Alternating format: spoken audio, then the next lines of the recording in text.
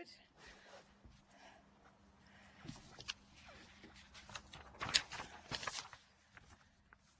I declare open this hearing of the Senate Community Affairs Legislation Committee's inquiry into Aged Care Bill 2024 provisions. Today we begin by acknowledging the traditional custodians of the land on which we meet and pay respects to elders past and present. That respect is extended to Aboriginal and Torres Strait Islander peoples here today. The committee will be conducting today's hearing via teleconference and in person. I'm Senator Louise Pratt, Acting Chair of the committee today, and I have with me Senators Ormond Payne, and we were supposed to be joined by Senator Ruston, but I think she's online, as is it Senator Steele John here? Senator Smith, great. These are public proceedings being audio streamed live via the Parliament's website, and a Hansard transcript is also being made. I remind witnesses that in giving evidence to the committee, you're protected by parliamentary privilege, that it is unlawful for anyone to threaten or disadvantage a witness on account of evidence given, and such action may be treated by the Senate as contempt. It is also a contempt to give false or misleading evidence. Witnesses have a right to request to be heard in camera. If a witness objects to answering a question, they should state the ground upon which the objection is made, and the committee will determine whether it will insist on an answer with regard to the ground which is claimed. If we determine to insist on an answer, witness may request that the evidence be heard in camera. I'm now pleased to welcome representatives from Catholic Health Australia, Rockpool Residential Care and National Seniors Australia. I understand that information on parliamentary privilege has been provided to you and in respect to giving evidence to Senate committees. So for the Hansard, will you please state your full name and the capacity in which you appear, and we'll start with Catholic Healthcare. Sure. My name's Alexander Lynch. I'm the Director of Public Health and In-Home Support at Catholic Health Australia. Thank you. My name's Laura Halen. I'm the Director of Aged Care Policy at Catholic Health Australia. Thank you. Good morning, Melissa Argent, Chief Executive Officer and Director at Rockpool Residential Aged Care. Thank you. Good morning, Chris Grice, CEO, National Seniors Australia. Thank you. Morning, Brendan Ravid, the Director of Policy and Research at National Seniors Australia. Thank you very much. I'd now like to invite each organisation to give a short opening statement, and then we will move to questions. So we'll begin with Catholic Health Australia. Thank you so much, Senator, and thank you for the opportunity to be here today. As mentioned, my name's Laura Halen. I'm the Director of Aged Care Policy at Catholic Health Australia. CHA is Australia's largest non-government grouping of health, community and aged care services. We represent approximately 12% of residential aged care services and 20% of the home care market across Australia. Firstly, can I start off by saying CHA and our members are very supportive of this bill, the rights-based approach and the broader reform agenda of government.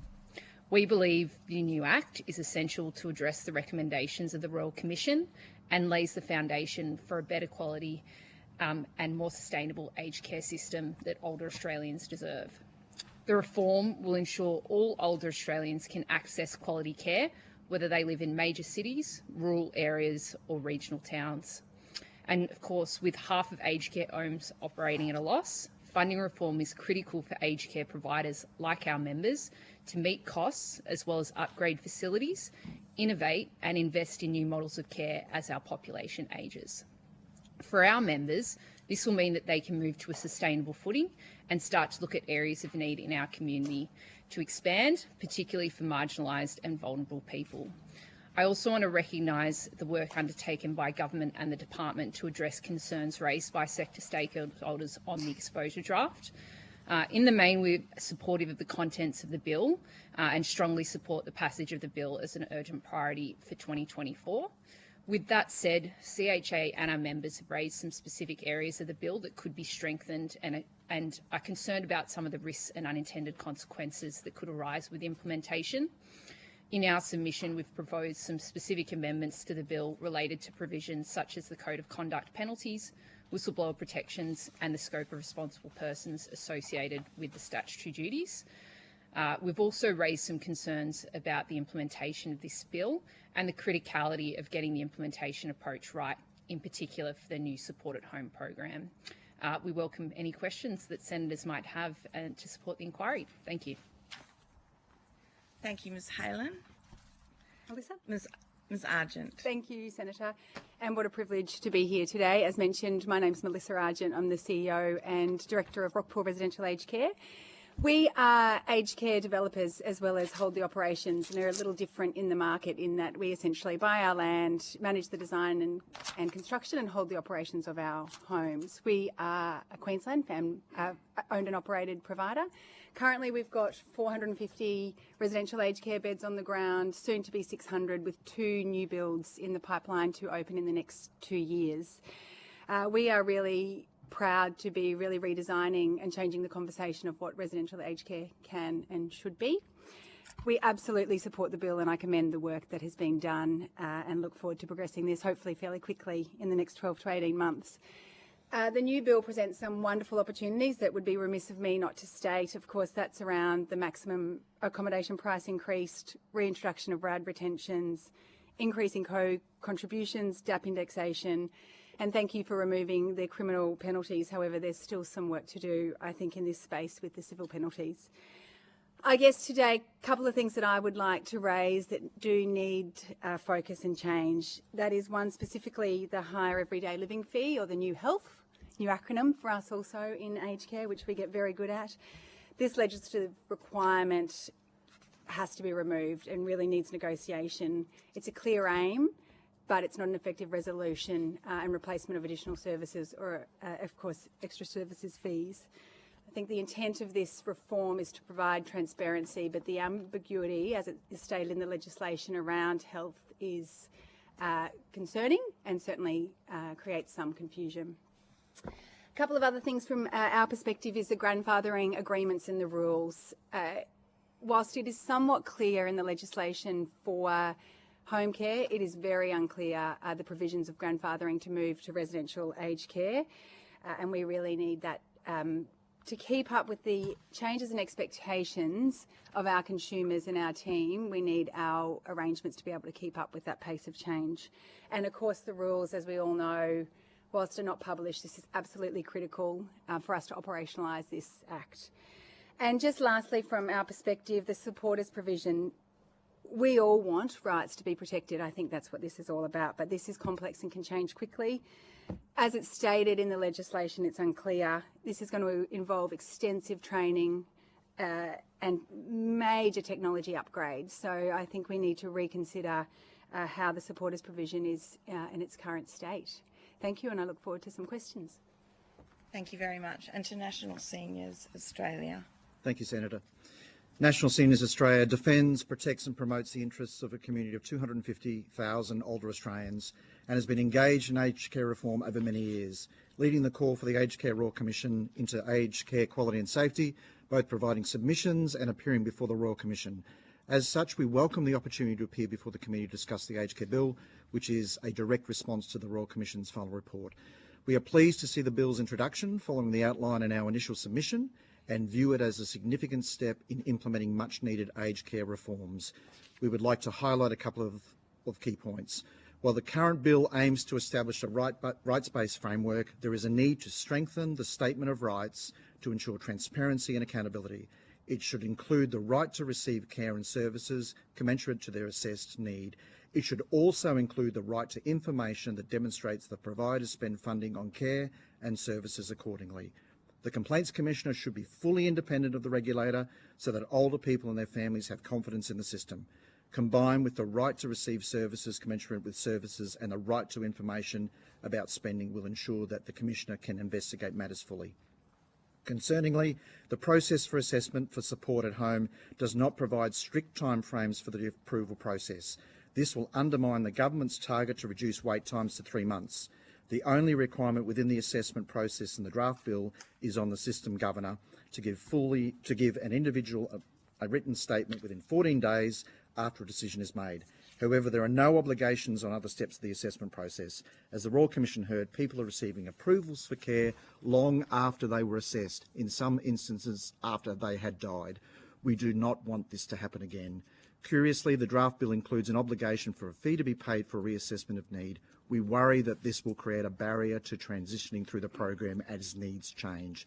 While older people have signalled willingness to contribute to the cost of care, the rules around means testing are complicated and confusing. This is not aligned with the Aged Care Task Force, which recommended that this process be simple.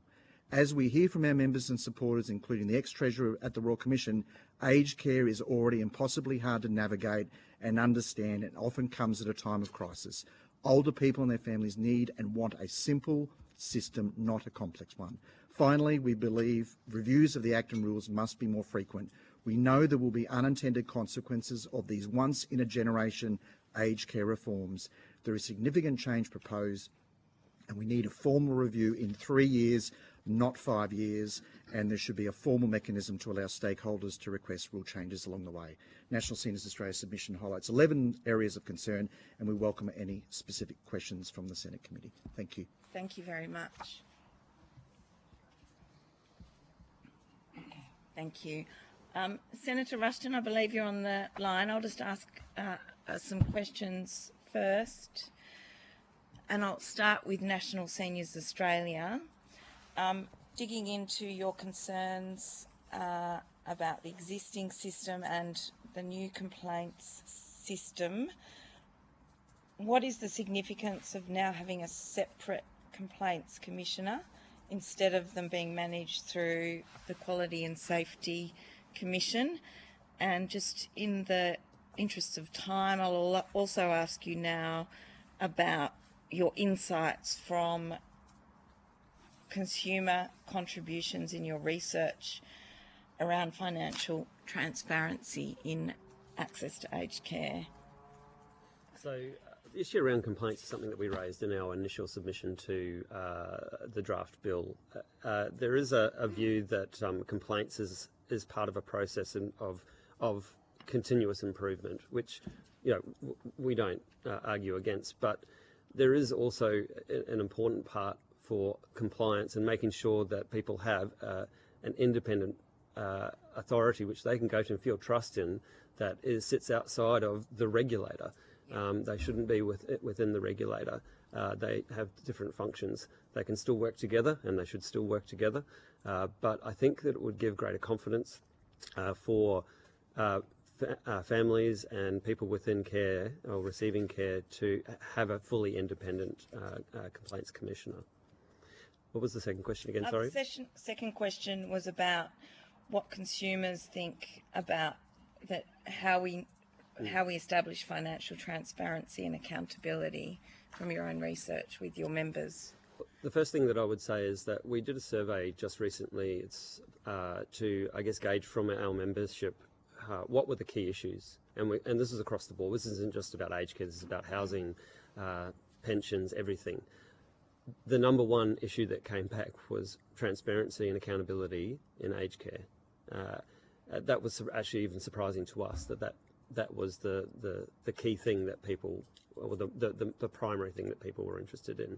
So we know that people are interested. We know that older people are willing to contribute more for aged care. That's something that has come through in our research as well. But it has to be reasonable, and it has to be tied together with transparency and accountability, because you can't ask people to pay more. We've got the situation in the NDIS where there are people who are charging a lot more than they should be for services. Yeah. We don't want that to happen in aged care. We want to make sure that there are strict controls and transparency and accountability. One of the other things that I think is problematic is the issue around consumer choice being used as a tool to police transparency and accountability in terms of finance. We're asking older people and their families to be the police, in a sense, of aged care. And I don't think that that's really, people are going into aged care and receiving services when, they are frail, they are vulnerable, they're in a time of crisis, they're potentially receiving palliative care. So we don't need a system where older people and their families are being essentially asked to police the system. I think that that's not the right way to go in a system. We need clear rules, and it's good that there are caps now on home care, but unfortunately the cap system probably will mean everyone will just go up to the cap and charge at that level. So there has to be a lot of controls over that. We need to make sure that the system is reviewed constantly, that there is opportunities for community to input into the process to make sure, just like there is in the energy sector, civil society can recommend changes to rules. And we think that that kind of system could potentially work in aged care. But at the bare minimum, we should be having reviews every 3 years after an election, so we don't politicise aged care as happens, Yes. so that we can get things right, because it's not going to be right the first time. This is going to be an ongoing process, we feel. Thank you. And I'll ask Catholic Health Australia about the increases to access to aged care through support at home. How will that contribute to, I guess, sustainability of the sector overall and meeting people's needs more broadly? I know my father's waiting for his assessment still. Yeah. Well, we know that right now under the home care system, Yeah. older Australians wait months and in some cases up to a year to access home care. And that's why we're very supportive of a shift to support at home, and particularly the commitment to have 300,000 new positions opened over the next decade, noting that that will need to be reviewed as we go. There are other advantages to support at home that we see. Better package utilisation coming out of the more delineated list of packages. Yeah. And there's some merit to the use of service lists, although we hold some concerns around implementation that we've outlined in our submission as they relate to changes in the funding model. Yes. But broadly, we're very supportive of the Act, and we see the Support at Home program as fundamental to increasing access to aged care for older Australians. One of the key things that we'll address is allowing more Australians to age in place, particularly as we face higher acuity needs at home. And better ability to manage chronic disease at home, delay its onset and progression, and also manage issues like dementia and other cognitive impairments at home for longer, Yeah. by giving Australians the opportunity to shift around into fully utilised packages to a greater degree than they currently can. But I think that's the fundamental message, and it was echoed by my colleague at Seniors Australia, that we need to get people into packages as soon as possible after they're assessed for care, because any delays can lead to the exacerbation of those chronic disease issues and issues around cognitive impairment, which can result in Australians' health deteriorating more than it needs to. Thank you. And probably the need for an aged care residents more quickly than it otherwise might have been. Absolutely, which needed. ultimately is to the detriment of the older Australian, because we know that, broadly speaking, they wish to remain and age in place. It's also detrimental to the funding model, because aged care is much more expensive in a residential service. Thank you. And I'll now ask Rockpool about what the impact has been for aged care workers. The impact of aged care worker wage rises, and what benefits that's brought. Oh, fantastic. We'd love to see more of it. It's been something over the years that we've, of course, all advocated for, and the work that these people do every day is critical. So, we, of course, welcome that. It's fantastic. And does that translate through to retention of staff and quality of care? Or what does that mean on the ground? Clearly, it makes it easier for people to show up to work when they're able to not worry so much about whether they need a second job or to take more hours. Yes, just be rewarded for the work that they do, essentially. What we've seen is it's attracted people back to our industry, which is, over the years, we have lost people to the industry where, they could go and seek work elsewhere and get paid more for what they were doing. So we've seen the opportunity for people returning to our industry and be rewarded for the work that they do every day. The workforce crisis in this country is still real, but this has certainly been one step forward to assist with that. Thank you. Senator Orman-Payne?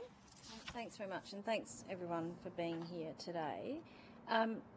One of the things I'm interested in exploring is this idea that the legislation is going to assist more people to age in place. My understanding is that the majority of people who access aged care actually access it in the home, that it's a very small percentage of folks who end up in residential aged care facilities. Maybe my first question I might put to National Seniors. Are you concerned about the caps on some of the services, for example, 1 hour of cleaning a week? Are they going to prevent people from ageing in place? Are they realistic? We're unsure of that. Look, we're realistic in the sense that there needs to be some restrictions on access to services, and we actually, are supportive of the way it's been split up, so that clinical care is fully funded by the government, and things that you would normally pay for yourself are things that are less subsidised. So we do support that in principle. The question obviously is always about, there's always going to be examples where we could provide assistance to somebody that would keep them in their home, and it's in that third category that potentially that would result in them going into an aged care facility. So I guess there is it's probably a case by case. There needs to be probably some wriggle room there for people who maybe are struggling but could be helped and could be kept out of residential aged care. At the end of the day, we want the best outcome for people, and we want them to be in the location that's best for them. We know people, when they're transferred into residential aged care and they have dementia, is a real struggle for them because their surroundings have completely changed, and that can cause a rapid decline for people. So keeping people at home as long as possible is really, really important. I'm interested in this concept of, I've heard this phrase a lot throughout the introduction of this bill, and it's people having to pay for things that they would normally pay for already. And I guess one of the things that I think is interesting is things like showering. Like I don't pay anyone to help me shower now, but it's in that category of things that you will have to pay for and make a contribution if you can no longer do it. And I'm just wondering if people have concerns about some of those things, particularly in the independent living category. I can perhaps make a comment from the other end of the spectrum. We are only residential aged care providers, and we, of course, partner with those that offer home care, and we purposely stick to that because we know that we're really good at it. I think some of this conversation needs to shift around that residential aged care is a really bad outcome. I'm hoping this new legislation in this Act gives us a chance to change the conversation and have a fair and transparent system, because what we see a lot is, if I had $1 when I'm walking around our homes for every resident that said, "Oh Mel, I should have done this years ago. My family are in stress. I was socially isolated at home, and stretching myself to remain there." So I guess my ask in some of as we're talking about the Act and the legislation is we change the conversation that residential aged care is not a terrible place to be, and that it's when it comes time for a resident or a consumer to need that care that it's there, so they don't feel that they need to pay for a shower. To your point, that comes naturally when they move into residential aged care. I guess I'm just trying to explore this idea, like it keeps being repeated over and over. A goal of this Act is to keep people in home. Older people want to age in place. Sure. And yet we're now charging people for things and using this language around, things you pay for all the time. Well, I don't, there's a lot of people who don't pay for cleaning either.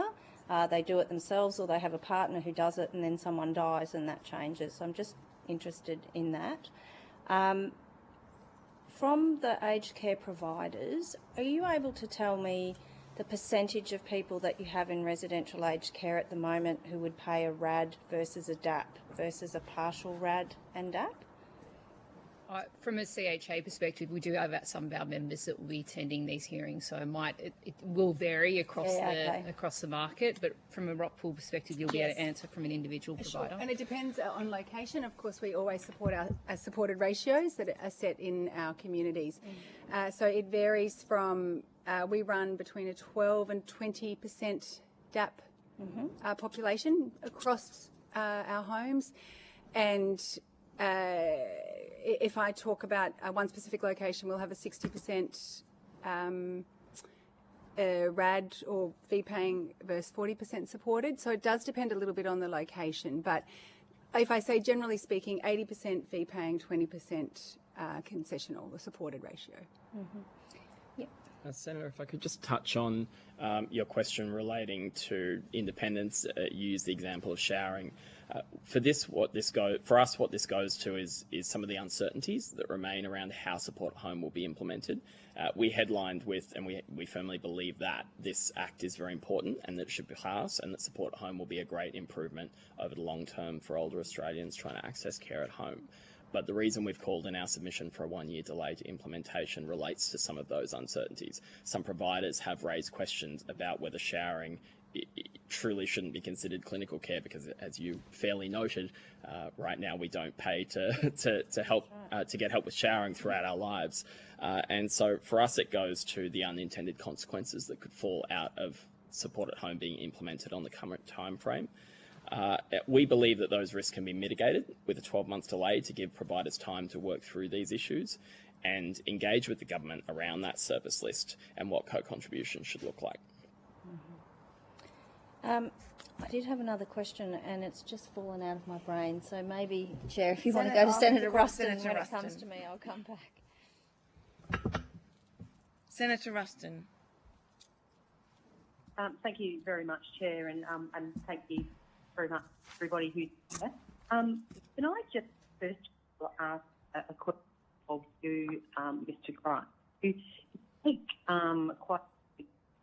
Senator Ruston, you're dropping out. We can't hear you very well, Senator Ruston. Hi, can you hear? Sorry, you can't hear me?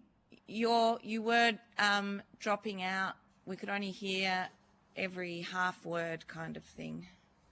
But try again, perhaps change your handset or something. Yep. Okay, so my question went to you, Mr. Grice, around your comments in your submission around the transparency on funding. And I was just wondering if you could give us a little more detail about specifically where in the current arrangements that you're concerned around the lack of information that the consumer gets, whether they be a resident or a consumer of home care. Are there specific areas where you think that transparency is wanting, or is it a very general comment? I guess one of the biggest challenges that consumers have, in particular, if you look at My Aged Care, is just the challenges in terms of it being, I guess, an online portal in the first instance. And then secondly, it can be challenging to actually, navigate and understand the information, and the experience from our members, but also people who are professionals, people who are sort of used to navigating these sorts of things, find it very problematic to be able to understand eligibility and how to actually navigate the process. So that is something that sort of consistently does come up as an issue. Yeah, I think I was probably more asking around, are there particular areas where, because you refer often to financial transparency in your submission, are there particular areas where you think that there specifically is concerns around financial transparency? I think one of the things that we have put forward, so it's Brendan Radford here, in our submission is this issue of there's no right in the Statement of Rights to receive services that are commensurate with your assessed need, or what you're paying or what the government's paying. And we feel that would strengthen the Statement of Rights, because it would put the onus then on providers, the Ombudsman, to be able to the Complaints Commissioner, to make sure that they are providing what they've been assessed as being required, and I think that one of the problems is that, again, going back to that issue around consumers being asked to police the system at the moment, we have information that's provided on the My Aged Care website about what providers are spending in particular areas, it's really hard to understand. It doesn't really provide a clear understanding to consumer. And then I guess the point is that consumers are supposed to look at that and go, oh well, they're spending $10 less than the average on staff. Well, what does that mean to a consumer? So there's some issues about the information that is being provided as a way to, I guess, provide that transparency and allow people to understand whether or not a provider is doing the right thing or not. Yeah. Okay. So I mean, I suppose you've got a concern there. What would you like to see as a solution to this? Are you critical of the search engine capacity and the complexity of how the information is provided? I mean, it is obviously a very legitimate concern, and you're not the first person to have raised it. But I'm just interested, do you have any solutions that you'd like to see? Well, including, but notwithstanding the fact that there is already an extraordinary burden on providers in terms of information and data provision, should we be providing different data in different ways? Well, yes, we do believe that, and we've actually put a submission into the Office of Inspector General to basically say that something needs to be reviewed. But certainly having a right within the Statement of Rights that, I guess puts everyone on notice that that's, you should be getting what you pay for or what you have been assessed as required. But there are probably other things, but I think that that's something that we really need to look at. Obviously, we don't want to overburden providers either. I understand that, collecting data is a time, wastes a lot of time. We need to do that efficiently. So we hope that there is a real focus on that to make sure that the systems are in place so that we know what people are getting and that the money's been spent well. Thanks. So can I just move to you, Ms. Sargent, and can I acknowledge your amazing facilities and the service that you provide to your residents, having visited you, and I would draw attention to the point around that there are a lot of amazing aged care homes that provide extraordinary service to older Australians, and we should be very careful that we don't talk down some of the amazing things that have been happening out there, and you are definitely an example of one of those.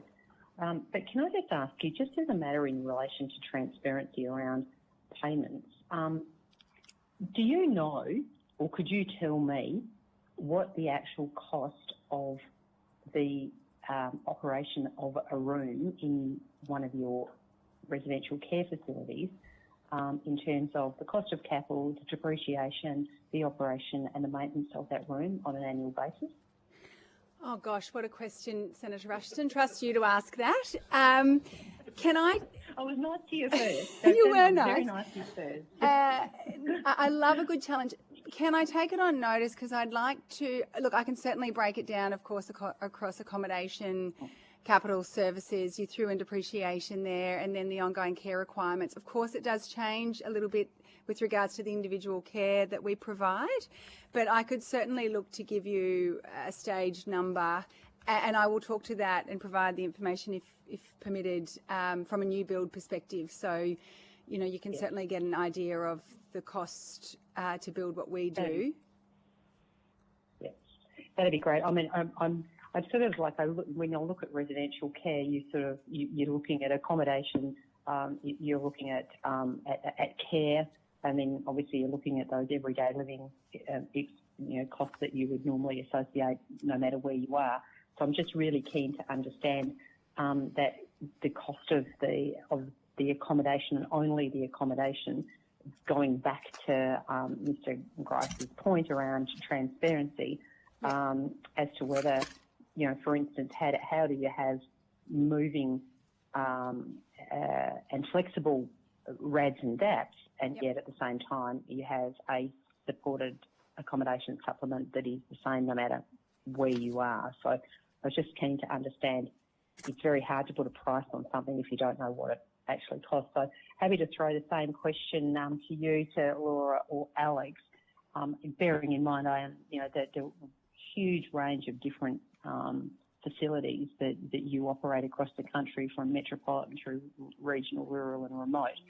Do you have any idea in terms of the costs associated with accommodation in your facilities? Bearing in mind, I acknowledge that they will vary significantly depending on where that facility is.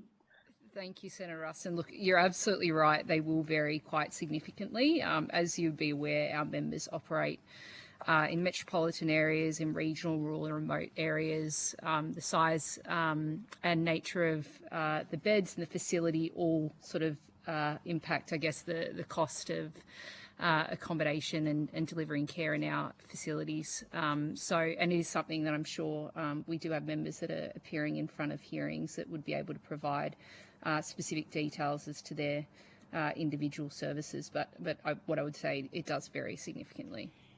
Senator Ruston, if I could just clarify, I can just talk from a build cost perspective, and there, for those of us around the country that are building, to bring one residential aged care room online, you're looking at between $400,000 and $500,000 a bed currently, to build to what consumer expectations both now and into the future are. That's just from a build cost perspective. Yeah.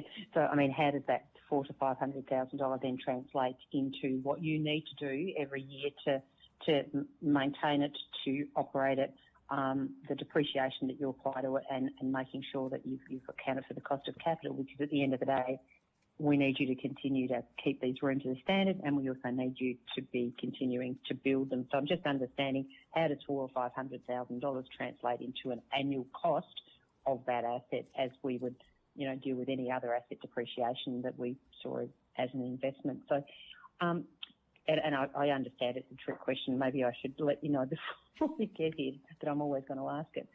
So can I just go back to Catholic Health Australia, and in your submission you make a recommendation about the delaying of the implementation of the supported home package.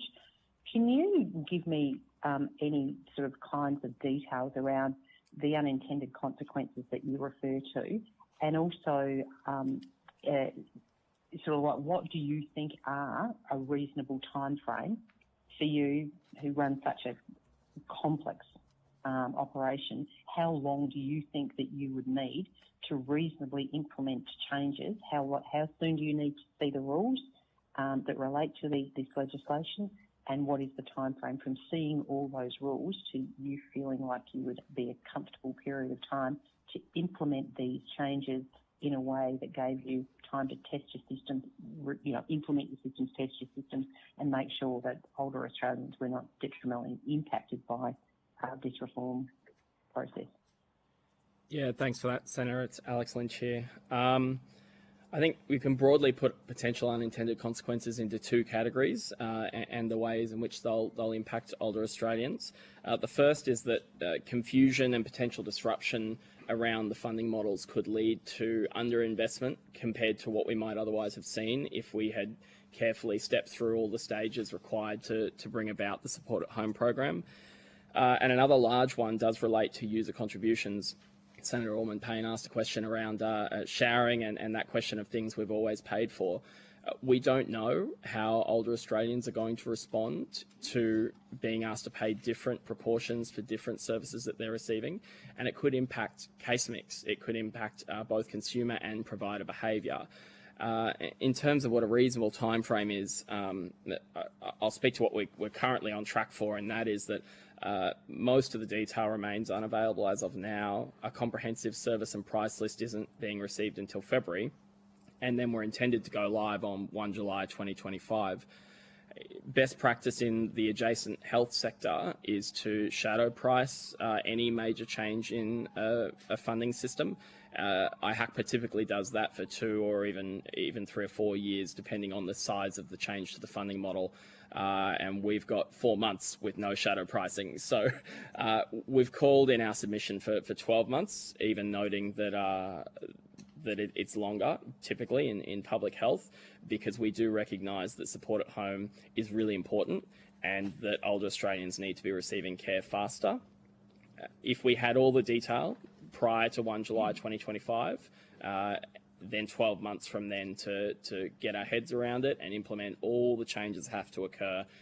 And I have a list that I can rattle off if the committee is interested. I think that would be reasonable. But the model for how to do this, the best practice for how to do this exists, and it's in public health. The very agency tasked with pricing aged care has been doing it for over a decade in public health.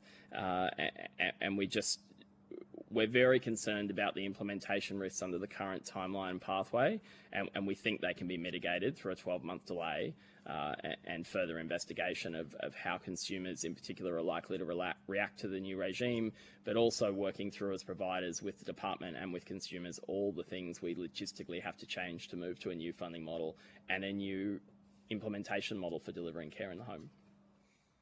Yep.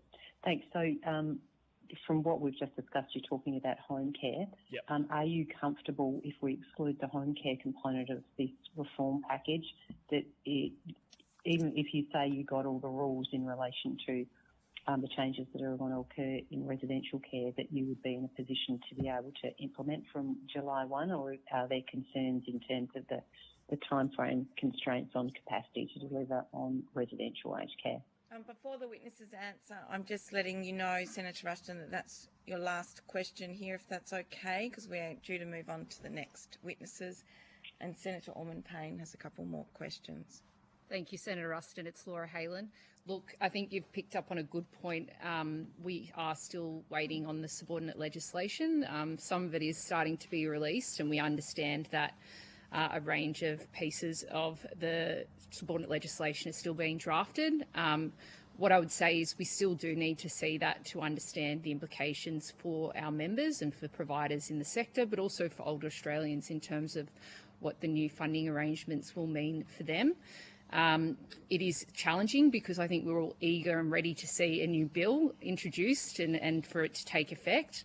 But our members have certainly called on us to relay that the support at home program is the major piece that's going to be challenging for them to implement. There are a range of other provisions. I know some of the other witnesses today have talked about the supporters provisions, which are really critical for older Australians, but there's so much complexity in terms of the overlap and intersection with state and territory arrangements. So what I would say is there's a need for a really comprehensive and carefully planned out transition and implementation process for the bill. And of course, there'll need to be careful consultation on the subordinate legislation to make sure that we get the overarching framework for this bill right. Thank you very much. Senator Orman-Payne.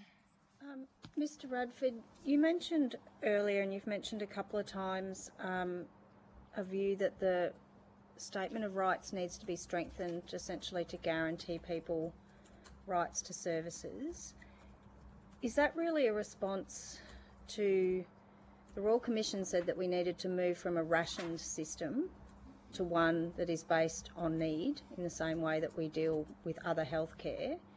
The Inspector General said at the hearing was that last week? Time is now a moving construct, but basically said that this Act does not implement that recommendation, that it's still framed in terms of rationing. Is that actually the core of, or the nub of the issue, that we're still rationing care rather than providing care on the basis of need? Well, the reason that we're putting forward that should be included in the Statement of Rights is around the transparency and accountability issue, because people are being asked to pay. You can't ask people to pay and then not have a transparent and accountable system. Our members for many years supported the idea of a levy, a 1% levy, and they probably still do. That was knocked out of the park. It was in the Royal Commission, but it was knocked out of the park by both sides pretty early on because it was seen as a tax. And so we're left with the system that we have now. It's not ideal. We would still prefer a levy system, but this is what's on the table at the moment. So we need to make sure we get it right. And back to your issue around, things that should be, that people are saying people should be paying for themselves. I think there's some movement there around that independence, particularly that could be looked at. But the thing is, we need to get the system in place. We do support, the general thrust of the legislation. At the end of the day, the rights-based system is not, an absolute right, and it will be traded off on other things. But at least it puts it on the table for people that these are things that we expect, heavily expect, and that that the Complaints Commissioner can then look at. If people feel that they have not been treated properly. The key thing is the things we hear from people are actually more about the financial side of things. That's why accountability and transparency are really core to our call. Yeah. Okay. I might come back to providers and particularly Catholic Health, because I think you probably work across the spectrum. Just in relation to this issue of rationing, and I guess this relates more to the support at home side of things, is there anything in the legislation that you see is going to fundamentally change the situation that we have at the moment, which is where people wait a long time to get assessed and then they have to wait a long time to actually get their packages? Is there anything concrete in here that you see that is actually going to change that? Sorry to sound like a broken record, but it comes back to the unknowns at this point and why we want a longer transition period. What the Act is trying to move towards, in our understanding, is investability, to bring more private money into the system over the long term, to see providers and potential future providers see the advantage in investing in aged care for older Australians. Right now, there's a lot of uncertainty around what that looks like. We're moving from a model that provides a significant amount of flexibility around care management and package management to a capped price list. And as a potential investor in the aged care sector, that sounds risky. And that's why we want more time to understand what those changes look like, because getting the price list in February for implementation on 1 July 2025 introduces a lot of likely actual risk, but at a minimum perceived risk.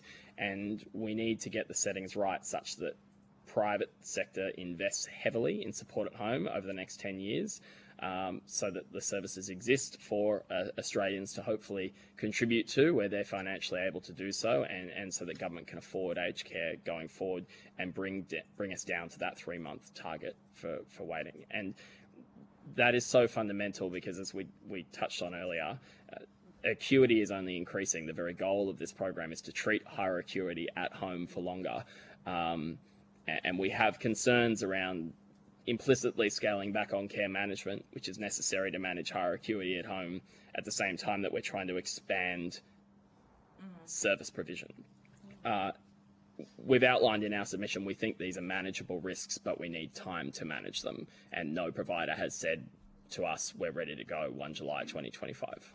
Okay. And I might just add to that. So I think you talked about the assessment process and the time that it takes to get assessed and then to actually get access to services. And they're two distinct processes within the system. And certainly I think from our perspective, we're really keen to see clear timeframes on that front end. I think it's really critical for older Australians to have visibility on transparency has been the key theme of the day, and to have transparency about what they can expect to see in terms of those different steps in the process.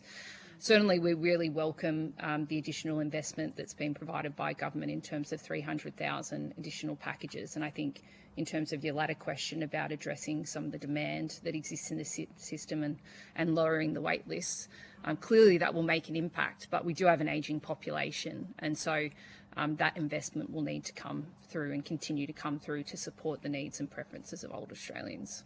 I think it's interesting. We know from estimates that, there's data being collected on how long, once someone's assessed, it takes them to get a package. There's no data being collected on how long it actually takes from when you actually say, I need an assessment, to when you actually get one.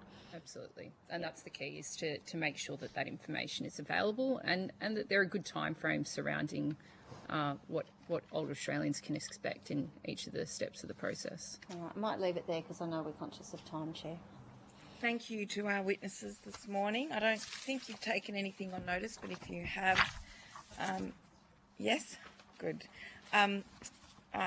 Those answers are due back at the date I think that you've been given, which is we're reporting on the 31st of October, and 17th of October is the date for return of answers. And I'd like to thank you all for your evidence this morning. Thank you. Thank you. Thank you. Thank you very much.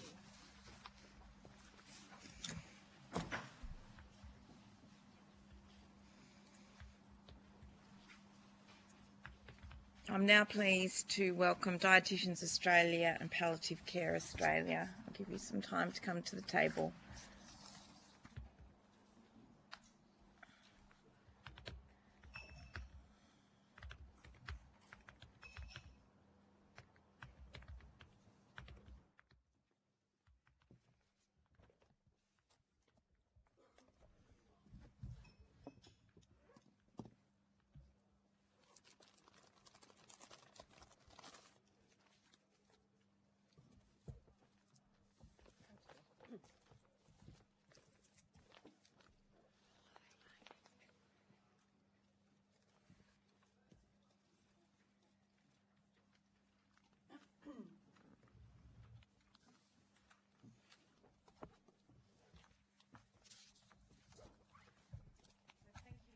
Dietitians Australia and Palliative Care Australia.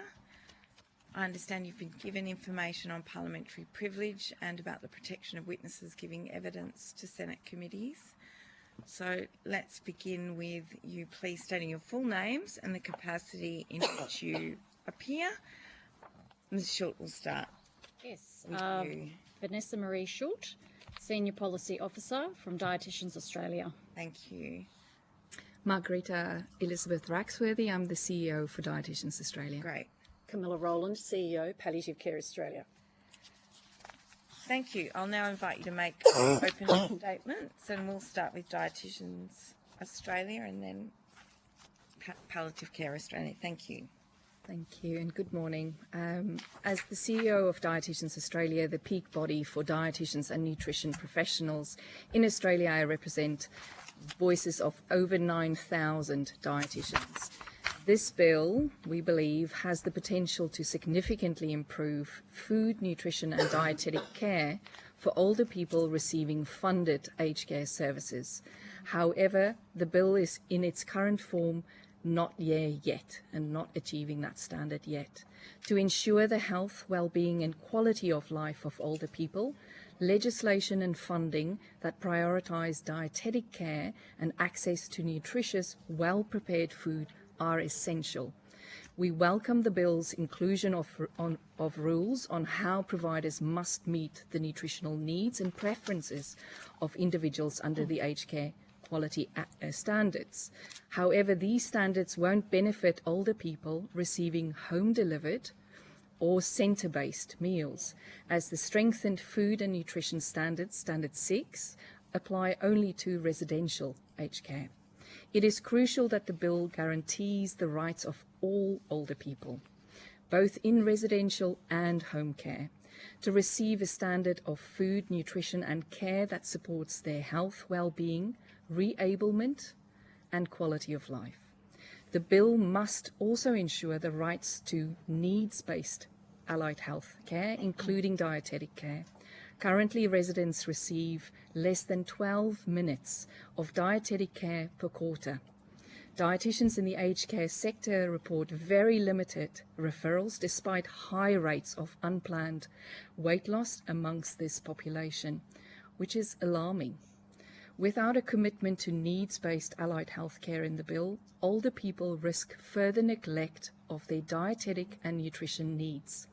We urge the committee to consider our feedback to ensure this bill guarantees Australians receiving nutritional care and have access to dietitians in funded aged care services.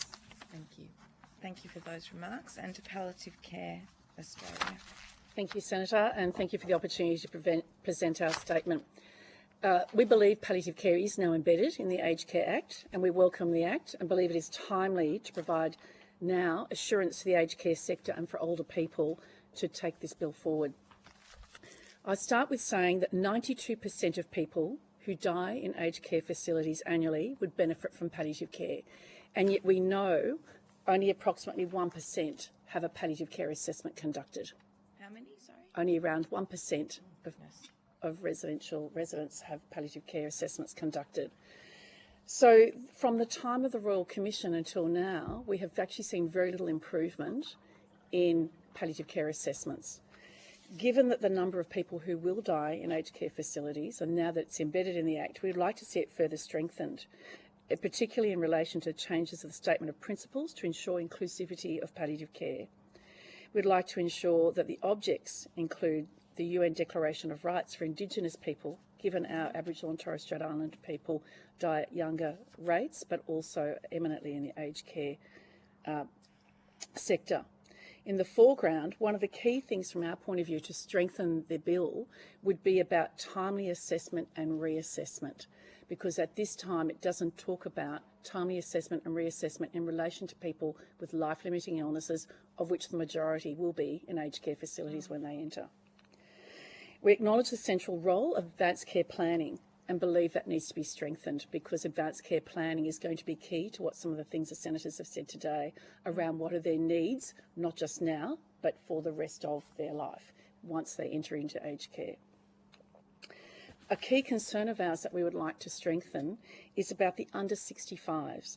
The Royal Commission's view and intentions were that younger people under 65 would no longer be in aged care sector once this Act came into being. However, we believe that this Act has widened the gulf between the systems for younger people, and that circumstances are not necessarily going to improve in the way that the Act is currently written. We would like the committee to include in its report about the unintended consequences. Thank you. Thank you very much. Senator Orman-Payne. Yeah, thank you. I'm interested in exploring a little bit more the lack of allied health within the legislation. I know we've heard similar things from the physiotherapists. Could you maybe expand a little bit more on what you think needs to change in that way, and maybe the value of those allied health services, particularly within your field, obviously, to older people? Yeah, I'll start. So in terms of, as Marguerite mentioned before, in terms of dietetic care, we're currently sitting at, so older people are receiving less than 12 minutes of care from a dietitian per quarter. So that's not per day, per week, it's per quarter. So there's a few issues at play here. So the fact that there are no specific care minutes for allied health or for dietetic care, that is an issue. There's also no ring-fenced funding for allied health in ANAC funding. So when someone is assessed for their funding needs, that assessment does not assess their allied health needs. That's only assessing their funding needs. Then it's left up to the provider to decide what type of services that person may need. There's no universal, nationally consistent allied health needs assessment. So, because of that, we're basically left with a situation where allied health and dietetic care is not prioritised. It's basically left to the wayside to the discretion of the person who, to the provider, essentially. So it's basically a dire situation for dietetic care. We've got situations where we've got, over 13,500 older people in residential aged care who are currently experiencing significant unplanned weight loss. Yeah. That's 13,500, and it should be zero, because just because you're old, you're older, it doesn't mean that weight loss is a given. It's not. With good food and nutrition and good dietetic care, that should not be even on the scale. Malnutrition is up to 50% in residential aged care. So, basically the fact that there is no funding, we have people who need the care to ensure, to manage their malnutrition. And it's not just malnutrition. Dietitians play a key role in preventing falls and preventing pressure injuries and dealing with lots of chronic disease issues. So currently there's just no funding, ring-fenced funding for dietetic care.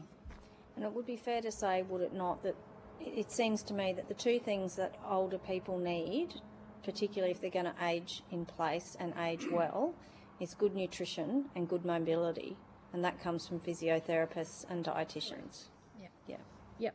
And that's the preventative side, right? Yes. Yeah. Yep. So we're saying clinical care's free, but we're not actually preventing things. Yep. So that we're putting a big, so it's a false economy, I would imagine, in and the it's end. a very basic, Yeah. very basic need that we need to fulfill. It's a human right that Yeah. we need to fulfill. Yeah. We've got many situations where people are asking for their families are asking for dietetic care for their loved ones, and they're being told, sorry, you're going to have to fund that yourself, either through private health insurance or pay for that yourself, because we don't have a dietitian. That's the current situation. Yep. So we have a lot of feedback from our members. They're saying that they're not getting referrals, and we're seeing that the slippery slide of minutes that we're seeing in the quarterly financial report on dietetic care, alongside all allied health care. It's a very slippery slide. So what I'm hearing then, if I'm hearing it correctly, is that the legislation doesn't address that. Correct. All right, thank you. I'm interested in exploring a bit more around palliative care. You've talked about, the real relevance of palliative care, and essentially, most people who enter in, or everyone who enters into a residential aged care facility, and I'm sure many people who are ageing in place at home would benefit greatly from palliative care. I'm interested in knowing, as I understand it, the two things that the Royal Commission recommended that should be mandatory essentially for anyone who works in aged care is palliative care training and dementia care training, because most of your residents are going to have one or the other or both. As I understand it, that's not been mandated. Correct. Do you have a view around that? Yes, we believe that palliative care training for all aged care staff should be mandatory, because they will be delivering a palliative care approach. Similar to the dietitians, when someone enters, quality of life is absolutely essential, and palliative care has a focus on that quality of life, not just symptom control and pain management. And so that brings into question about the changes in diets that need to happen and who provides that advice. Similarly, the aged care sector staff also they will all be working with people who have life-limiting illnesses who are in various stages of their trajectory of their illnesses. Therefore, they should all be trained in a minimum approach of a palliative care approach. We do have Commonwealth-funded projects like LDAC, which is the End of Life Directions in Aged Care, which is very slowly being embedded across Australia, but it is very small scale at the moment and very early stages. It will take some years, but there needs to be compliance connected into this Act that goes with programs like that. Not that specific program necessarily, but that aged care that palliative care training. Okay, and so you think that compliance aspect is lacking as well? Correct at this stage. Yeah, all right, thank you. Maybe if I could just ask, you mentioned the UNDRIP, United Nations Declaration on the Rights of Indigenous People. Could you just expand for me a little bit more on what you see is missing there and what needs to happen? Yeah, so with the rights for Indigenous people, it's not really referenced in the Act in any way as being part of the principles. Yeah, okay. And I think we believe it's just timely, and we have great connections into Aboriginal and Torres Strait Islander peak bodies and agencies where we are working, our sector is working with their sector about end-of-life care, and it is different, and it's culturally different. It needs to be culturally appropriate. Yeah, all right, thank you very much. I'll Thank hand over, you, Chair. Senator Orman-Payne. I'm just going to ask a couple of questions myself. I'm interested in what you've said on behalf of those as Palliative Care Australia. because I'm picking up from what you're suggesting in wording changes where it says where the focus is on improvements in life, except where it is the individual's choice to access palliative and end-of-life care. Now, someone might not actually choose to want to be at the palliative stage care of their life, but that doesn't mean, so I'm interested in, how therefore, clearly you've asked for a change there that says, with additional supports as required if the person requires palliative and end-of-life care. I have to say I was pretty shocked by the number of people dying in aged care who don't have an end-of-life plan, and I presume that means in some cases, I guess I'm keen to understand what is actually happening. If you don't have a plan, does that mean your aged care facility doesn't know, which of your family you want to choose to invite, how you want visits to be conducted outside ordinary hours? Do you want, is someone able to stay longer during the day than outside the normal routine? It would seem pretty extraordinary to me, or, whether you want someone, to sit with you consistently. It would seem pretty extraordinary that people are just going to die while the ordinary routine of an aged care facility is just going on around them. And that's exactly what happens in some aged care facilities. And so remembering that back in the 90s and early 2000s, palliative care services did visit aged care facilities, provided training and provided support to any resident who was identified. The changes over the decades in terms of aged care systems and responsibility has meant that now we have both specialist palliative care, which is a medical specialty, as well as a number of sectors who provide palliative care, including GPs, aged care providers, and so together they work together. But the reality is that if you don't have staff, as Senator Ormond-Payne was saying, if you don't have staff who are trained, they don't recognise when somebody is in those last few months of life, particularly if we lose just the last 3 months of life. If we use that as an example, which is how the government currently defines it, then they won't necessarily recognise that someone's deteriorating. So there's a range of different criteria that you use around pain management, symptom control, social engagement that you've referred to, Senator Pratt, as well as dietitians, spiritual care, whatever that might mean to that person. So it's really making sure that that person's aware that they have options. And we would recommend, and this is more about implementation, but we'd recommend that when people enter into aged care facilities, that they actually have a palliative care assessment as part of, or an end-of-life plan development as part of their overall health assessment, because that planning needs to take place very early on as they enter. And so the rules are not necessarily adjusted. There isn't a need for compliance at this stage. It is extremely variable between aged care facility and aged care facility. Can I ask a supplementary? Yeah, thank you. Do you think, Ms. Rowland, that part of this too comes from a misunderstanding of what palliative care is, and this idea that it only happens like just before you die, as opposed to, because I know I had a mum who had motor neurone disease, and palliative care happened very early on in the piece, and I sort of went, it's this, it's much more than just when you're about to die. Do you think that sort of feeds into this issue of people don't understand that this is a longer term thing and the value of it? Correct. And look, there's a lot of awareness raising that goes into the general public, but this needs to be built into the aged care sector so that people have accountabilities and knowledge to know when to introduce the subject. So from an international perspective, the palliative care model says that good quality palliative care occurs from the time of diagnosis and comes in and out of someone's journey as required, such as you were saying with your mother, Senator.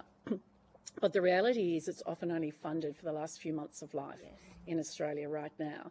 And so even if we can get, at the very minimum, the last few months of life, the levels of assessment and support that are required, that goes towards quality of life and quality of aged care. And is that on my reading of the legislation, we've got this provision that says for the last 3 months you can have extra funding for palliative care. Well, it strikes me, as you said, if people in an aged care facility, if every worker doesn't understand palliative care, then how on earth is anybody even going to recognise that somebody is in that last 3 months and therefore is entitled to additional support? Correct. Yeah. And we do have standards, palliative care standards for other health professionals, which includes aged care. I think the other aspect of this is about not just the staff recognising, but having systems in place. And if we have a definition in the Act and around assessment about what palliative care is, and we'd also suggest that there should be a definition of what voluntary assisted dying is now, a national definition, because even though it's state legislation in terms of its implementation, there should be a national definition of voluntary assisted dying as well, so that people understand the differences between palliative care, voluntary assisted dying, and we've also suggested end-of-life care as well. Yeah, thank you. Sorry for interrupting. No, that's fine. Senator Rushton.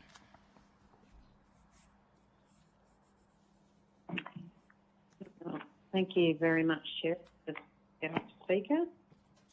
Okay, look, thank you. Can I just follow on that line of questioning in relation to definition? So I note, Mrs.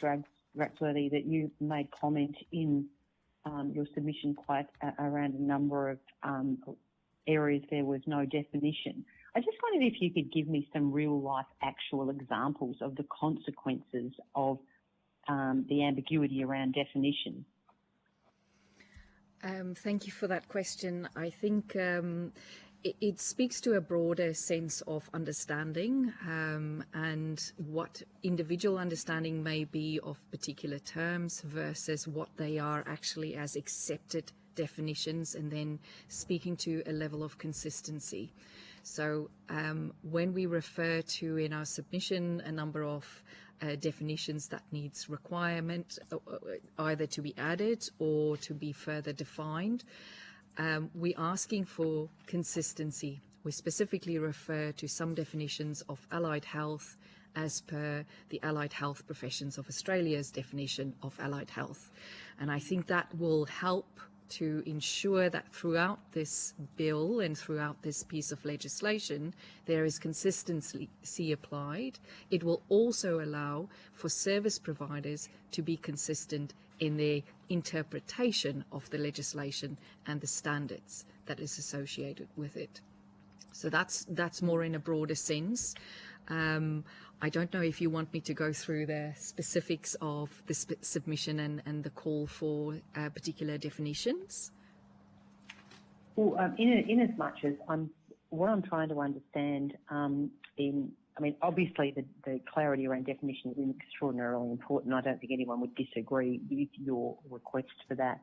I'm trying to translate this into how you can better embed the care that an individual needs. And so what I'd be keen to understand is how do we embed through a legislative or a framework process allied health care, say for instance into the ANAC model.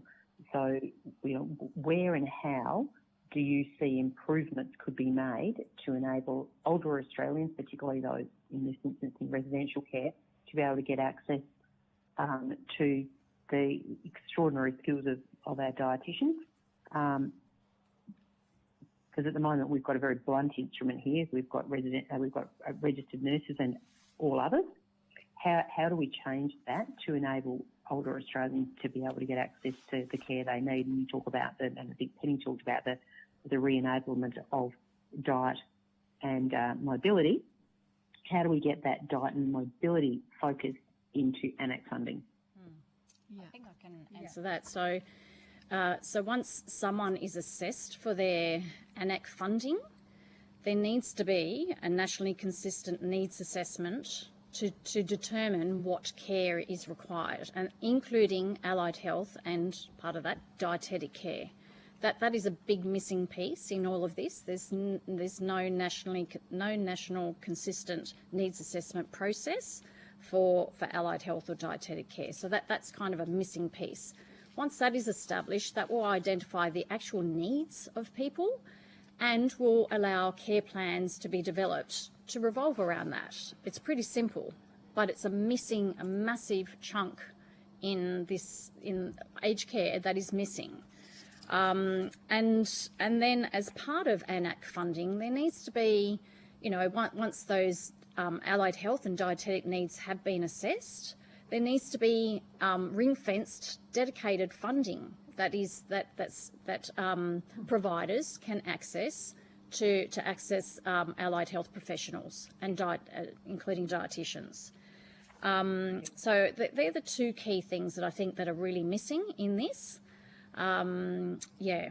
And I would say, in addition to that, we would welcome the utilisation of accepted definitions that is already available. It is provided by key peak bodies, such as Dietitians Australia. There are also our Allied Health Professions Australia body as well, which provides a lot of this direction and guidance. So it's a simple measure of adopting those and utilising them and then reflecting them in the legislation. Well, can I ask both of you, both Dietitians Australia and Palliative Care Australia, how much involvement you have had and how much consultation has taken place with your organisation in the development of this draft or this bill, and are you being engaged in relation to the rules that are likely to impact on your areas of responsibility and expertise? So I'm happy to speak first, Senator Ruston. It's Camilla Rowland here. We have consulted with our state and territory peak body members and our National Professional Association members in the development of our submission, but also throughout the process of our Royal Commission presentations and subsequent presentations into the development of the Act.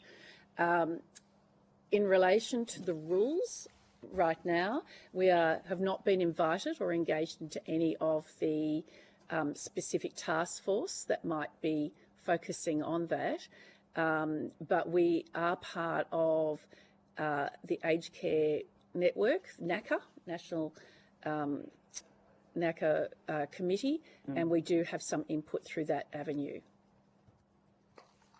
Okay, thank you. Mrs. Braxworthy? Yeah. Have you been involved? Has the government engaged you through this process? Yes, so I believe that, as a peak body, we've been engaged. Our members, specifically the experts in aged care, dietitians, have been engaged, and we specifically also utilise that interest group within our peak body to provide a lot of guidance in the processes. On an ongoing level, we are engaged with the department to help set the rules, to define them, and I think this is an ongoing process, and we still believe there's opportunity for us to shape that together.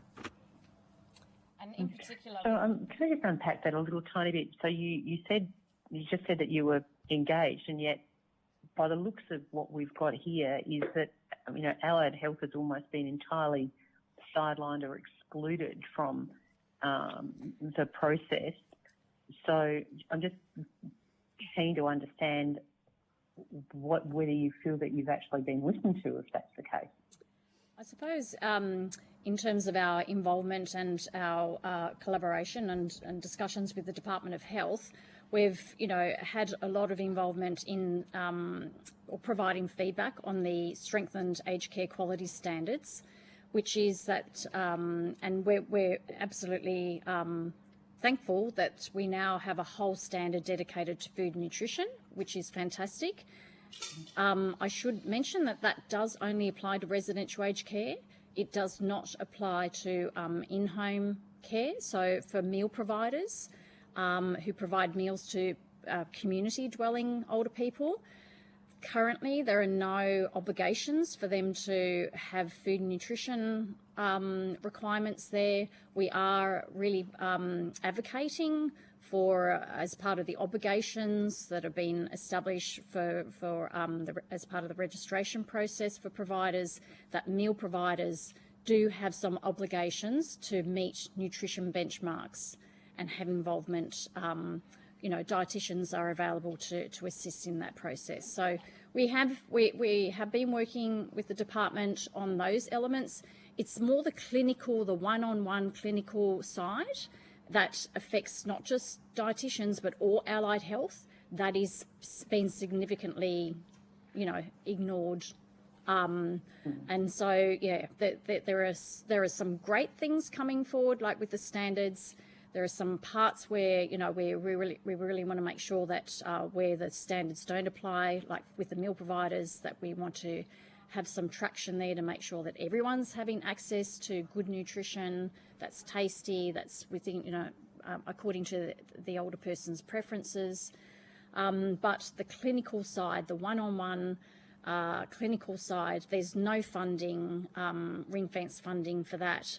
And, there are big issues. Senator, Senator, I'd just like to, it's Camilla Rowland, I'd just like to correct an earlier statement. I've just conferred with our policy director and we had received an invitation from the department to be engaged in a very quick process on the rules. And we've also made a submission on stage 1 of the rules. I would also like to it's Margaret Raxworthy here. I just would like to further add to what my colleague was saying, that it is a matter of not just taking individual pieces of the standards in isolation, but ensuring that there's a consistency check performed to ensure that there's not an inadvertent deprioritization within the legislation of certain pieces that is extremely valuable. And perhaps that is what is happening with this piece of legislation at the moment, is that there's not that consistency check across the board. So inadvertently, allied health, even though it's recognised on an individual standard as important, it may not then be reflected in the overarching legislation. Yep, thanks. Can I just ask you, Ms. Rowland, in the last few minutes of my time, in terms of palliative care, I'm just interested that you made a comment before that everybody in aged care who provided aged care services needed to be trained in palliative care. I mean, obviously, I'm assuming you don't mean absolutely everyone. Do you have a sort of an idea about the degree or the depth into aged care workers that you would like to see palliative training as mandatory as part of the training programs that they do? Yeah, so we've initially said that the registered nurses who work in the aged care facilities should be, because they're often the team leaders and they set the tone and the culture in the aged care facilities, they should all be initially trained in a palliative care approach, in basic palliative care. And then any care workers and allied health workers who are part of the aged care team should also be trained in palliative care, because every person who works in that aged care facility through to the people who work into the dining room will all be engaging in some way with the residents around quality of life and what needs to change throughout that journey, remembering that often most life-limiting illnesses are not a linear journey. People go up and down with all the different medical interventions that are now available. Yeah, sure. We talk about palliative care significantly, whether it applies to residential care. What is your view about the future of palliative care in a home-based situation? Is that something that is now being sought in are people seeking to have palliative care in their home as opposed to in a more institutionalised environment? Absolutely. We have actually putting a great deal of focus in our current advocacy around movement towards more functional supports in home through the new home care package program, in-home support program, but identifying that in order for people, particularly in the last weeks of life, to remain at home, there's a significant amount of physical care that's required.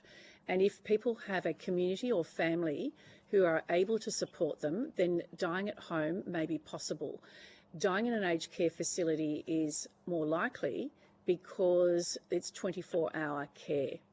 And so therefore, what we'll find, particularly with our older people, is that more and more will transition from being ageing in place in their own home, but potentially, particularly for their last months of life, into an aged care facility under the current system.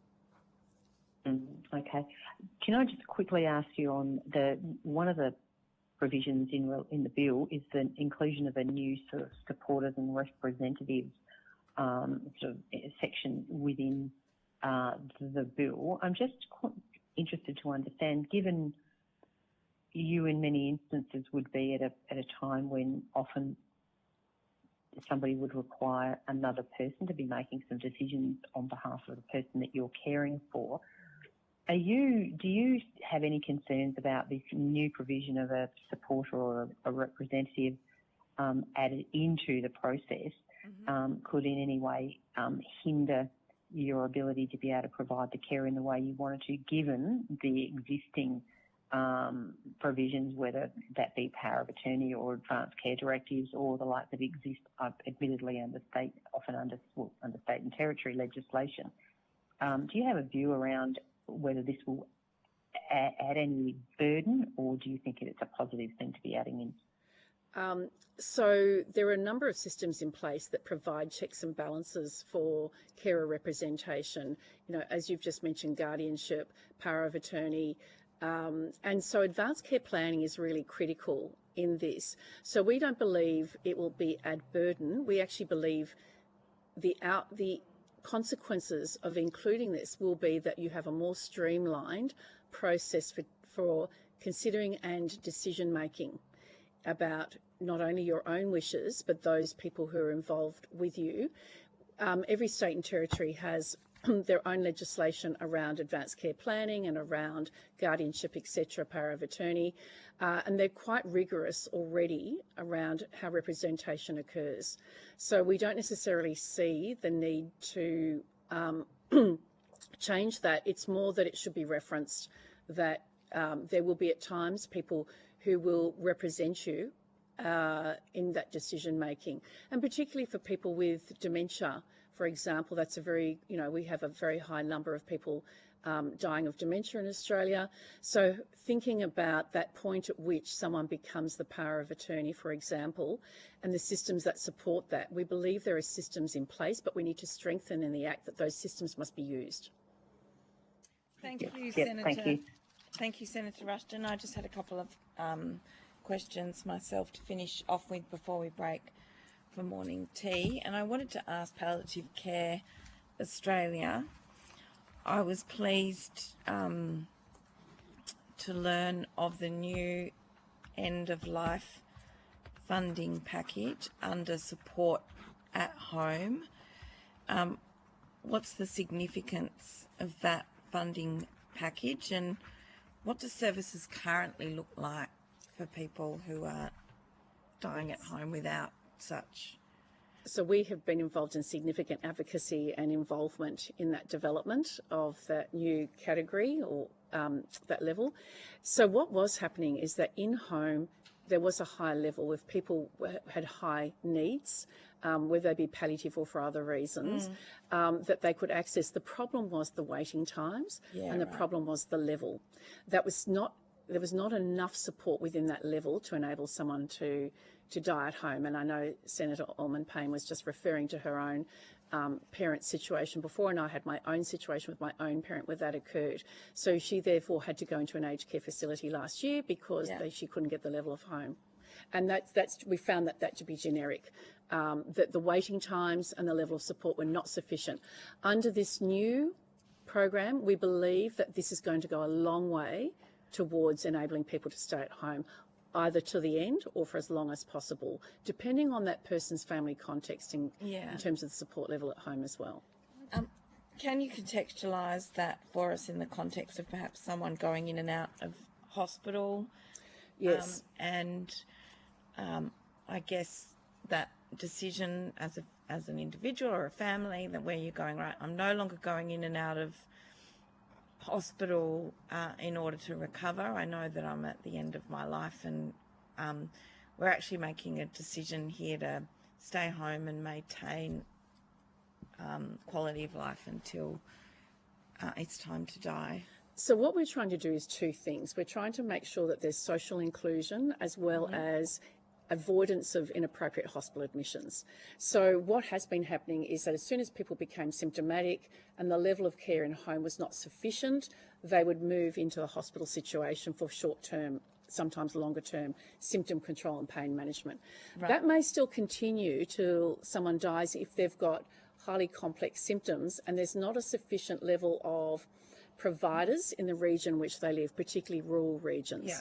So, however, in metro regions, we know that often people, if this new act comes in with this new provision, the new program with the new provision, that they should receive substantially more in-home support, which means not just the showering and the personal care, but also the symptom control, the pain management, the nutrition, the allied health interventions, occupational therapy, physiotherapy, massage, all those things that help give people quality of life and maintain function. So this new change to the program will enable those support functions to be able to continue and also then enable those services to call in specialist palliative care services or GPs or others who provide palliative care as needed from a clinical perspective as well. Thank you, Senator Orman-Payne. Yes. Just around that, in relation to the 3 months period, I mean, when I first read that, I went, what do you do if you don't die in so 3 months? There are regulations and controls around that. So in actual fact, in ANAC, that 3 months, we know from the Department of Health and Aged Care that it is, as soon as someone comes to the end of 3 months, it rolls over to the next 3 months. So it is understood that not everybody is going to die to a timetable, that people will move within their diagnosis and their trajectory, and that it may be longer than 3 months. But it is up to the specialists and the doctors to make an assessment or an identification that someone is likely to die in those 3 months due to their illnesses or Just in terms of the legislation, though, I'm not clear. Like when I read it, it says that it will be funded for 3 months. So I think so we have a situation. So we need to ensure the systems that come through in the new legislation continue to support that rollover from 3 months. If that's because as I read it, that additional supports that you get 3 months, and if you're not dead, it that. stops. Yeah. So we would recommend, there have been systems in place, but obviously with new bill systems change, we would recommend that there needs to be in the implementation and in the rules that 3 months rolls over as required. Okay. Because, that's a pretty big hole. Well, it has been rolling over as required, apart from the fact there are not enough packages at the moment. Is that right? That's right. Okay. Finally, Dietitians Australia. I wanted just to go back quickly to the fact that we do have in this legislation a new quality standard on food and nutrition, and really the significance of that. Would you like me to speak? Yeah, you can start. Yeah. Well, it's fantastic. Going from currently what we have, don't quote me exactly on the wording, it's something to the effect of you must provide quality and quantity food. That's it. That's what we currently have in the standards. Yeah. Moving to a whole standard on food and nutrition is absolutely fantastic, and it's focusing on the mealtime environment as well. That does include dietitians assessing the mealtime, the meals and the mealtime environment, which is we warmly welcome. Funding for that, we're not too sure where that's coming from, because at the moment providers are just they're having to pull that out of thin air. Yes. Pay for that. Yes. So that could be problematic, because it needs to be an on-site assessment. It can't be just a paper, a quick tick and flick. A dietitian needs to come on site and spend time to thoroughly assess what's going on, taste the food, speak to residents and so on. So it's fantastic that's coming forward. Yeah. Like I said before, that standard does not apply to meal providers who provide meals to community dwelling older people. So it's important that that some obligations are put in place there to have some nutrition credentials there. You know, older And people. to what extent, if someone has an aged care assessment at home for at-home care, to what extent will that assessment have asked a recipient of care questions about? I know it asked them whether they can cook for themselves and shop for themselves. Yeah. Well, the call for the universal allied health needs assessment will also applies to home care. Yeah. So it will be universal, it will be across. What we're calling for is for that to be across residential and in-home care, so that those needs will be identified. Because currently it's higgledy-piggledy, really. I would like to add to that, Yeah. and I think what Vanessa was saying, and I want to re-emphasize it is on-site assessment, and that's really vital. There needs to be an observation of people, the environment in which they eat. It's not just what they eat and how it's prepared and how it's delivered, but it is also what does it look like where they are eating? Is it a place that we would like to eat? And so that is quite vital. It is vital that that person makes that assessment on an on-site basis and actually also spends time with residents during their meal times. You may find that the way that food is delivered may not be acceptable to a particular resident. It may be as simple as it is impossible for them to serve themselves. It may be that it is impossible for them to cut their food. And so those on-site assessments is quite vital to understand what the needs are of the individual. It is not just the needs of a group, it's the needs of an individual that really needs to be taken care of. That's when we're going to get to a point where we will prevent unplanned weight loss. We also need to understand that it is not our own perceptions, it's the perceptions and the understandings of the experts that matter. We all think we know a lot about food, we know a lot about what older people might prefer, but that's not the reality. The reality is that older people have higher nutritional needs than you and I have today as adults, much higher. They need more protein, they need more calcium, and they need their food to be in the right format. So this is quite vital. It seems really simple, but those standards really do need to make provision for that on-site assessment in order to make sure that it's appropriately done. Thank you for that evidence and for answering our questions today. I've certainly learnt a fair bit from you as witnesses, so thank you very much. We will now suspend for a short break and we will resume at 10:55. Back, everybody.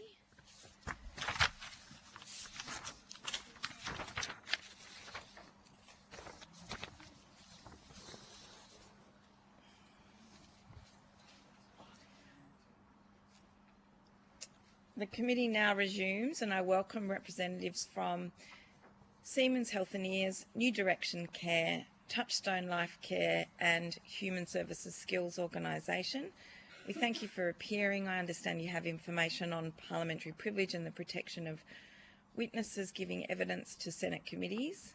I'd now ask you please to each across the table, and we'll start with Dr. Cooper, to state your full name, the capacity in which you appear today, and then we'll move to opening statements. Thank you.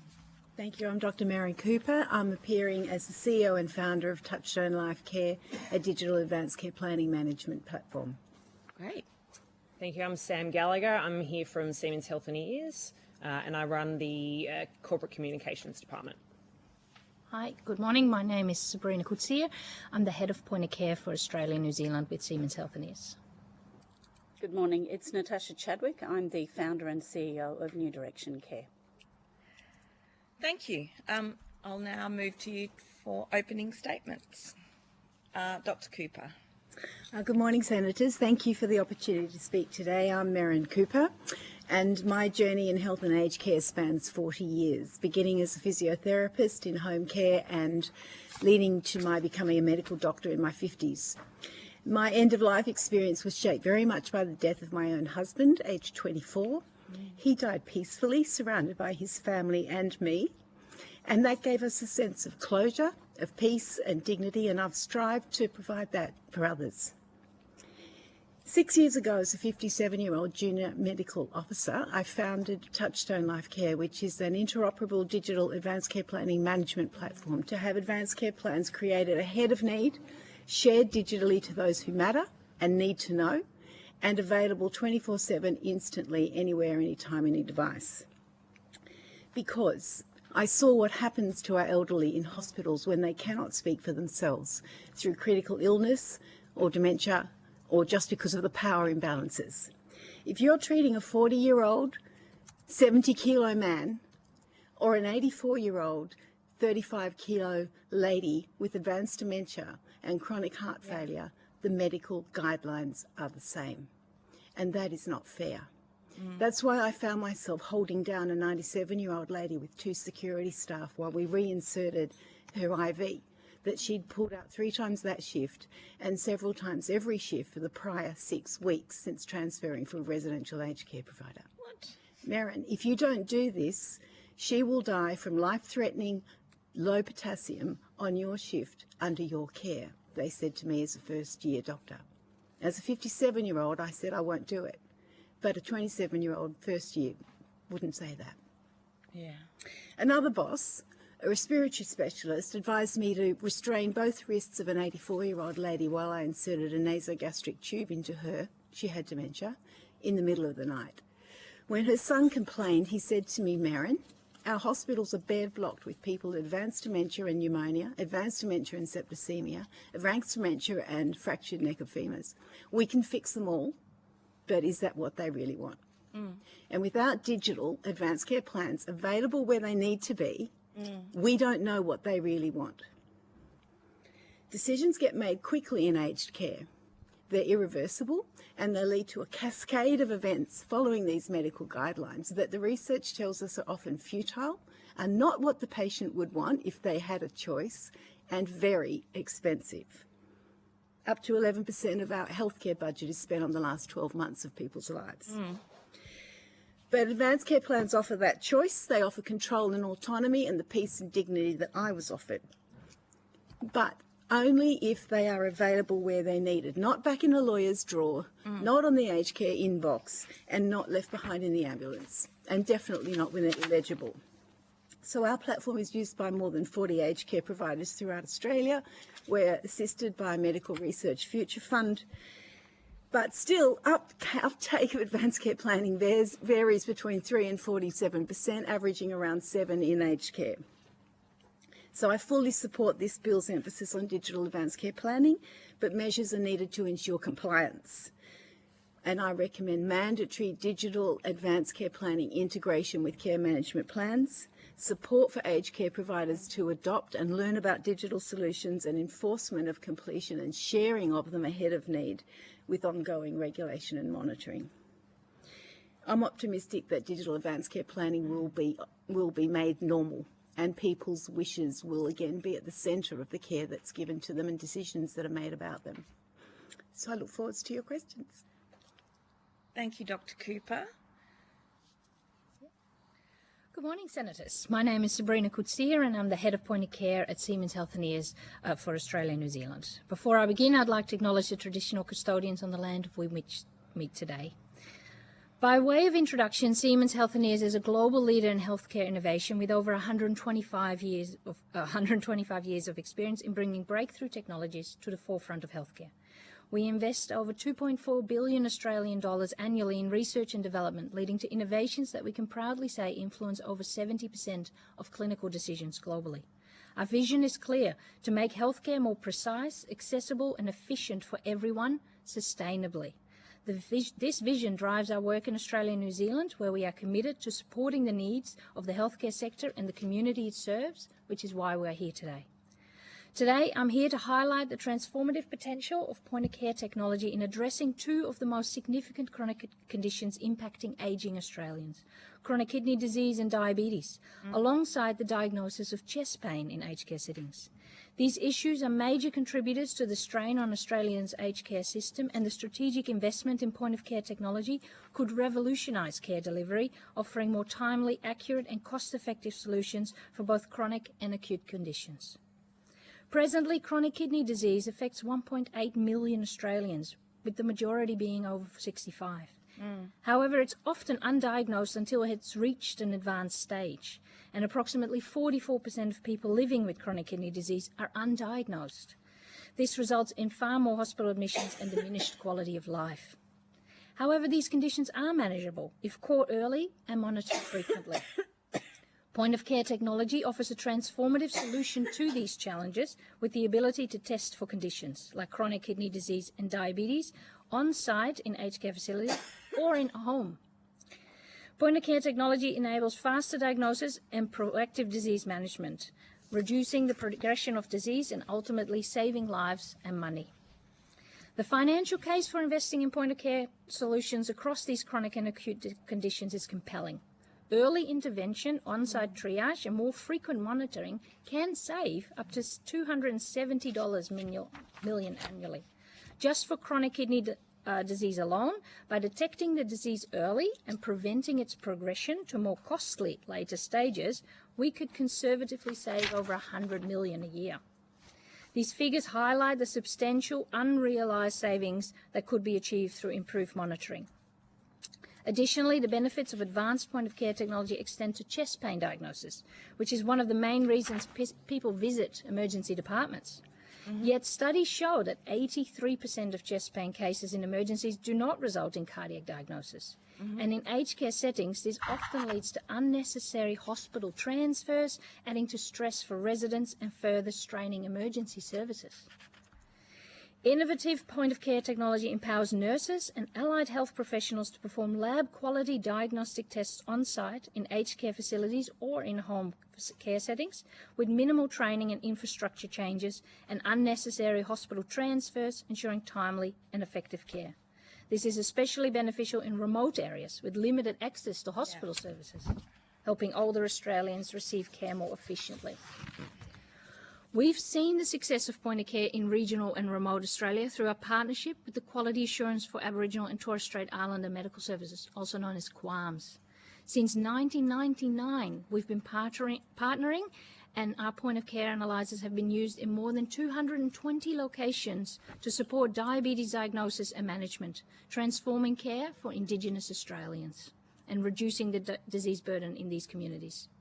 In conclusion, integrating point-of-care technology into aged care settings is a critical step forward to improving healthcare outcomes for older Australians, empowering healthcare staff, and generating significant savings for the healthcare system. Thank you for your time, and I welcome any questions you may have. Thank you, Mrs. How do I pronounce your name? Coetzee? Coetzee. Yeah. Thank you very much. And Mrs. Chadwick, thank you. Thank you. I'm Natasha Chadwick, the founder and CEO of New Direction Care, and I have over 30 years' experience in the sector. I wanted to thank you for the opportunity to present evidence. We are grateful for the chance to contribute our insights and share our vision for the future of aged care in Australia. The committee's work is crucial in shaping a system that not only meets the needs of older Australians today, but also fosters innovation and forward-thinking ideas for the future.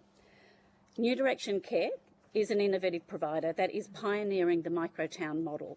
It's a new approach to aged care for older Australians, one that fosters independence and inclusivity regardless of the person's support needs.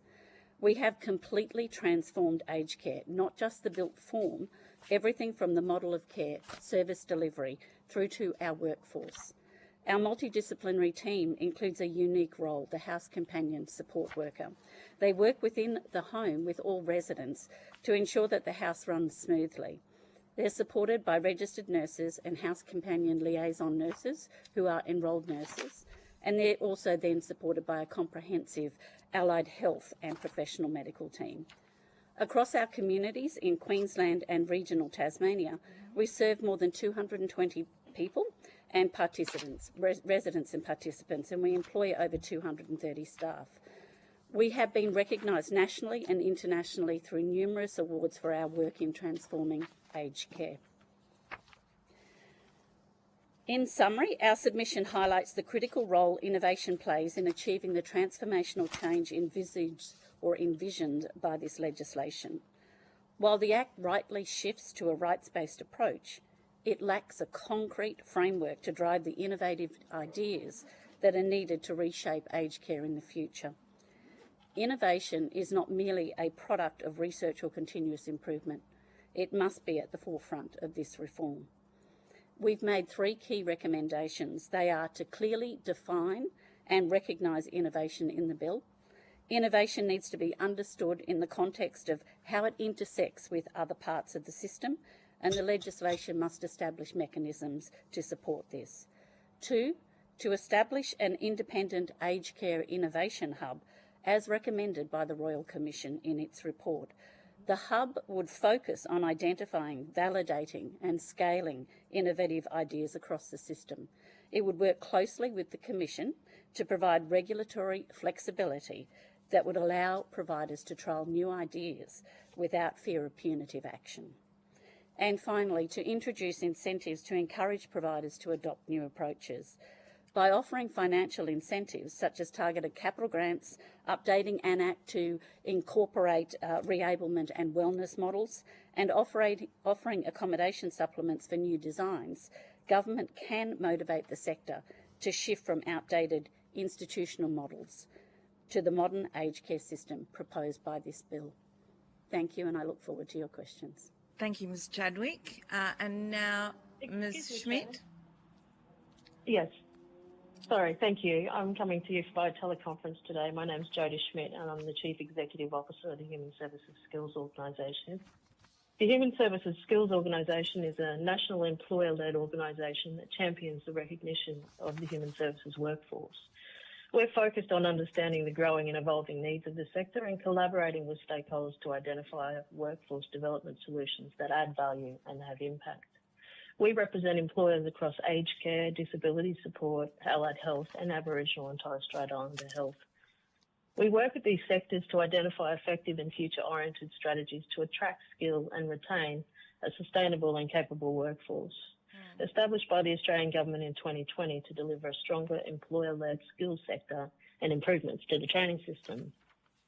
Our submission communicates our views specifically in relation to workforce matters contained in the bill in a number of clauses that broadly focus on ensuring a trained and appropriately skilled workforce to deliver person-centred care and quality care at that. Australia is currently home to more than 1.1 million people aged over 80 years. Over the last 20 years, this age group has doubled in number. About 40% of these people require care services. But there's much more dramatic growth to come as the huge baby boomer generation reaches old age. Our population at 80 years plus will reach 2 million by 2035, doubling demand. This means Australia must recruit and train more care workers than ever before. And it's clear that the existing aged care workforce is not sufficient to accommodate a doubling of the annual growth in this population. There needs to be sufficient volume in the recruitment of candidates and in all necessary parts of each state and territory to meet this demand.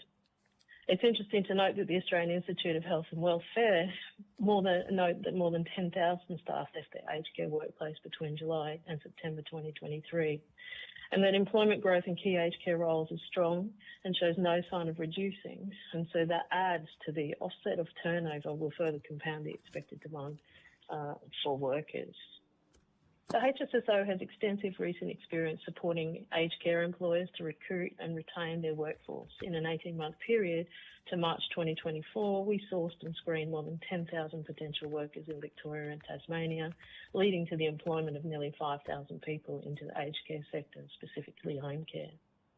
If the bill or rules impose stringent requirements around qualifications for all staff, even for home care and other roles that don't currently require a specific qualification, employers will experience even more difficulty recruiting workers. Whilst the HSSO supports measures to ensure the sustainability of a high-quality aged care sector workforce while ensuring that any actions mandating training requirements need to be calibrated against the potential for them to exacerbate existing workforce shortages across multiple roles. Recent changes to entry-level qualifications for aged care workers are already reducing the flow of trained workers available to fill the roles, and these changes have the potential to further reduce the training pipeline.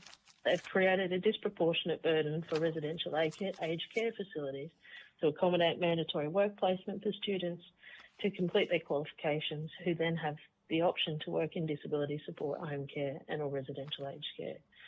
We champion traineeship models and other models that build the skills of workers over time and not create barriers in terms of mandatory qualifications. And thank you for the opportunity to appear today.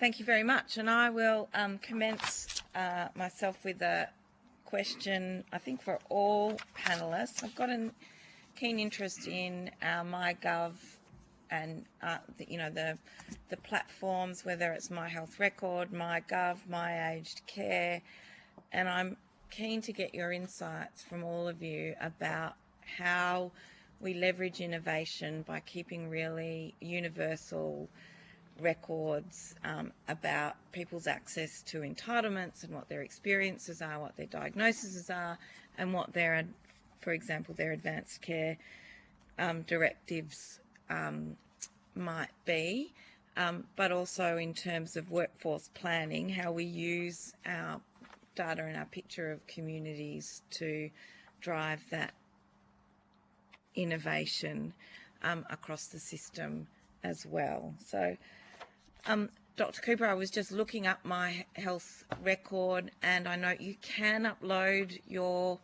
a record from a platform such as yours into My Health Record as part of to provide an advanced care directive. What do we need to do to make that accessible and used by practitioners, for example, and how do we drive using these government systems to make sure that people's wishes are known? Thank you for the question. There are systems, but they are clunky and they require strong levels of digital literacy, and they don't allow for data to be shared securely, nor as a single source of truth. That's why you need interoperability with sensitive health data and advanced care directives and that. So currently, you have to log on as a customer and upload your PDF, which may or may not have been shared elsewhere. A PDF can still be completely illegible. Every box can be, there's no checking. And some of them are 40 pages long, and I've thumbed through them while giving CPR. Right. So uploading of PDFs to My Health Record is being overhauled as we approach an HIE approach of shared interoperable data. Aged care needs to be part of that, and that's why I've recommended that there be mandated ACP integration into clinical management systems within aged care, which are themselves now slowly integrating with My Health Record. What that means is live documents in real time as a single source of truth go right throughout that ecosystem, including MyGov and My Health Record, the same document. That's a big piece of system work. But it's fundamental to preventing, someone from having a feeding tube inserted when they've already and a person can be living at got home. Their prior wishes. Yeah, a person can be living at home. They go in for a relatively low risk operation like a TAVI. They have a stroke on the table and they wake up in ICU St Vincent's, and their family live in London. That piece of data has to, which they may have adjusted the week before they went into hospital, has to be live everywhere to make shared decisions.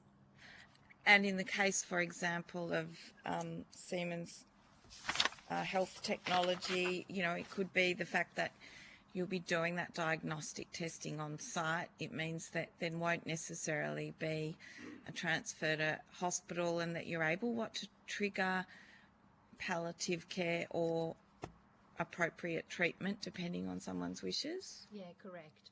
And so data has definitely shown that having that point of care result there and being able to treat and educate people on site at that point in time greatly improves care. Also, and adherence to someone's wishes in the context of that care, having that done on site. Yeah, because the patient will still be there because you literally get a result within 5 minutes. So you don't have to wait 2 days later to get your blood result, and you can educate and talk to the patient and care about what diet or changes they need to make, or whether hospital uptake is required. Plus, it is very point-of-care devices can be connected securely to informatics solutions that will then connect to electronic medical records. So all these results don't just disappear off a screen or of a printout. They will stay in a patient's medical record, and people have access to see what the result was yesterday or last week. Thank you. That's really interesting.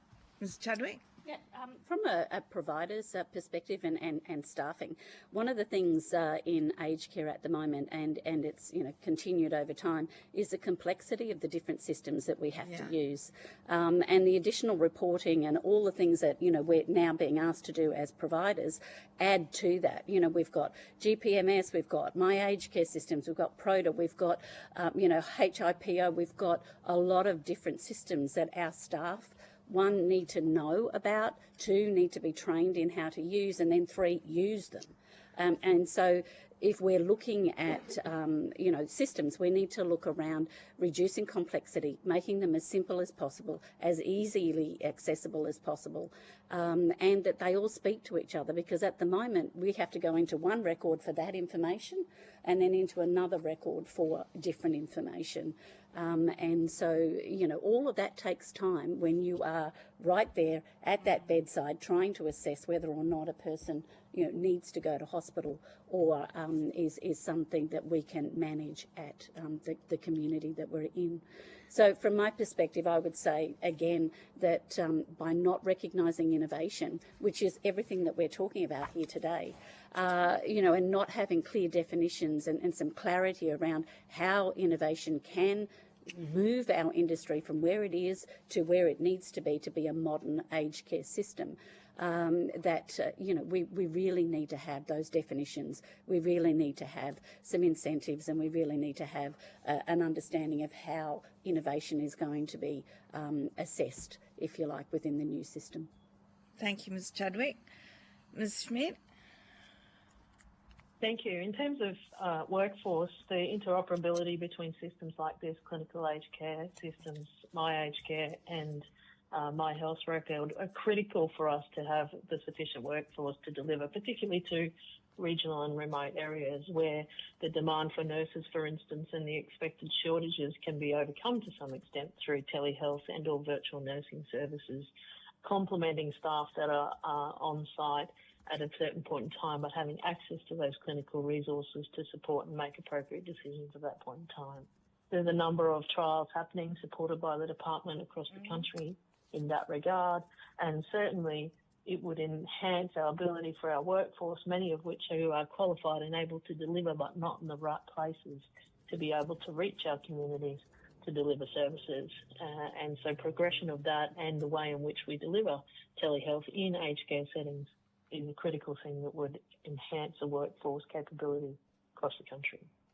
And if I may also just add one thing, and I think that, from an innovation perspective, I think you couldn't be more accurate in saying, how much innovation is required in aged care, and it's often overlooked. But I would also bring it back to this piece around data, and it highlights the need, and we're talking about end-of-life plans and whatnot, and for someone, and even just care plans in general. But at the moment, the care plans are very reactive, and rather than being surprised by someone's decline, integrating frequent or more frequent monitoring and management screening provides nurses with more clarity to care for someone, and also gives someone at home more time to actually talk to their family, to understand their decisions and make the choices. and that is fundamentally moving things from a reactive to a preventative health system. But it doesn't come without innovation, fundamentally.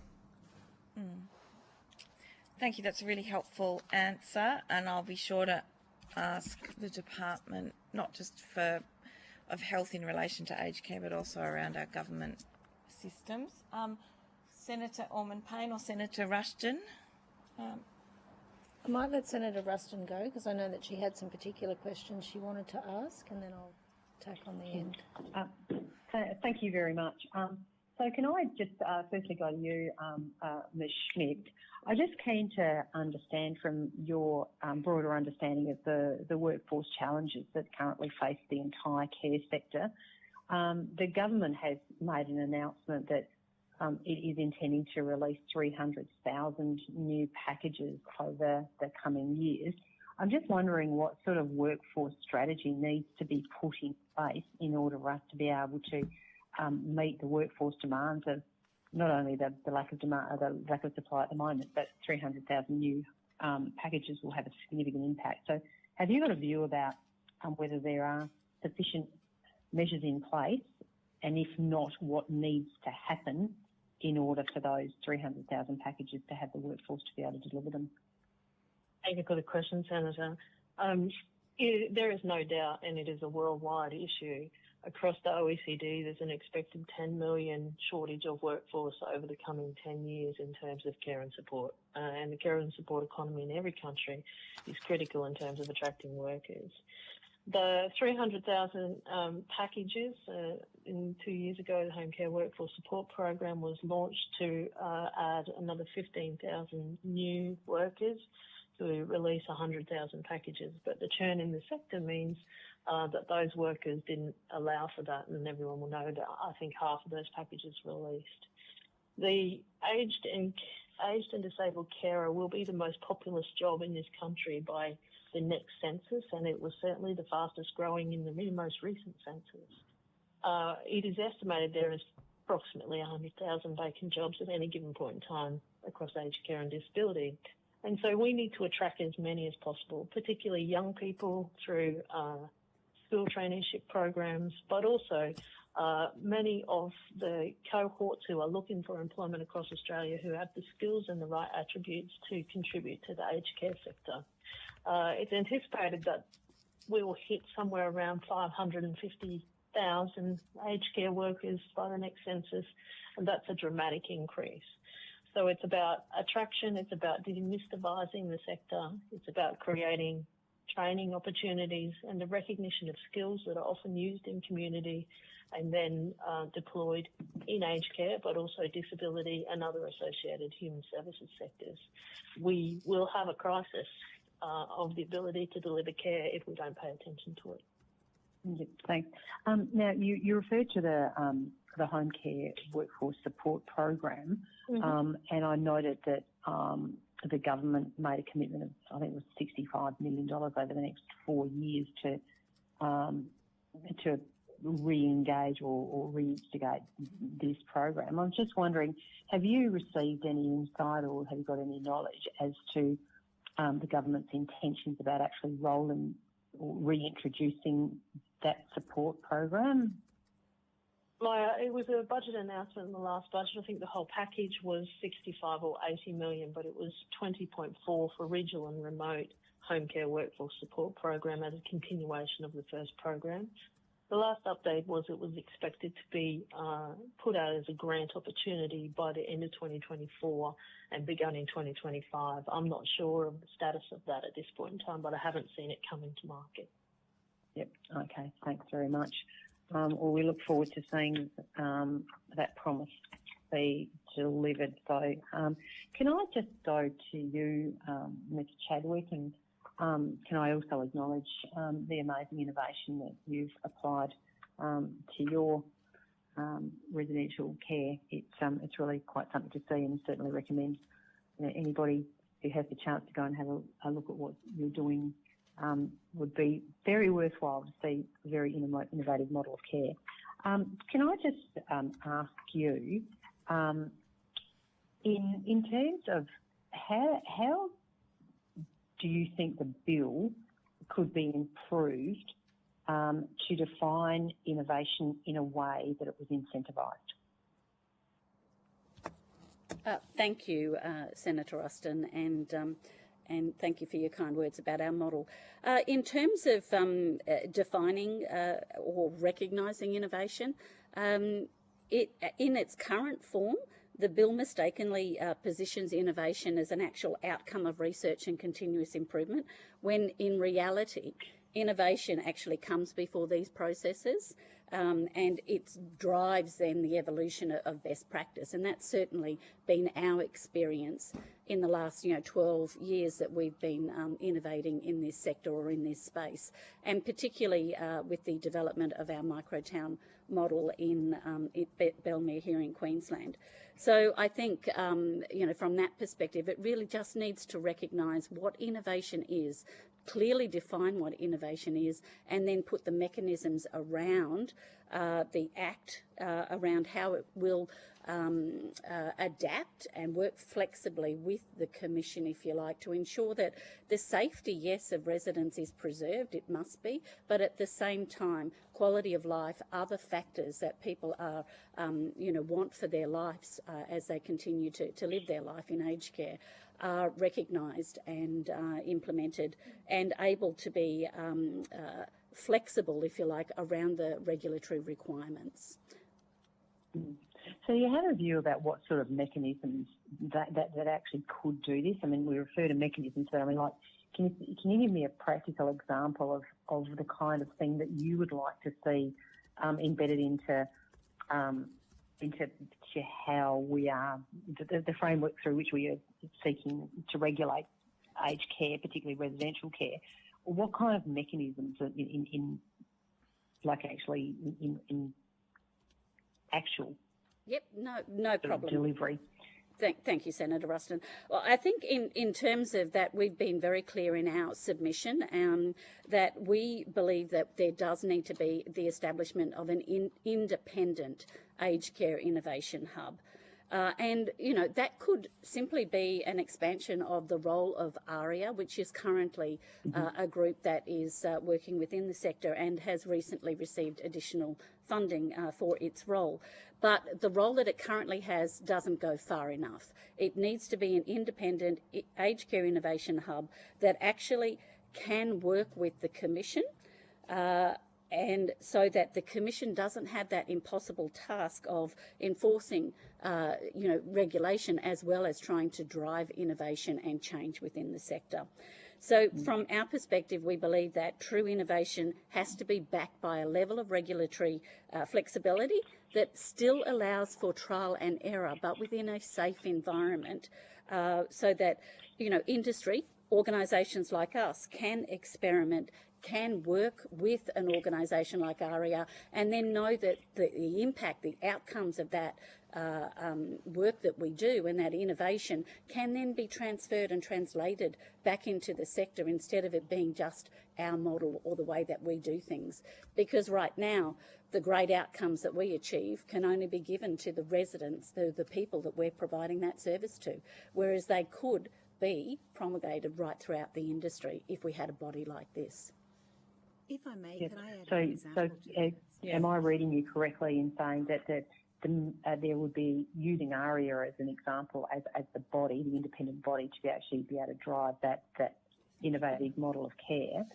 So how do you then, once you've got, the outcomes of that process, how do you strike the right balance, and how do you think the right balance can be struck between the correct balance for the delivery of those innovative models of care, but also the regulatory burden that comes from by necessity, the Act as it's designed at the moment? I'm just sort of keen to understand if there are things that we should be doing in terms of increasing the flexibility of regulation to allow for innovative models of care to be incentivised. Yeah, look, I mean, just as a quick example, Senator Ruston, what I would say is that an organisation like ARIA or an innovation hub that is independent could work alongside the regulator so that the regulator is actually understanding what it is that is being implemented, how it's being done, and how that body will ensure that resident safety and the requirements of the standards are still being met, but also understanding that we can make changes then within that legislation. So just for example, care minutes. Right now there's a stringent requirement around registered nursing minutes, and that doesn't take into account the whole person. In aged care, we're looking for quality of life, not just quality of care.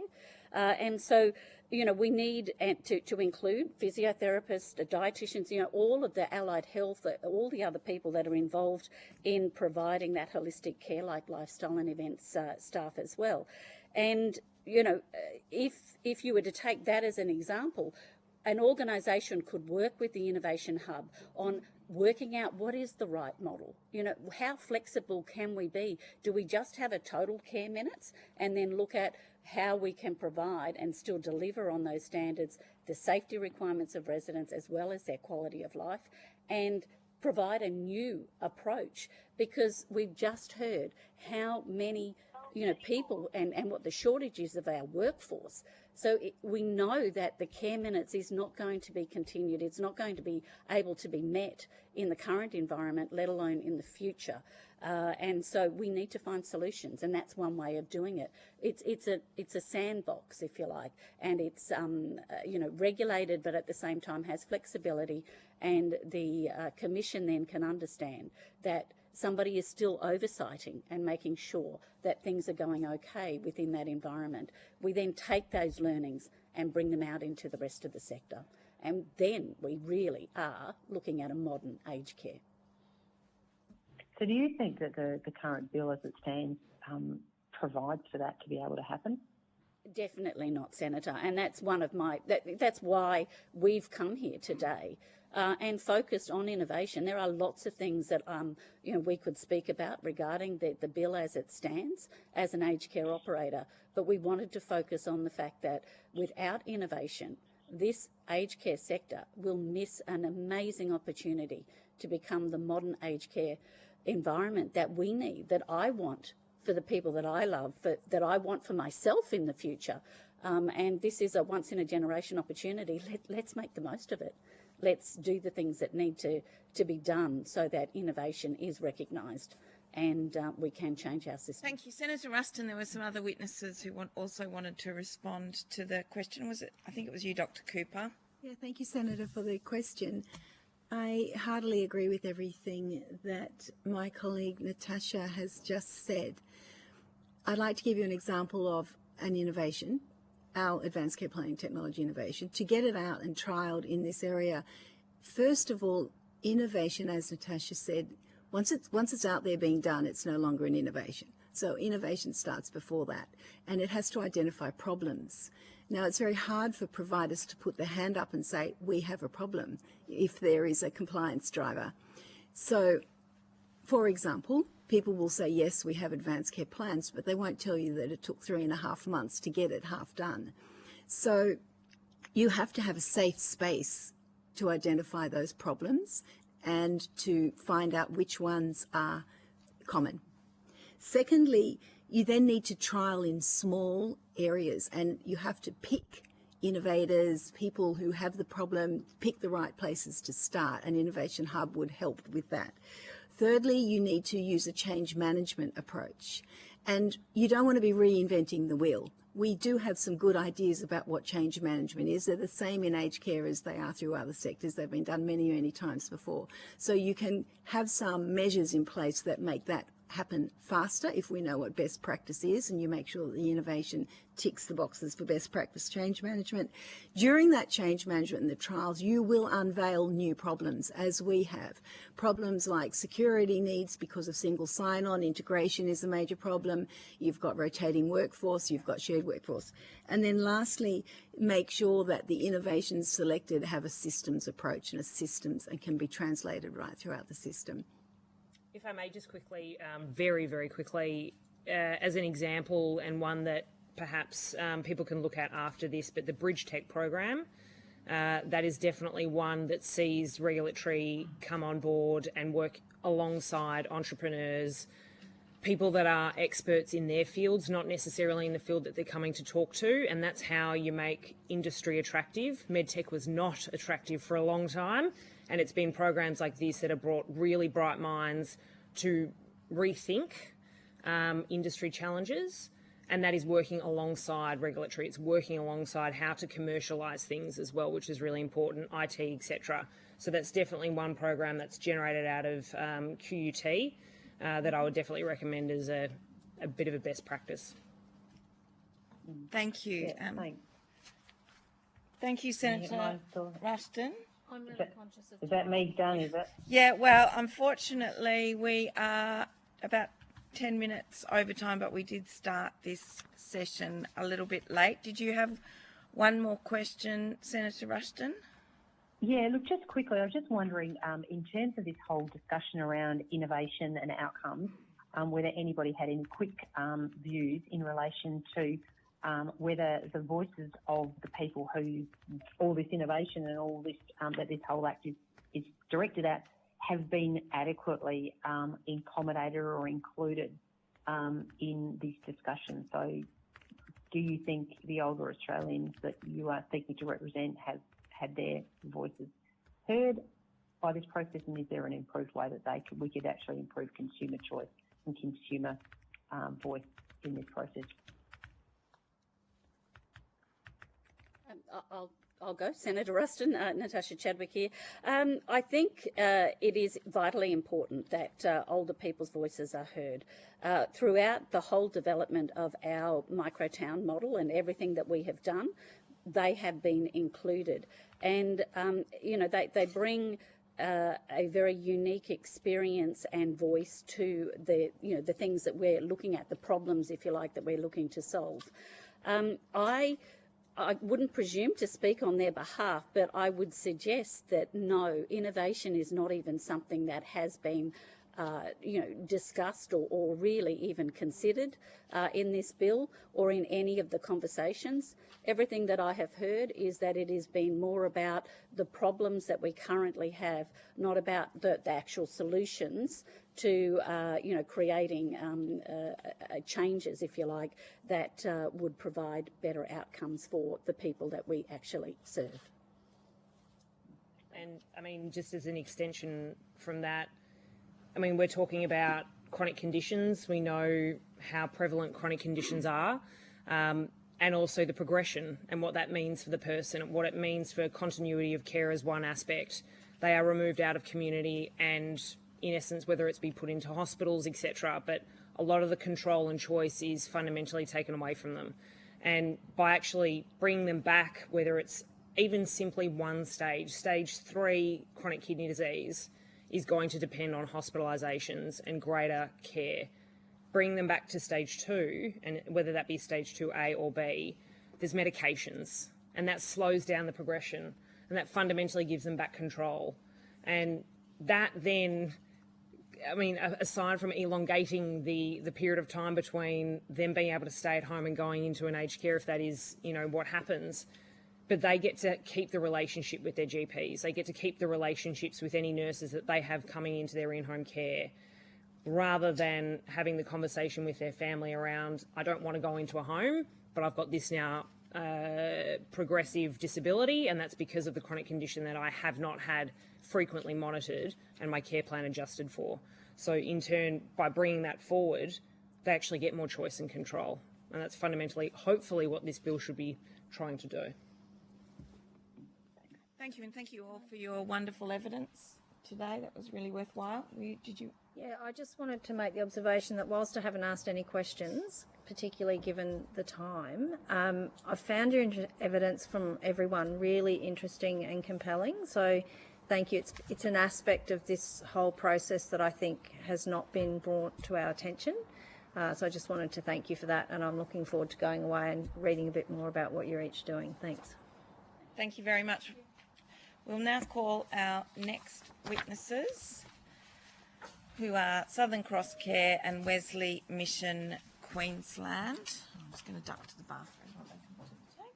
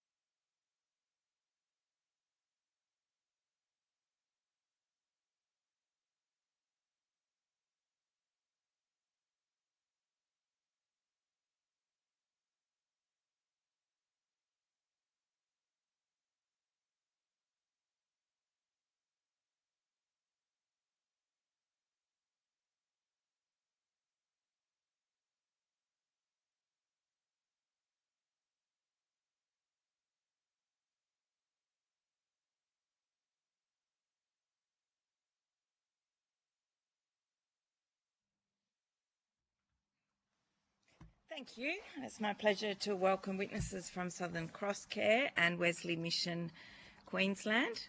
Thank you all for appearing today. I understand you've received information on parliamentary privilege and the protection of witnesses about giving evidence to Senate committees. So I'd now ask each of you to please state your full name and the capacity in which you appear. Francis Price, I'm Chair of Southern Cross Care Queensland. Thank you, Mr. Price. David Moran, I'm CEO of Southern Cross Care, SANTN Vic Incorporated, which is a separate entity to Southern Cross Care Queensland. Thank you for coming here today. And Jude Emmer, CEO of Wesley Mission Queensland. Thank you. I'd now like to invite each of you to make an opening statement. So, good morning and thanks for the opportunity to speak to you on the importance of having a universally accessible aged care system in Australia. We're a not-for-profit organisation. We're also a member of Catholic Health Australia, and they've made a submission to the committee on our behalf. The Royal Commission highlighted individual and systemic failures in the current care of older Australians, and I believe that having a rights-based approach and a broad reform of aged care is critical for older Australians to provide certainty and remove concern about society's commitment to their care. This committee plays an important role in the finalisation of elements in the bill and progress to early adoption. Therefore, it's important that you understand the implications of elements as they currently exist to inform your recommendations. I believe that this bill, to achieve what's envisaged, it needs to enable a better quality and sustainable aged care system regardless of where people live, in major cities, rural towns and rural communities. Half of Australia's aged care homes operated at a loss. Funding reform is critical for aged care providers to meet costs, upgrade facilities, innovate and invest in new models of care. Many of their homes are under the greatest pressure and are in rural and remote areas and provide services to marginalised and vulnerable people. Statistics show that rural and remote areas of Australia have a higher percentage of people aged over 65, meaning that if they are to receive care, a greater proportion of the community resources need to be invested. If that care is not available, they have to move, limiting contact with family and friends and further reducing the viability of these communities. While it's critical that people should always have autonomy in making their decisions about their care, I believe that care is best delivered in and by a community where they feel valued, and that sustainability of this approach should be an objective of the bill. Attracting and retaining care workers in communities is essential to meet future care needs. To do this, workers must not be subjected to specific risks because they work in aged care, nor should their rights be viewed as secondary to others, and this should be reflected in the principles and the Code of Conduct. While the Code of Conduct is important and breaches the Code to have mechanisms for action, civil penalties for aged care workers, as currently proposed, will reduce attractiveness to working in the sector. Additionally, shortages of accommodation in many communities mean that the capacity to employ staff is also impacted. Communities cannot ensure that care remains sustainable when legislation and rules introduce penalties that dissuade committed people from joining governing bodies. Organisations cease to exist if they are unable to ensure a viable governing body. For care to evolve in changing environments, it's important that innovation and trialling alternative models of care are encouraged, without this risk being entirely borne by the providers who choose to innovate and identify new models. Additionally, organisations like mine have been providing care for decades and should not be forced to make decisions on care for people that compromise our values. I'm happy to discuss these and other points with the committee. Thank you very much. Mr Moran? Thank you. Likewise with Francis, we support the Catholic Health Australia submission that you would have been given and the detail contained therein. I just probably want you to understand a few issues from a provider point of view. We're probably the largest provider in South Australia. We're mainly Metro, Fleurieu Peninsula, services in Metro Darwin and some home care in small parts of Melbourne. So with reference to the minutes, the explanatory memorandum to clause 176 in the bill needs adjusting, not the clause. Delivery of direct care has no reference to allied health. Only RNs, PCWs, AINs in the proposed rules that are in the subordinated legislation. Recommendation 38 of the Royal Commission details residential aged care to include the provision of allied health care. We believe this appears to be an oversight in the intent of clause 176, despite the fact allied health minutes are provided in the QFRs and can be monitored or assessed as a basis for funding in the future. Allied health is absolutely vital to push back against decline and disability in residential aged care, and also to reward operators who pursue holistic provision and wellbeing. As an additional comment around minutes, my organisation delivers, we have an enrolled nurse model. Enrolled nurses do medication rounds other than drugs of dependence. They do wounds, they do monitoring of vital signs. They're currently recognised 10% of nursing time. However, my organisation delivers close to 70 nursing minutes per resident per day, and we can be found non-compliant if we're running at, say, 36 or 37 minutes, when I've got another 35 minutes per resident per day. Just highlighting that to the committee for common sense, and that a holistic view of service and its minutes does need to be considered, particularly in the light of the nursing shortages. In terms of implementation time and systems, so as an operator, naturally we're very supportive of the legislation. However, the implementation time is an issue. Support at home. We're in the throes of developing a new system that can cope with home care, and we don't believe we'd be able to admit new clients on the 1st of July next year under the new system.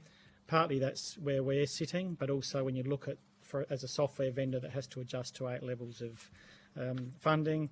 So we believe there should be a mechanism to either push it back to the 1st of July 2026 or at least have some form of shadow pricing arrangement, which I think Catholic Health have dealt with in their paper.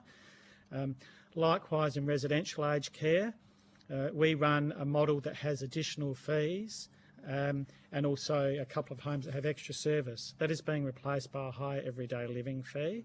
At July 1 next year, it is highly unlikely that residents and family members will agree to a new fee because under their bill, then you're not allowed to talk about it or have any agreement prior to them moving in.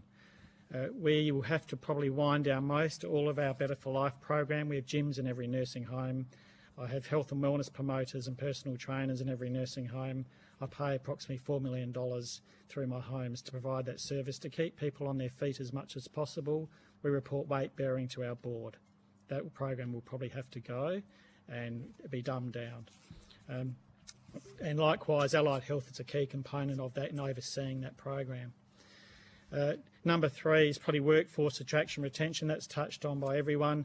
Probably one I just want to highlight, which I think is an oversight. We understood criminal penalties were coming out. However, criminal penalties still exist for protected information disclosure.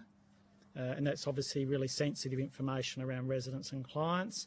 This does not align with the Privacy Act. It actually proposes significant unfair risk to anyone that's responsible in an organisation. You know, if you're under some form of criminal prosecution, even if you're acquitted, your life, you may not get it back, and it affects your whole family. So I think that aspect needs to be dealt with by the Senate. And that's all I've got to say at this stage. Happy to take any questions. Thank you. Ms Emma. Thank you. I'd like to acknowledge the traditional custodians of the lands on which we're meeting today and pay my respects to elders past and present. Thank you for the opportunity to appear before the committee today to discuss the Aged Care Bill 2024. As stated, my name is Jude Emma and I've been the Chief Executive Officer of Wesley Mission Queensland since November 2020. We provide multiple community-based services and aged care services across South East Queensland. Of particular relevance to this legislation are the services that we provide to almost 4,000 people in community aged care, both in home care packages and CHSP, and over 1,000 people in residential aged care. We also provide services to over 650 people in retirement living. We proudly commenced Queensland's first aged care service in 1936 as a philanthropic endeavour and have held a steadfast commitment to high quality, compassionate care for Australia's seniors. WMQ employs over 3,500 staff, of which 2,000 are dedicated to our aged care services. Wesley Mission Queensland is a proud member of Uniting Care Australia, which is a national body for the Uniting Churches community services across Australia. Uniting Care Australia's mandate is to advocate for policies and practices which enhance the dignity of all people, especially those who are most vulnerable. As a collective, the Uniting Care Australia network is one of the largest not-for-profit aged care providers in Australia. Our network supports approximately 102,000 older people, comprising of 8% of total residential beds and 8.5% of home care packages nationally. Our network has more than 220 homes across all states and territories, including in capital cities, regional towns and very remote parts of Australia. Across the Uniting Care network and in my own organisation, we believe all people should experience compassion and dignity as they age and be able to exercise their rights as fully participating members of society. We advocate for an aged care system that will stand the test of time and that will meet the needs of older Australians and their families for decades to come. We advocate for a sustainable system where aged care providers and aged care workers are funded and supported to deliver the quality of care, love and support that our residents and clients so richly deserve. This bill represents a once-in-a-generation reform for aged care, and we're pleased and relieved it has finally been introduced to Parliament. On balance, we support the bill in its current form and call for it to be passed through Parliament before the end of the parliamentary term. We also call for the government to urgently release all the subordinate legislation and rules so that the full impact of the bill can be understood and delivered. Older Australians and the sector more broadly have waited for more than 3 years since the Royal Commission into Aged Care handed down its final report, and it's time that we progress this much needed reform. We are pleased the recommendations of the Aged Care Task Force are reflected in Chapter 4 of the bill, which will be integral to the financial sustainability of the sector. The fact that Chapter 4 was developed through bipartisan agreement brings great confidence to the sector and reassurance that these reforms will come to fruition. There are some adjustments we recommend to be made to the bill, which are outlined in our further detail of our submission, and they focus on pricing and funding for accommodation and residential care services and the proposed place allocation system. These recommendations are straightforward and would provide confidence to the sector that we can continue to deliver high quality care services.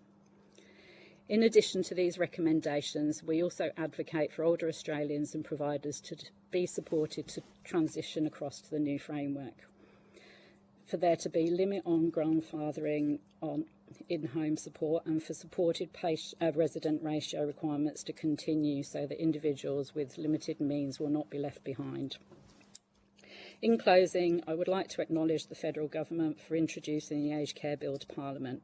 I would like to urge the Government to provide short-term financial viability for residential care providers, noting that the full impact of the proposed funding reform will take 3 to 4 years to materialise, and noting also that many providers are considering their ongoing sustainability and viability. We hope that the recommendations of this inquiry will inform an aged care bill that is there to protect older Australians and appropriately support providers and workers now and into the future. And thank you. Look forward to the discussion. Thank you. I'm just going to commence with a short question about the privacy concerns that I think you raised, Mr. Moran, in terms of penalties. I've been participating in an inquiry on another committee about where privacy restrictions have meant that information has not been able to be disclosed that might prevent financial abuse or other forms of elder abuse. And I guess I really wanted to try and work out the extent to which the way we reflect on these provisions here should be dealt with in the context of what's needed in relation to broader reform around elder abuse and the disclosure of information about people who might be at risk if that information is not disclosed, because clearly there are protections. There should be. The protections for appropriate disclosure perhaps don't seem adequate enough when the emphasis is just on non-disclosure, and to see if we can find a way of navigating those kinds of issues. Thank you. Yeah, I'd be interested to hear how you respond to those issues. Well, the only thing I can really respond is I believe that maybe it should be addressed through the Privacy Act, not through an aged care bill. Okay, and I think if the Privacy Act is inadequate, then it should be addressed through that, not through this.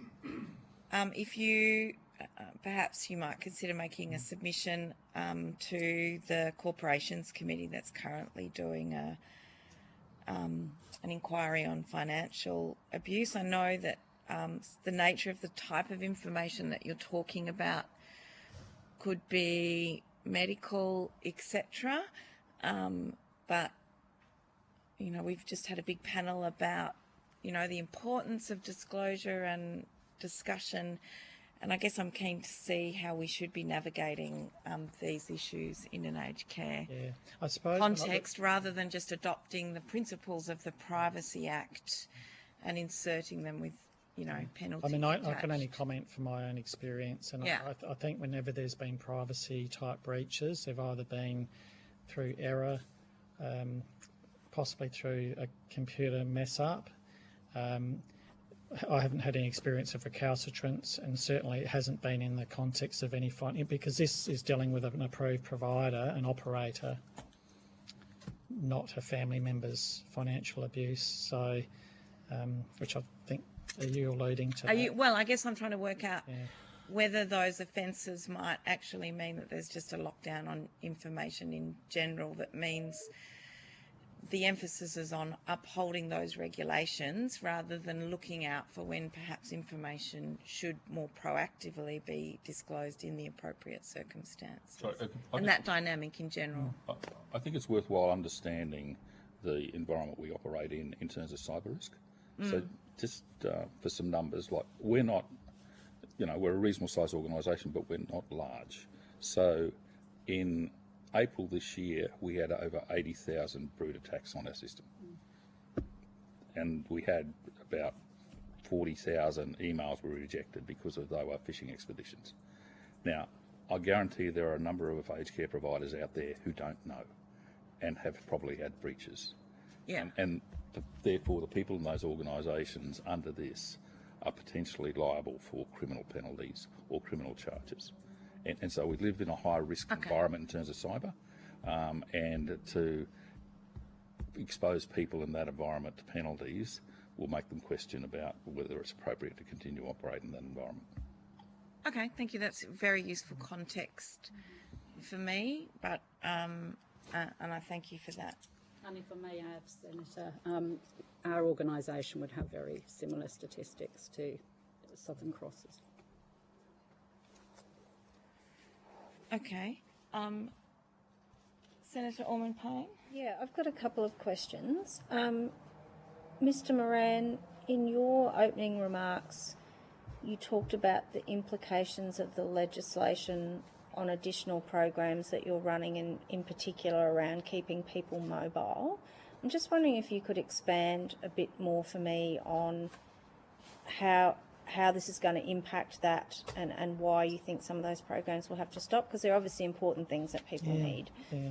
So we've been a real champion of trying to re-able people in residential care, and that's why we report weight bearing to our board, and we've done that. Sorry, can I just, when you say you report weight bearing to your board, so that means you report the number of residents that can who weight are mobile? bear to a certain degree determined by an allied health professional, even if it's on a gutter frame. Okay. So just so, because we're interested in it, and we just think it we want people to be able to get around and be as independent as possible. So we invested significantly many years ago in fitting out gyms into our homes, boosting our allied health. So we're probably double allied health to the sector. We provide over 8 minutes a day. The sector's probably 4.5. And then particularly if you look at our lifestyle component, we're probably at 16 minutes a day, with the sector, be a lot less than that. It'd be half that. So, and a lot of that is made up of what we make as personal trainers in homes. So we re-skilled people into personal training from lifestyle or from PCWs. And so they dedicate themselves to trying to keep people active. Now, it can sometimes be in the room. It's not always in the gym, particularly as they decline. But this big focus on trying to push back on disability and decline. So we charge an additional fee, and that's agreed to up front before people move in. We just don't think, knowing the behaviour of people once they've moved in, signed and agreed, that they're going to agree to pay any more per resident per day. It doesn't mean our existing clients won't get that service. We're committed to that. We want it. We believe in it. We've got a tagline, Better for Life. It's a code for healthy ageing. It's our belief system. So that'll continue, but it will, for new residents coming in, they won't be having that extra. We won't be able to fund doing those programs, because we just don't believe we'll be able to convert people and residents and families to pay any extra once they've already made that decision. I think they should be able to opt in. I think the issue we have is the way it's drafted, the legislation as it sits. For some reason, you're not allowed to even discuss the higher everyday living fee, and let alone negotiate it prior to moving. It can only happen once they've moved in. So we don't have a principle of the concept that you've got to reach an agreement and have them opt in, but they're better off, doing it before they move in, not after, because it just won't happen. That's our belief.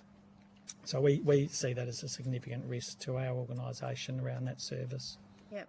Maybe we can ask. I mean, I'm surprised, I guess, from my perspective, if I was making decisions about where I was going to go, I'd want to know all the things before I move in. So that seems very counterintuitive to me. And you wouldn't agree to it once you're in. And the big struggle with older people and their families is health literacy and understanding why. I don't want to go to a gym. I'm 58. Why does an 85-year-old want to walk into a gym? Of course they don't. But once we kind of work them into it, our people are educated in how to approach it. They love coming. Yes. And so they get quite passionate about it, and then they start feeling better because of it. and the benefits are real. Yeah. Okay. Thank you. That's an interesting thing to understand. Miss Emma, you talked about in your opening statement. You were talking about something and you said so that those with limited means aren't left behind, and I'm just wondering if you can come back to that and elaborate for me on what you were alluding to, talking about there. Thank you. Yes, I'm happy to do that. Supported residents comprise of a large percentage of the type of residents an organisation like mine will take. We look after the most vulnerable in society, and we're committed to doing that ongoing. The accommodation supplement provides an important incentive for providers like us to take on those supported residents. And currently that maximum accommodation supplement payable to providers is already lagging behind the refundable accommodation deposit and the daily accommodation payments and the co-contributions that go with that. And this will only be exacerbated further with the RAD and the DAP provisions within this bill, with providers, within the bill. Yep. And we're delighted because we will also be able to achieve this, retaining up to the 2% of the RAD over the 5 years, and an increase of up to 750,000 to the accommodation cap with that indexation. But the accommodation supplement provisions, we believe, will very likely disadvantage the supported residents. Mm-hmm. And if there is a concessional ratio put in place, financially penalise us aged care providers who seek to provide tenure to those residents in the long term. So our hope is that we can review the gap in that critical, it is critical actually, the gap in the accommodation supplement to ensure that there won't be any form of cherry picking in relation to the vulnerable people in our society. Okay, thank you. That makes more sense now as to what you were alluding to. You have to excuse my ignorance. Do either of you provide in-home care and support as well as the residential aged care? Yep. So I'm interested in your thoughts around some of the, like we've seen the service list now, and we've seen that things like support for showering, for example, isn't everyday living as outside. Some people are going to have to make significant contribution. Just interested in your thoughts around whether the way in which that's designed and including caps on some services is counterproductive to having people ageing longer in place. I'm just thinking through and processing the question. So if I could, it's about what's the objective of aged care. And I would have thought the objective is to enable people to live the best life they can for as long as they can. Independence is obviously a big function of that. And one of the ways people maintain independence is to be able to have support in their environment to meet their needs of just daily living. One of the difficulties, especially in the issues of showering and those sorts of things, is to provide the support at the time people need it. You know, I mean, there is a limited resource of people to go around, and you know, someone might want to have a shower at 6 o'clock in the morning or 6 at night, and to try and get workforces for that. So there are a number of logistic and organisational issues that create problems in that environment. But from a general perspective of, you know, should people be able to get support to do the things that they want to do, albeit not independently, that they previously did as part of this package, I would think that's a reasonable thing to expect. And to say that as the things you do changes and you need that support, that's part of what you've always paid for, is probably not accurate. Thank you. I'll now give the call to Senator Ruston.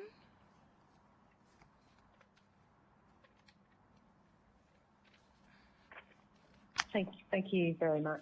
So can I just ask initially to both of you, I mean, I recognise that you've got a number of residential aged care homes, but do you calculate the cost of a room as it relates to the cost of accommodation, that being the cost of the capital, cost of depreciation, cost of operation, cost of maintenance? Do you actually have an amount that you can apply per facility, per room? We can. So we've been discussing this prior to the hearing, actually, Senator. So, Senator, just for, I mean, it will vary dependent on site, but if you take just generic numbers, to build a new room is somewhere between 400 to 500 plus.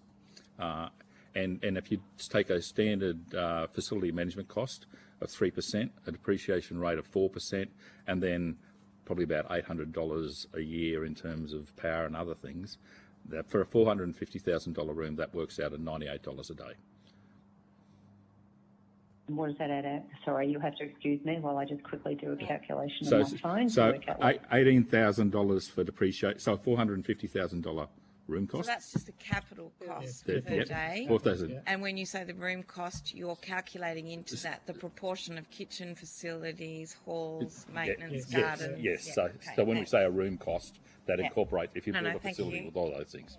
So, like I say, $450,000, 4% for depreciation is $18,000, 3% for facility management costs, maintenance is $13,500, and then if you say $800 a year for electricity and other things, and I applied a 65% occupancy rate, 96% occupancy rate, you divide that out and it comes out about $92 a day. Yeah. And Senator Ruston too, in the regions, so 450 is a metro rate, 550 would be a regional rate per bed. Yeah. Okay. So what you're really telling me is that somewhere, if you were going to talk about the ability to maintain your rooms, operate your rooms, and to have sufficient return on capital to make sure that you can continue to provide supply into the future, you probably need somewhere between $30,000 and $35,000 per room. Yeah. Yes, that's right. Yeah. It might be a little high for us, but not dissimilar figures. Yeah. And that doesn't include land, by the way. Yeah.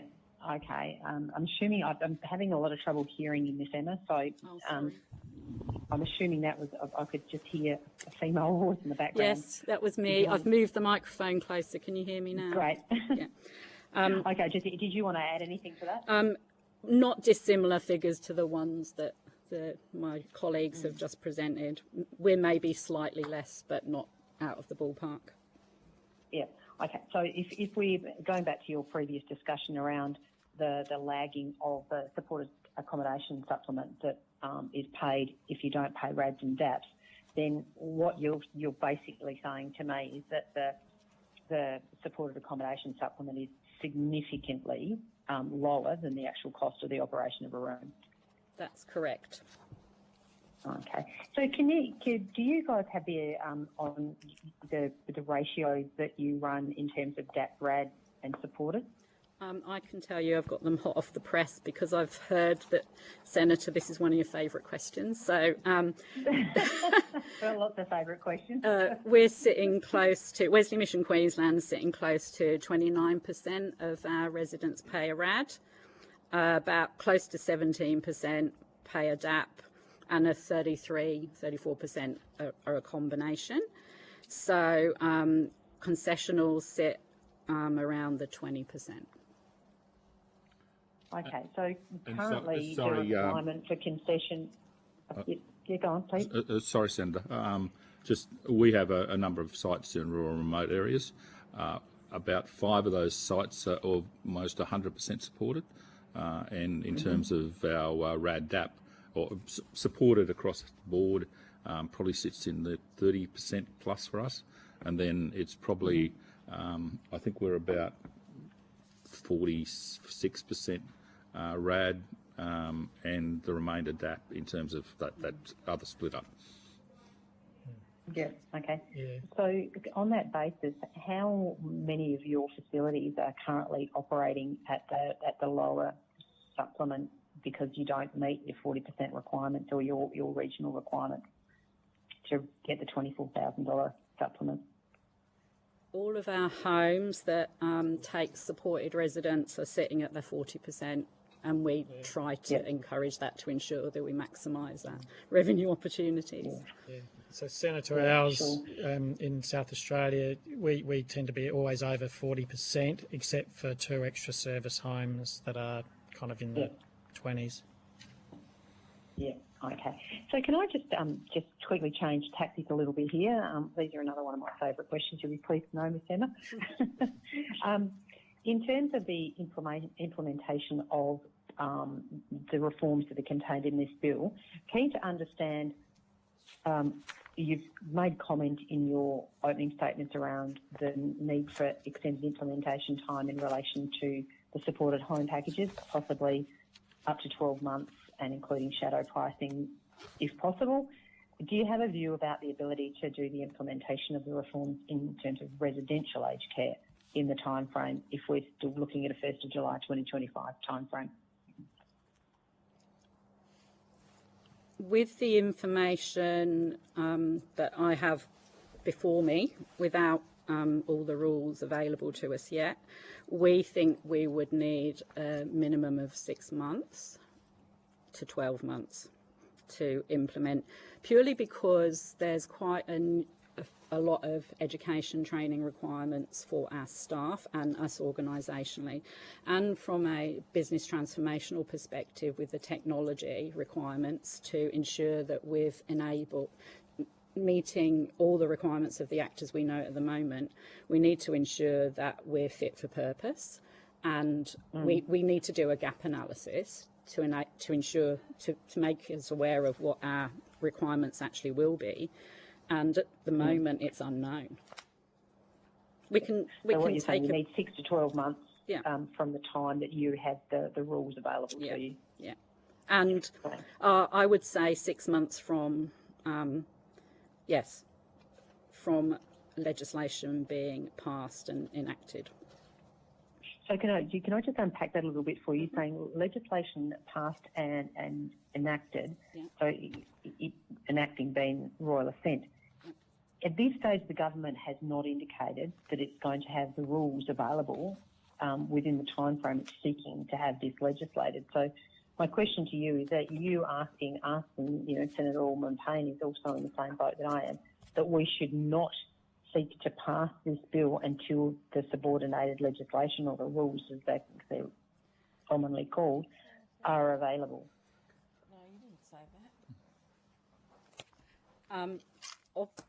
From my perspective, obviously, it would make sense to have as much information available as possible to ensure that we provide a safe, effective provision of care to older Australians. We don't know the full impact of the legislation yet. However, I believe it could be staged. Senator, just in relation to, I think there's 2 issues. One, whatever the legislative timeframe that Parliament chooses is what they choose, but the ability of organisations to start implementation is restricted in terms of the information we have now. I'd be surprised if a number of providers haven't held off changing systems to understand what the requirements are, and therefore you'll find it's not just flicking a few switches on your systems, it's implementing totally new systems, but you can't really start that process until you understand what the system is providing or required to provide. Okay, so to that end, in order to make sure that we get this absolutely right, what is the balance between the need to get these reforms in place as soon as possible versus the need to make sure that we get it right and give you the opportunity to soft test new systems, get new systems in place? I mean, what would be the adverse impact if this bill didn't come into effect until the 2026 instead of 2025? Can you identify any of the downside? I mean, I understand the need for it to be the needs that you've identified as to why it should be deferred. Can you identify any downsides for it to be deferred for that period of time? Yes, from a financial viability and sustainability perspective of providers. And I hate to focus solely on that because I fully support the tenets of a rights-based act, but I believe it's such a big change for the sector that we need to be careful and do it well and do it once. And we don't know what the unintended consequences of rushing legislation and the implementation of such without really understanding and unpacking all the rules. So I do believe there's stuff we do understand that we could implement sooner, and then there's some significant transformational changes required for every organisation to introduce the really, really new components of the Act as it stands at the moment. Sure. I mean, I know you both have quite a presence in rural, regional and remote Australia. Do you believe that there is potential for greater or lesser impacts in relation to the changes that are contained in this Act in rural, regional and remote Australia, particularly around the financial viability provisions that are contained in this bill, whether it be RAD retention or consumer contribution, etc.? Do you see that this is going to have an equitable impact across your sector, or do you see that the impact on smaller rural, regional and remote providers, etc., is likely to be less beneficial? Senator, I don't operate myself, Wesley Mission Queensland, in remote areas or regional areas per se. I could take it on notice from the network to bring you the answer, and I'm happy to do that, but I'm sure one of my colleagues could answer that. Just in terms of, if you're talking about small providers in regional areas, they're already significantly struggling. I don't believe that, in terms of the impacts on those providers, it will be their capacity to be able to meet the new requirements and whether that pushes them over the edge.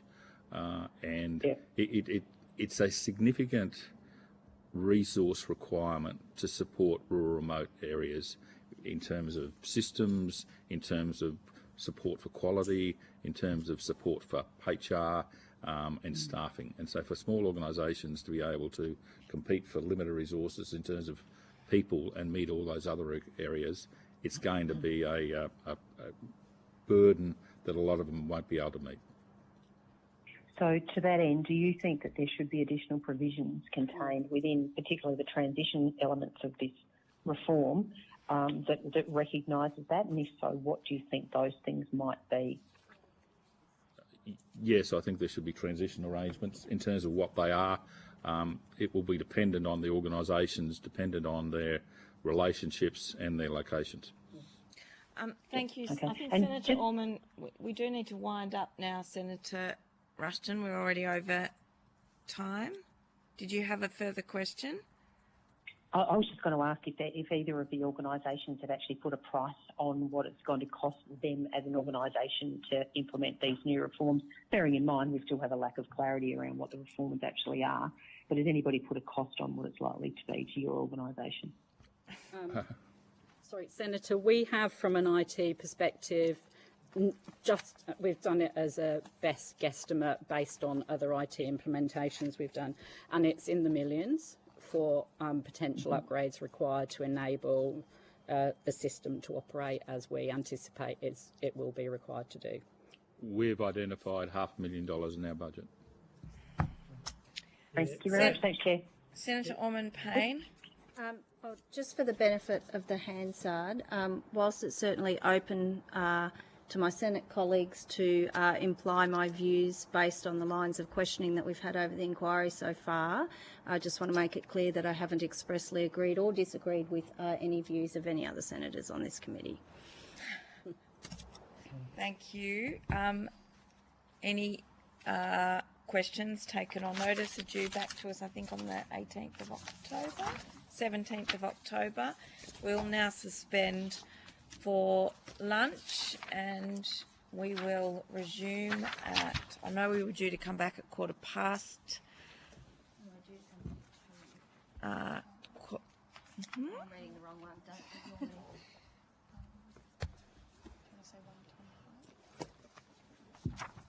Thank you. Let's say 125. Thank you.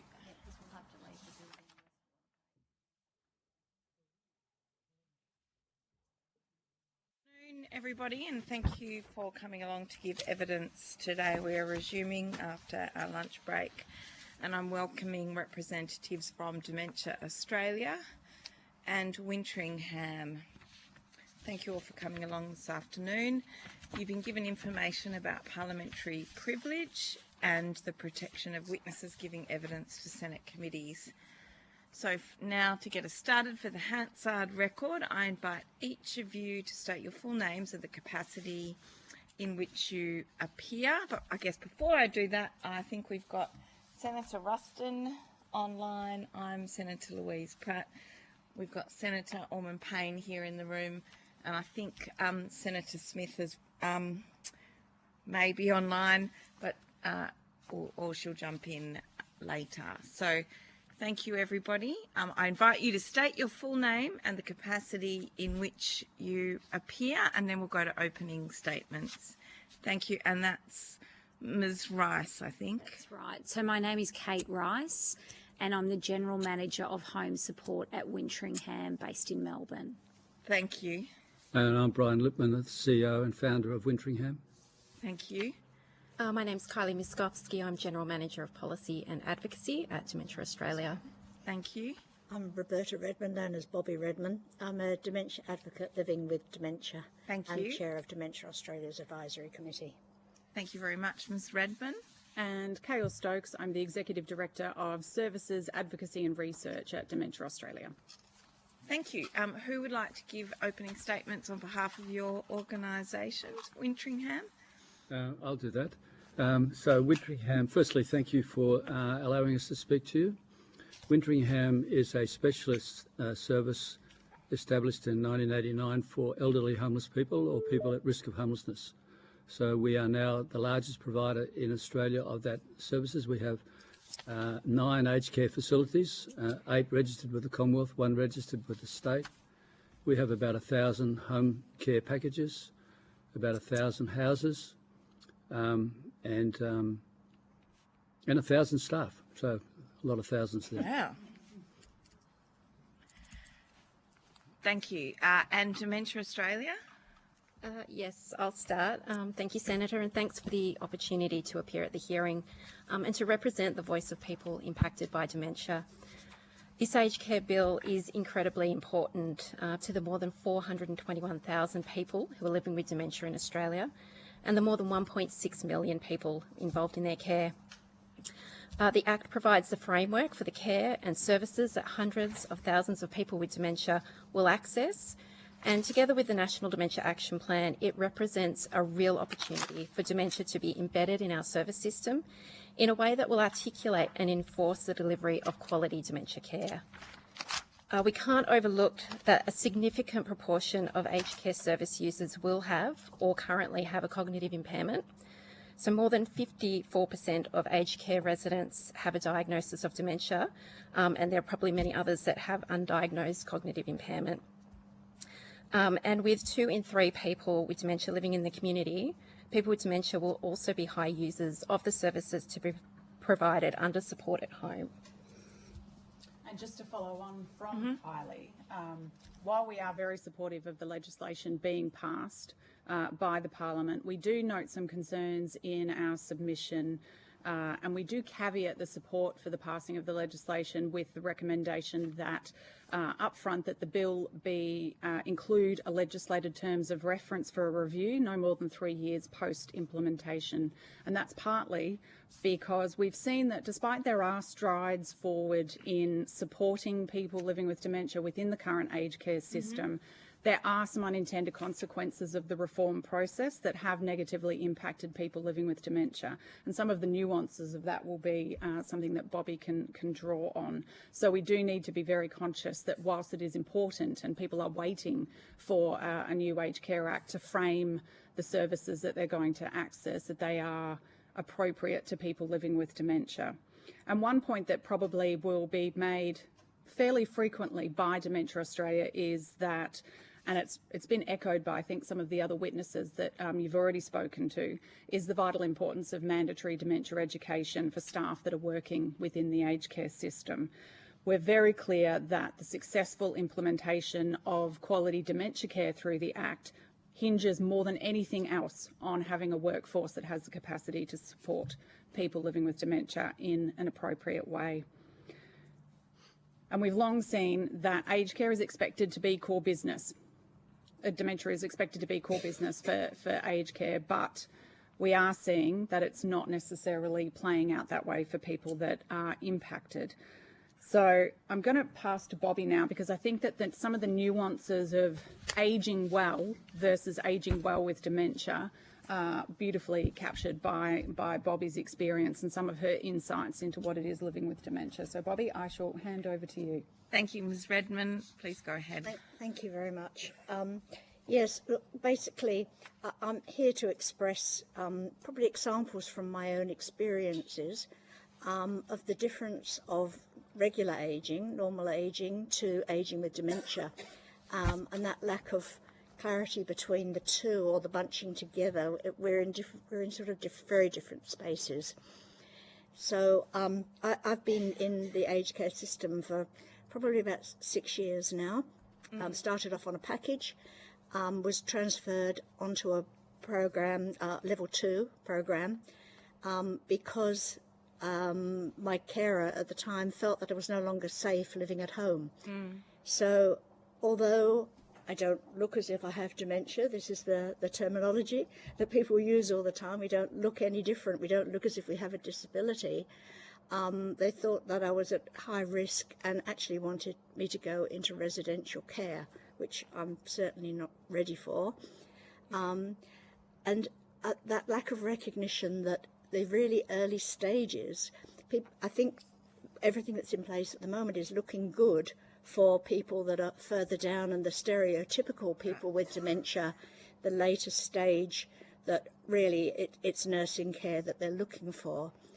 For people like me, and I do represent, I can't represent everybody, but I represent a lot of us. There are 80% of us living in the community, and many of those are like me, trying to live normal lives, but with a lot of challenges in order to live normal lives. For instance, we're virtually, our licenses are taken away from us. A driving license go almost immediately on diagnosis. If not, we're put on strong restrictions pretty soon after we're diagnosed. Research is showing that we have to practice our daily activities, so activities of daily living and being out in the community, being able to get out into the community and do the things that we need to do to keep our minds going. In normal ageing, there's issues sometimes with this, but the problem is, where we have an elderly couple where the person that's been the driver is the one that has the dementia, and so that means two people are trapped in their homes. I live alone, so I'm totally reliant on public transport, and those issues make it very easy to not keep participating in life.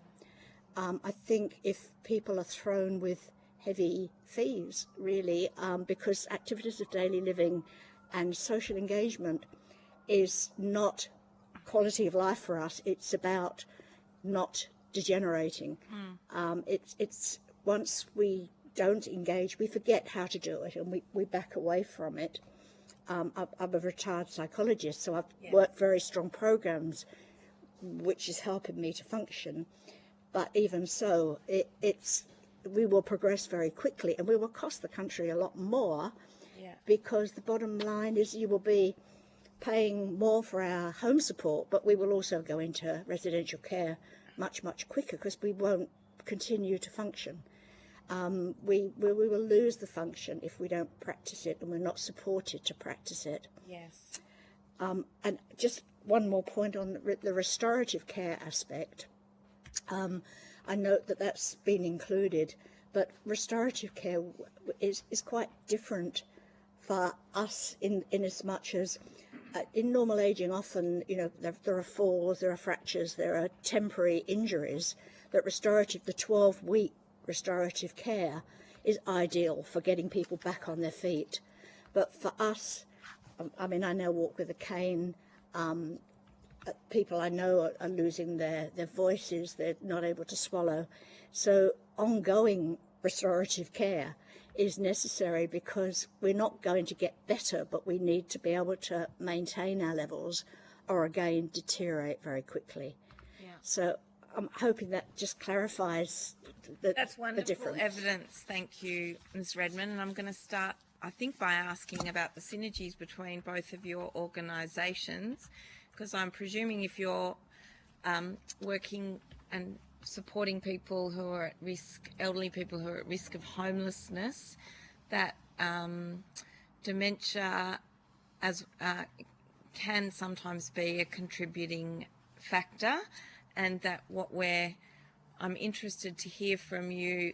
Clearly, if someone is physically well and able, participating in the community to the maximum extent will prevent degeneration and acceleration of dementia to some extent, and we would want to prevent people from going into residential aged care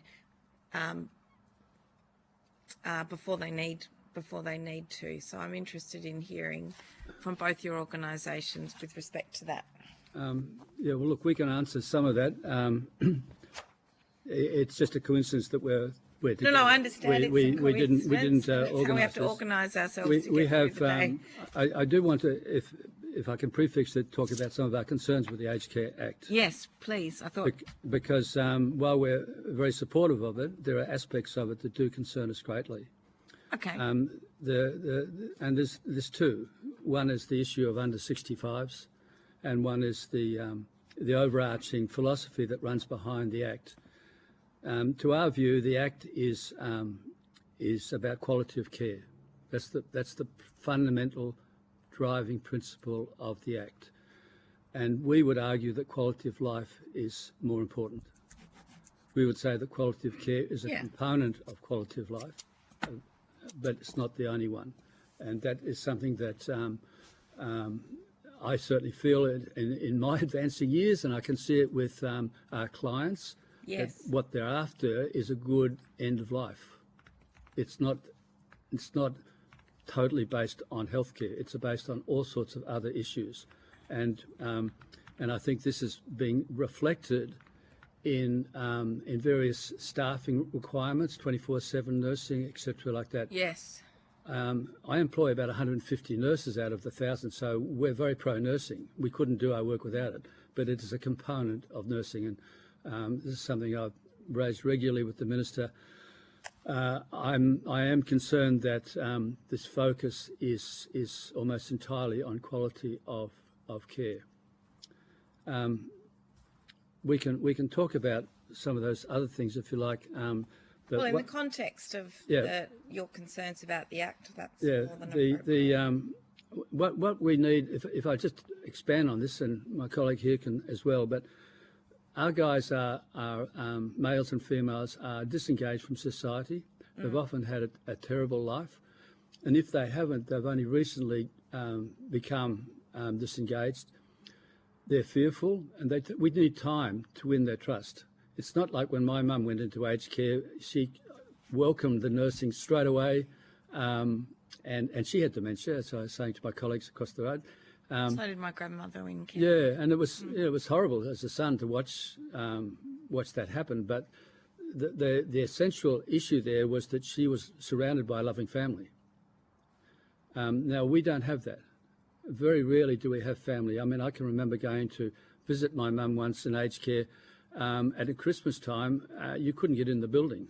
And I imagine you as a service would often be dealing with people who haven't had the same extent of family support, even though it's quite common. Oh yeah, absolutely. And sometimes it's their fault, sometimes it's the family's fault. There's all sorts of reasons. That's not our concern, but they are isolated. So we have introduced at our own cost social and emotional support. We canvass all of our residents. We have about 3,000 all up, of which nearly 400 in residential care. And they said they wanted more time to talk to people rather than just focus on clinical needs or personal care needs. So we now have employed social and emotional support workers who do nothing other than just engage with people, and this is unfunded. We have a social. I mean, I'm a social worker who managed one of our residential care sites, which, as you can imagine, is very unusual to not be a nurse running a facility. And I feel I actually did a really good job doing that. But we now have a social work position in every one of our residential aged care facilities. The residents absolutely love that position, and the sorts of things they do and the enhancement and working with the nursing team. But it's a very unusual model. I imagine it also makes the place more efficient because you get your residents contributing more actively to where they live. And it's a different role to a recreation, diversional but even therapy. in recreation, we have about 100 recreation workers. Again, these are only to bridge the gap that families miss out on. Now, none of those workers are really funded. I think that's a really important point. So we operate on a trauma-informed model of care, which involves recognising where the person has been and trying to respond. The other quick one I wanted to mention in terms of our concerns is when I set up Wintringham, we had an agreement with the federal minister that people over 50 who are prematurely aged could access aged care. Now, this was an argument that the Kuris or the First Nations people used and was accepted. And that has gone on for 35 years with cross bench support. In fact, I've never had a politician at any stage ever question that. It was agreed to by the Royal Commission, who came out to Wintringham and was very supportive of this issue. We are passionately opposed to 20 and 30-year-olds being in nursing homes, of course. But if a person is 50 and above, has premature ageing because of homelessness and wants to come, and has care needs, and wants to come, they should be able to. Now, at the moment, that's under threat, and this applies to home care as well. And we have numerous examples, if you have the time to describe some of that. The issue really is that with the introduction of NDIS, people are thinking that these people could really be provided services by NDIS. Well, NDIS is a lot of our guys aren't eligible for NDIS. They happen to be elderly and frail. But I think the real issue, Senator, that I think is worth listening to is that a fundamental principle of modern welfare, particularly NDIS disability, but modern welfare generally, is client rights, resident rights. What does a person want to do? Yeah. If a person wants to come to a residential facility or to receive home care support and happens to be younger but eligible, they should have that right.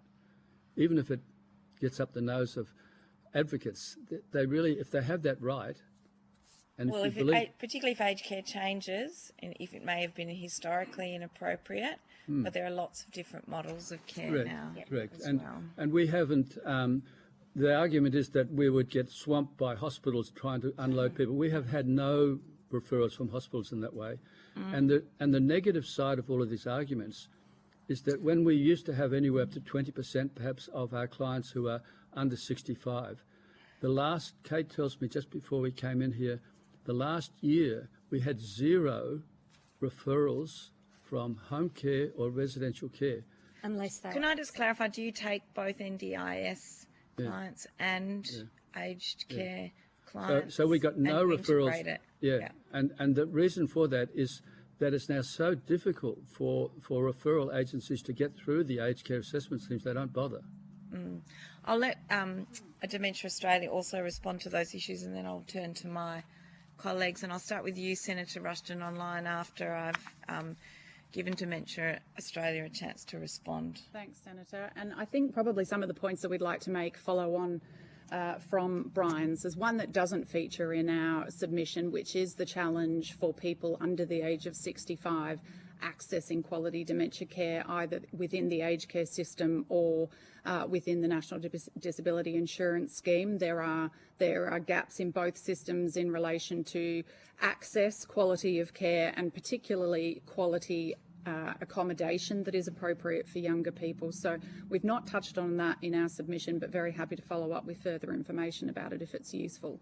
I think Brian's made one other point, which is the importance of psychosocial as well as clinical care, and that is something that we're particularly looking at when it comes to the home care, supported home model, and the services list that's been circulated for comment. But I think it does emphasise that while the framework of the Act is important and sets a rights-based framework, which is incredibly important for people living with dementia, the devil is in the details. So throughout the process of developing the legislation and the supporting subordinate legislation, it's incredibly important that there is consultation with consumer organisations, with people that are directly living with disabilities or dementia to ensure that some of these things don't have adverse consequences. Because what we are hearing, and I think in a conversation with Brian earlier, he mentioned that the number of people coming through their services that have been diagnosed with dementia is quite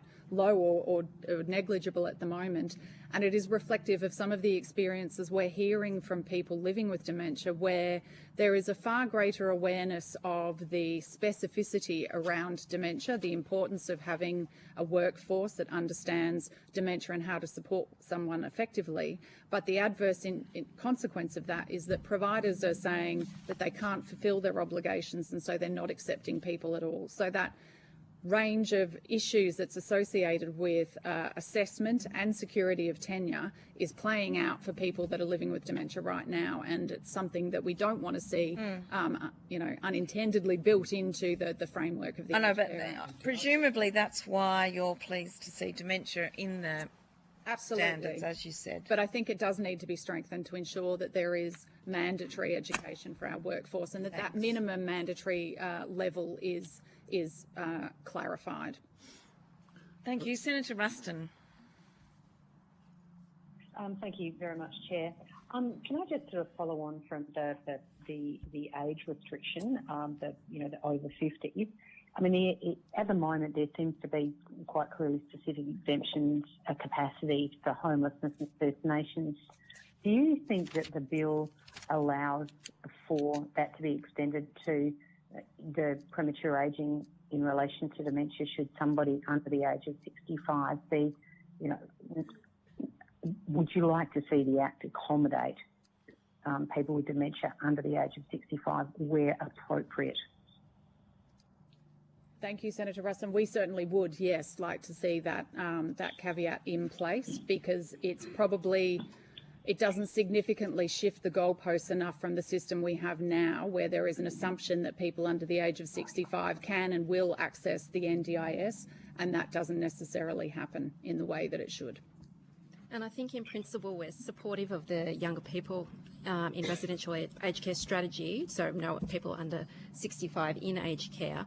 But until the NDIS and the disability sector is mature enough and the market is responding to the needs of people with younger onset dementia, I think there does still need to be the option, particularly for people in regional and rural areas where there might not be particularly disability accommodation services that can support people with younger onset dementia. So we really need, collaboration between the aged care and the disability sectors to respond to that need for people with younger onset. And I think we could add a little bit to that, Carly, that for us there is another dimension altogether, and that is that if a vulnerable person without social supports, family supports, whatever, is made to go through the hoops that currently exists, they can well die before they come to care. By the time they have to go through the NDIS process, fail, and then come back and re-enter into the aged care, we can either lose them or physically lose them, or they can die. There's a human cost to all of this. And if I can just add one more comment from Dementia Australia's comments there before, there is another form of dementia which Wintringham grapples with a lot more than straight out Alzheimer type, and that's ABI, acquired brain injury. And that is, again, has a totally different aetology, different forms of care often makes people much more vulnerable on the streets than dementia, because you're not just someone with a bit of dementia and forgetting and things like that. RB can dramatically affect your behaviour. Yeah. You become very, very, very vulnerable in a range of facilities or prisons or on the streets. So again, that is another aspect of early onset dementia. I guess the other point, just So to add, to that end, please go on. I was just going to add, in terms of people living with younger onset dementia who need to be accommodated in an aged care facility, we would argue that their NDIS support should still be available to them. So essentially, they're housed in an aged care facility, but that wraparound support that they can access through the NDIS should still be available to them. Is that able to happen at the moment? To varying degrees. Doesn't seem to be consistency. No, so we know that there's about 30,000 people living with younger onset dementia. Maybe 2,000 to 2,500 of them are receiving services under the NDIS, although we haven't got the most up-to-date figures on that from the NDIA. And for those people that are fortunate enough, they are living well within their own homes. But the challenge of transferring into aged care or into a residential care setting, whether that be within aged care or the NDIS, is incredibly variable depending on the service, depending on the assessors that have been involved in the conversations, depending on the service providers. And one thing I could probably add, Senator, in regards to, is it happening that people who are homeless are actually accessing aged care services? The reality is they're not anymore under 65. So there's principles and guidelines, national principles and guidelines that refer to exceptional circumstances that very clearly say the ATSI population and people who are homeless can access aged care earlier. So despite those principles and guidelines being there, there's an unintentional consequence now that those people are being blocked, because our data shows us, as the largest provider, nobody's coming in and no one's getting a home care package. And we could argue mischievously that it's intended rather than unintended. Yeah. I'm sorry, can you actually, guys, sorry, would it be possible to be really close to your microphones when you're talking? I'm really struggling on occasion to hear you. So I think, was that you, Mr. Redmond? Did you just say something, or Mr. Lippman? Yes, Mr. Lippman. Or just the unintentional consequences? Well, I was just responding to Kate's comment that it's unintended consequences, and there's times when I think that it's actually intended. They're our gatekeeping. Yeah. One of the things that was a very strict recommendation of the Disability Royal Commission that was that no younger Australians or Australians under the age of 65 should be in aged care. Has this been reconciled across the two Royal Commissions in terms of the response we're seeing here, and you're putting forward a very compelling case as to why there should be exemption? Has that been reconciled back with the disability sector about, because they were pretty clear there should be no exemptions? As far as I'm concerned, there hasn't been, and I think that the most powerful argument, Senator, is what we said before, that last year we had 250 referrals to Winteringham in home care and that was home support. Home support and there were 100 new permanent admissions. So 350 altogether, of which 0 were under 65. Who weren't ATSI. So there were four who were ATSI, but the rest were all above 65. Now that shouldn't be interpreted that they're not out there, because our experience in homelessness is that in the homeless sector is that the population is booming, not shrinking tragically. So that means that they're living in boarding houses, rooming houses, or hospitals, and it's a tragedy because we've got facilities. I need also to make a very clear point. This is not an economic argument for Winteringham. You know, this is not about us increasing.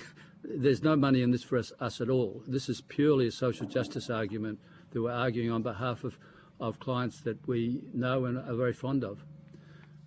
I'll give the call now to Yes, Senator actually, Orman to Payne. that end. Sorry, I'll Sorry. return to you in a moment, Senator Rushton. I just want to make sure Senator Orman Payne has a chance to ask questions as well. Thanks, Chair, and thank you both for your submissions and comments so far. I'm interested to explore in a little bit more detail. You note in your submission from Dementia Australia, and I think you've alluded to it, Ms Redman, when you've said, you know, I'm presuming you were particularly talking about transport limitations, for example, in your example, but you say in your submission that large numbers of people with dementia have concerns about the scope and affordability of services available under the home care and residential aged care system as proposed. I'm just wondering if you could elaborate a bit more on those concerns.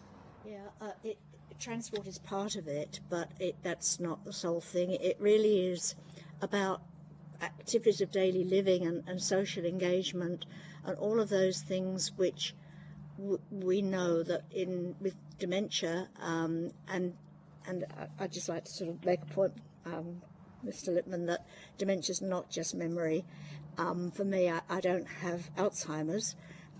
It's not always a memory issue. It is very much about being able to organise oneself to do tasks and to be able to get yourself organised to get out and do things. It's organisational skills, it's sequencing, it's mobility, which deteriorates very quickly because of the neurologically, can't even say the word, sorry, neurologically impacted. So there are a number of factors that, although they're not clinical, for us it's almost a clinical issue in as much as if we don't do it, we will deteriorate very quickly.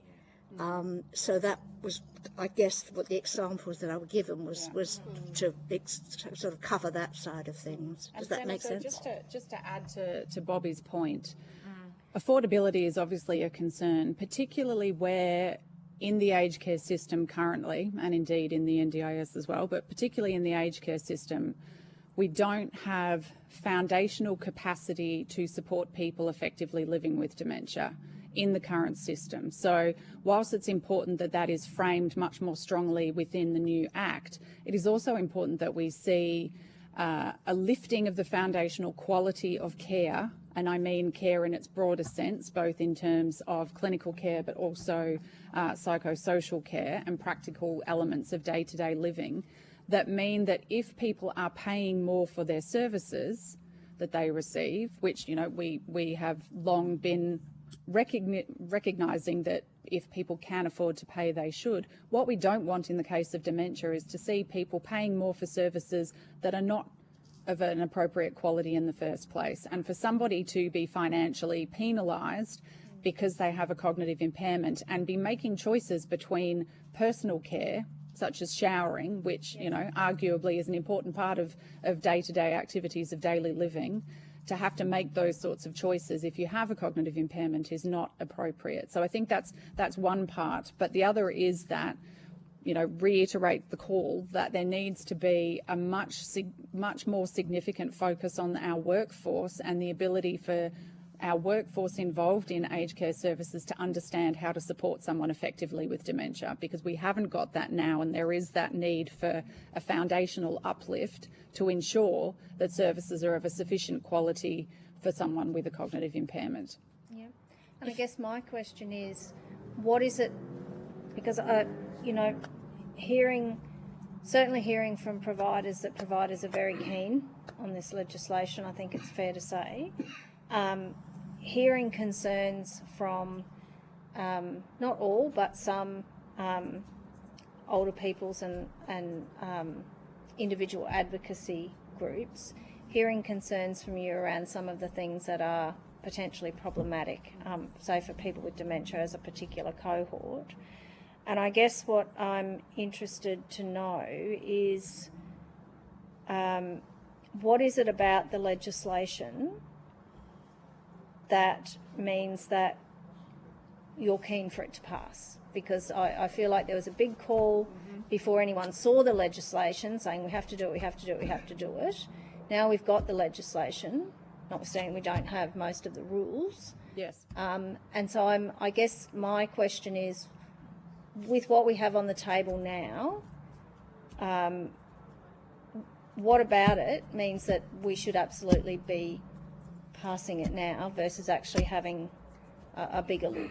And I guess one of the reasons I say that too is the Inspector General gave evidence on Thursday and said, the Royal Commission said we needed to have no rationing, we needed a needs-based system. This is aspirational, but it doesn't do that.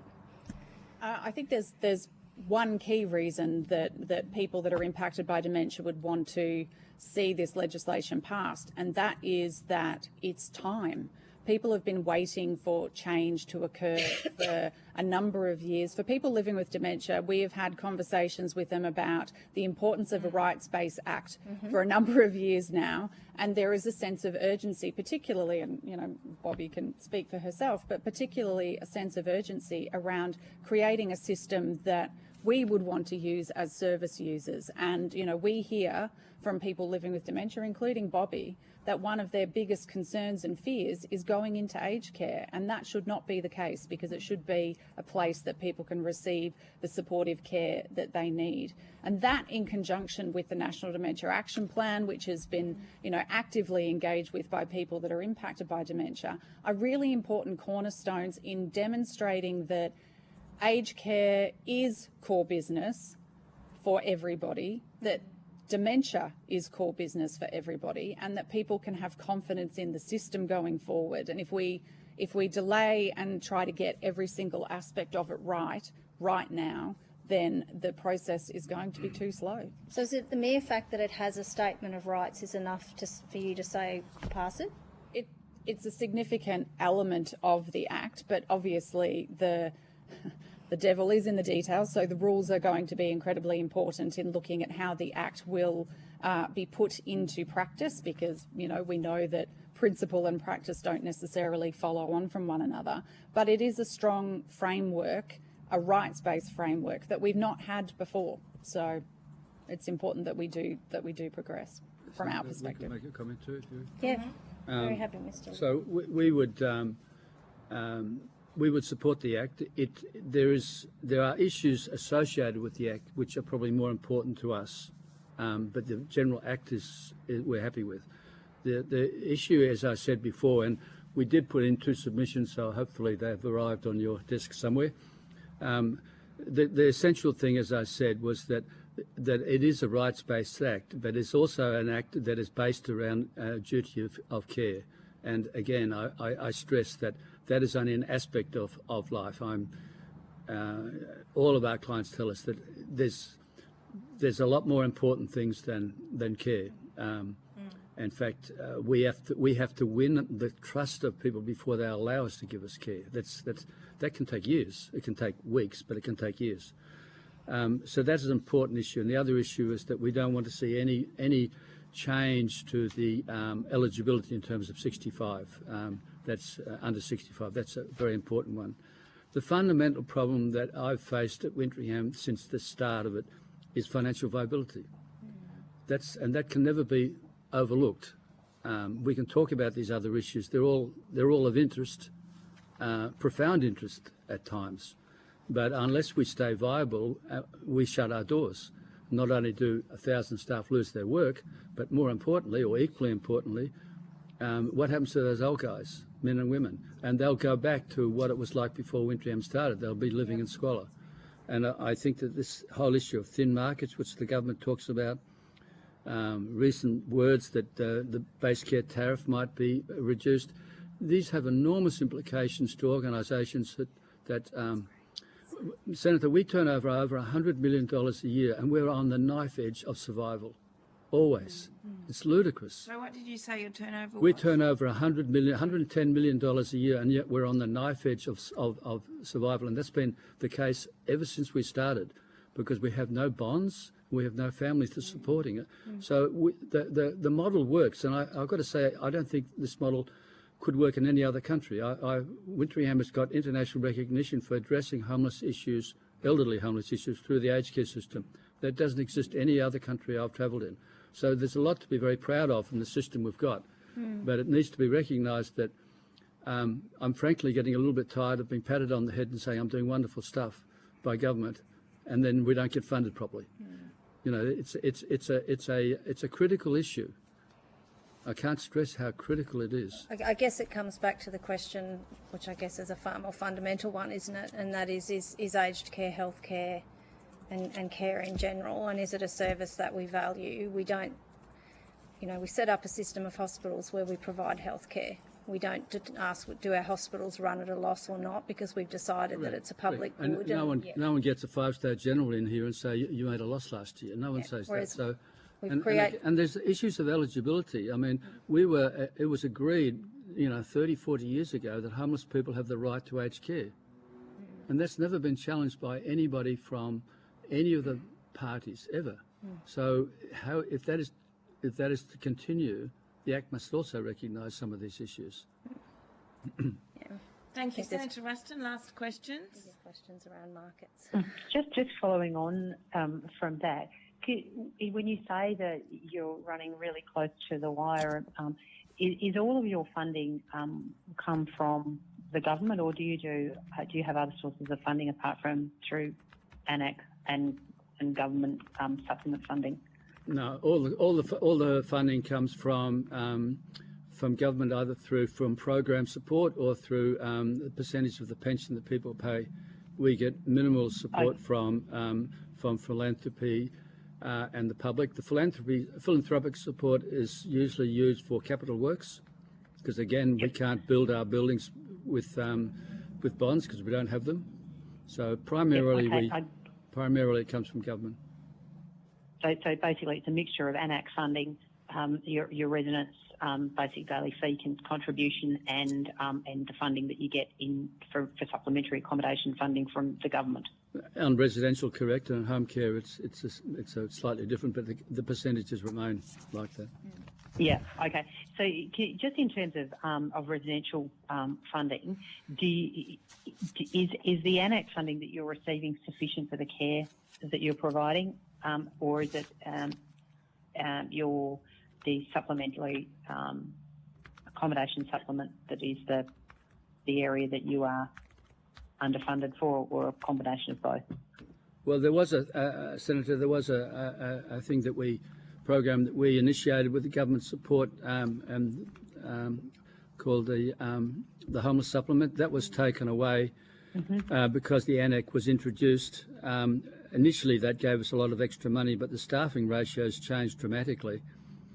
And as I said, they've changed towards a heavy emphasis on nursing care, which we're only too happy to put more staff on because it's more money. That's perfectly appropriate. We would rather an argument that our other forms of psychosocial support are recognised. And home support, there's nothing. I mean, we look after 1,000 homeless clients on home care packages with the same funding as every other mainstream provider.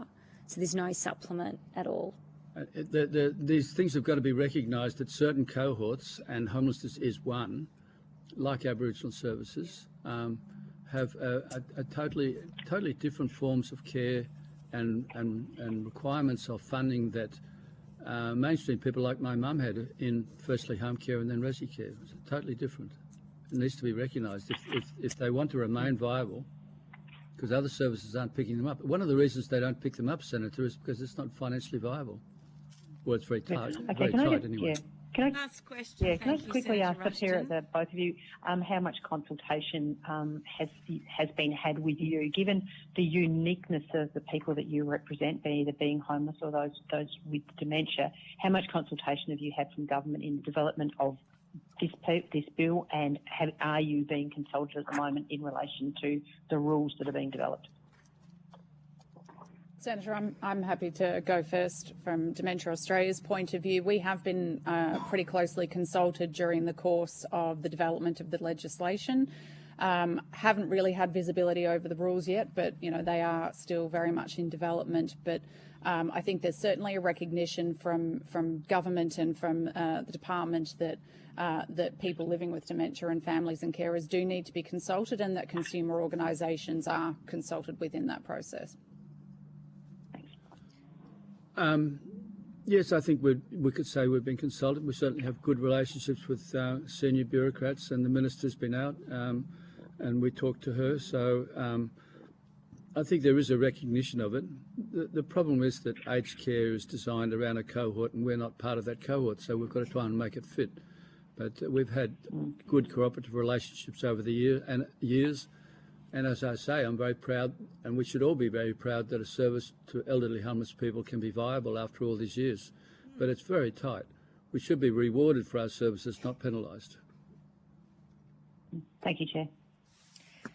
Thank you very much to our witnesses today. I found that evidence enlightening, and we're very grateful for your evidence today. Any questions taken on notice are due by the 17th of October, and we will report to the Senate on the 31st. So thank you very much. And in particular, thanks to you, Ms. Redman. Visibility of people with lived experience is incredibly important to our Senate processes. So thank you very much. I appreciate the opportunity. Thank you. Thank you. Thank you. Thank you.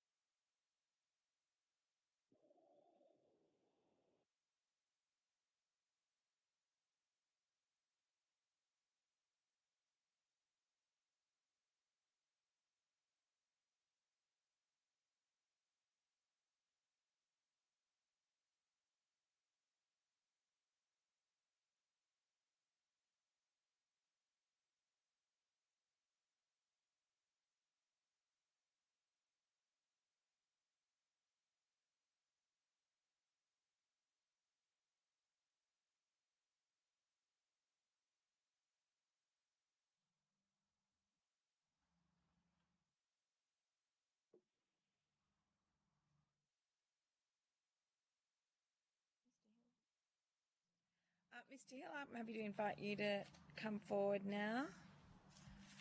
I can let you know that the other witnesses that are joining us are actually online. Yeah.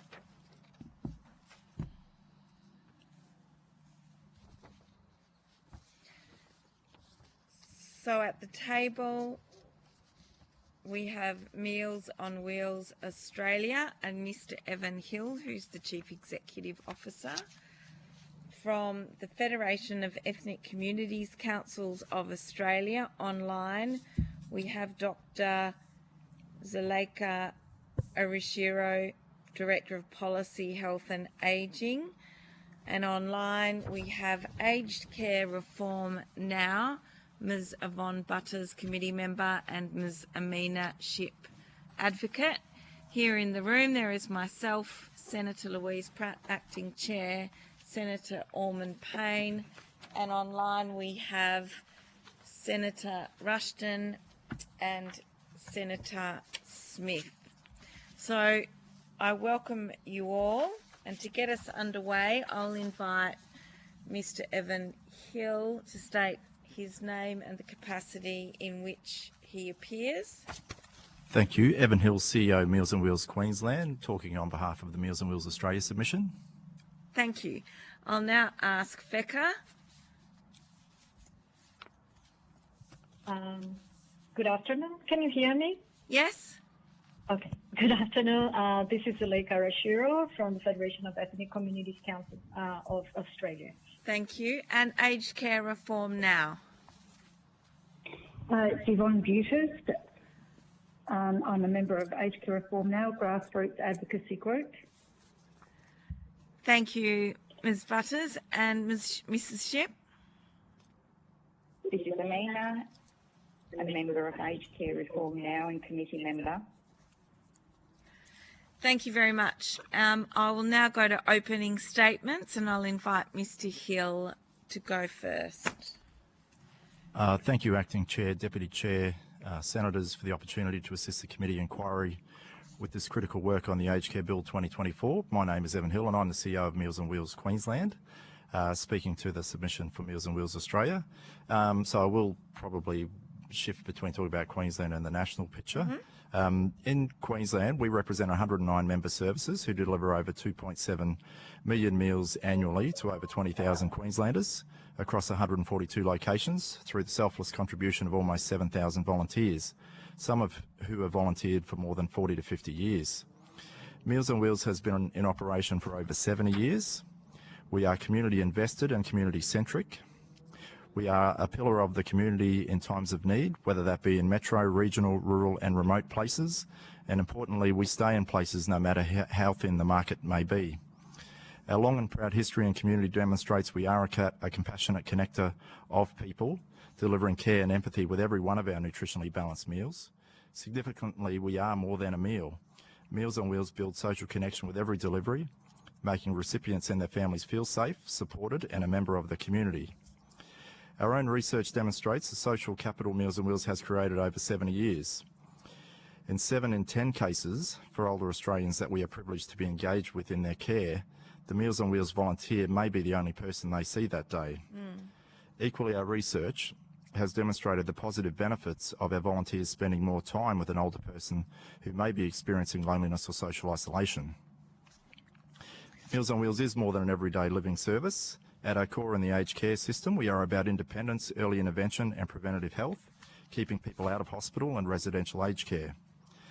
Meals on Wheels Australia, as it's stated in its submission, supports the Aged Care Bill, and as noted in submission put forward by our national body, it is critical legislation bringing overdue reform to Australia's aged care system. Nationally, we do foresee challenges with our volunteer workforce in both attraction and retention sense, should the bill retain civil penalties on aged care workers for breaches of the Code of Conduct, given volunteers are captured in the definition of an aged care worker. We support removing penalties on aged care workers for breaches of the Code of Conduct.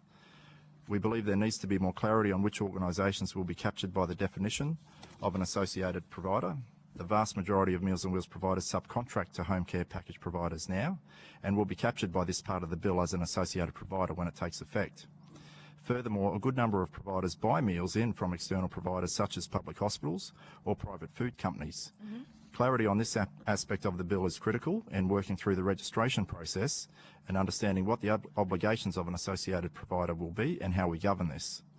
And finally, also highlighted in the national submission is the eligibility for funded aged care services. We support the introduction of the single assessment process to determine eligibility and service types, but we do have concerns on the rules for people to access support urgently whilst waiting for an assessment. This could be in the case where a carer falls ill and it becomes critical to provide meals very quickly. A period of up to 12 weeks would be a reasonable time period for provision of essential services such as meals. On behalf of all Meals on Wheels providers and volunteers in our community, I thank you for the opportunity to participate today and I welcome your questions. Thank you very much, Mr. Hill. I'll now ask Dr. Arashiro.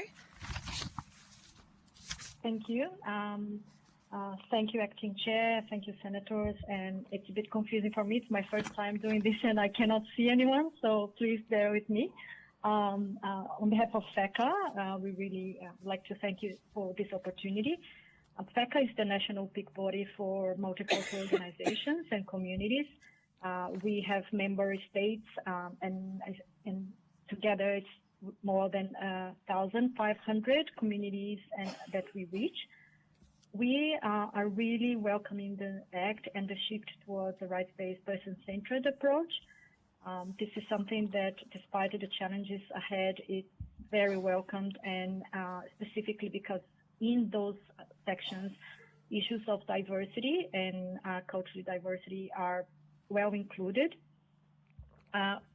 We were a bit worried throughout the process with the difficulties to conduct proper consultation with communities and with older people from multicultural communities. This has been an extremely complex journey, and I think the gaps in consultations with multicultural communities is one of the issues we would like to highlight.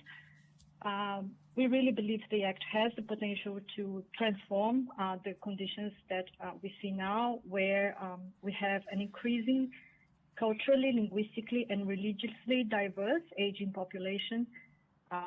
Older people from culturally, linguistically diverse backgrounds already account for about a third of the people over 65. And we also have data trends demographically that shows that this is likely to increase over the next decade. So we are really looking forward to preparing a system that can cater for not only the present, but for this diversity. And one of the good aspects that we also see in the new legislation is also in the support at home program, because most of the multicultural communities and other people have higher usage of home care rather than residential aged care. The latest data is just about 20% of residential aged care users are actually born in non-English speaking countries. So it's a very welcome investment in shifting attention, more attention and support. I guess in terms of the things we would like to see happening, and has been a remark from many others, is while it's very positive what we see in the Statement of Principles and Statement of Rights, it has been really challenging to talk to communities about what this means in practice, how this is going to be embedded and transformed. So I'll just be open for more questions as we go, but I think ultimately what we need to think is how the equitable aspects of the Act will be embedded from the process of access through assessment, through actual assessment, access to the services. So throughout the whole journey, how these things will actually happen. And at this point, it is a bit hard to assess. Thank you for the opportunity, and we are happy to take questions. Thank you, Dr. Arashiro. Now to aged care reform now. And before you start, I just wanted to thank you for your advocacy as well-known constituents of mine in Western Australia. Thank you very much for all the work that you do. And I will, is it Mrs. Shipp or Ms. Butters who's giving the statement, or both of you? It'll be Amina Shipp to start with, if that's okay. Thank you. Yes, of course. Please begin. Thank you, Acting Chair, and thank you, Senators. I'm a retired bank officer. I served the Commonwealth Bank of Australia for 33 years. I'm a wife, a mother and grandmother. I had the privilege of being Mum's main carer for 15 years. My support enabled her to maintain total independence to age 97 and a half. Mum was educated, she wrote poetry, travelled the world, loved family gatherings and enjoyed socialising. She was much loved and respected, particularly within the Italian community in Fremantle, here in WA. Further to a number of falls in which Mum sustained multiple fractures each time, it became very difficult and risky to keep her at home on her own. The 12 hours weekly assistance received on her level 4 home care package was no longer sufficient. So in 2018, we both agreed it was time to move into a residential aged care facility for 24/7 care. I was very concerned when I identified systemic issues within the first week of her moving in, mainly unreported falls, medication errors, medication being shared, webster packs going missing, unqualified staff administering medication incorrectly, overall inadequate nursing and clinical care, which was what she needed most. On the 1st of September 2019, and around 1:30 a.m, Mum needed help to sit up in her bed as she'd been vomiting. She was choking on it.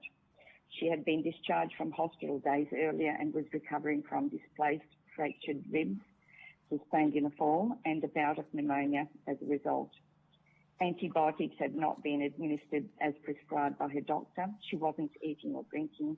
Her weight had plummeted to 36 kilos. She was very unwell and needed palliative care. This was not provided. Following the fall from bed, assistance was not prompt, and in an attempt to get out of bed by herself, she sustained her last fall. Her buzzer was out of reach. Her pendant alarm had been removed with a sore nightgown. The sensor mat was tucked underneath the bed. For over 2 hours, she was on the cold floor in pain due to her injuries. Her cries of help went unheard and unnoticed. Eventually, she was found and put back into bed with a dose of liquid Panamax. Standard post-fall protocol was not followed and checks were not performed.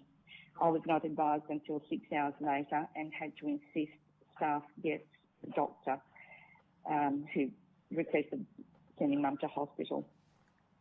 Sadly, to make matters worse, the next day Mum was administered an overdose of the wrong drug by 2 registered nurses in hospital, hydromorphone instead of morphine. I found Mum unresponsive and sat in tears as I watched her die over several hours. I never got the last goodbye, a kiss or a hug. Excuse me. Take your time. Due to the medication error, the coroner's office had to be advised, and I had to agree to an autopsy which was against Mum's religious beliefs. I had to formally identify Mum on a cold slab in the morgue and then wait 18 days before her body was released for burial. I had no idea about advocacy peak bodies such as OPAN. I spent 2 years searching for answers from the facility manager, the facility CEO and executive, the Aged Care Quality and Safety Commission, Health and Disability Services Complaints Office, Health Consumers Council, the State Minister for Health, APRA, the 2 hospital directors of nursing, the Coroner's Office, my local MP, a senator, and anyone who would listen. I reached the point where I recognised I needed to take care of my mental and physical health and sought professional counselling for 2 years. By then, I knew I would never get the closure I needed, so I retired from my job and channeled my pain, grief and frustration into advocacy with like-minded people, and we formed grassroots advocacy group Aged Care Reform Now. Mum's human rights were not respected. She was stripped of all dignity. I don't want her to have died in vain, and I don't want to see anyone else suffer the same trauma that I have. We don't condone cruelty to animals, yet we continue to allow our most vulnerable to be neglected and abused in this way. In closing, many of us believe that only by working together with older people, families, staff, providers, peak bodies, unions, academics, health bureaucrats and politicians, that older people in Australia will receive the care and support they need. We have lodged a submission and sent through an executive summary of our joint submission with Aged Care Justice, Carer Circle, Australian Independent Retirees. And I think that is all I'm up to at the moment, Senator. Thank you very much, Mrs. Shipp. And I want to say to you that your advocacy is a very powerful tribute to your late mother, and everyone here in the room has been very moved by your relaying of your and her experience and the failings in the system that should never have happened.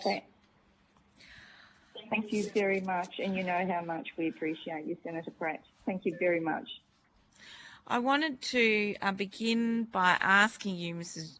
Shipp, about the complaints system and the lack of resolution that you had through the existing complaints system. I know since the time that you started raising these issues, the system has changed once already, but now we're finally going to a rights-based system. But in particular, I wanted to ask you about having a dedicated and independent complaints commissioner and about transparency and accountability in our aged care system.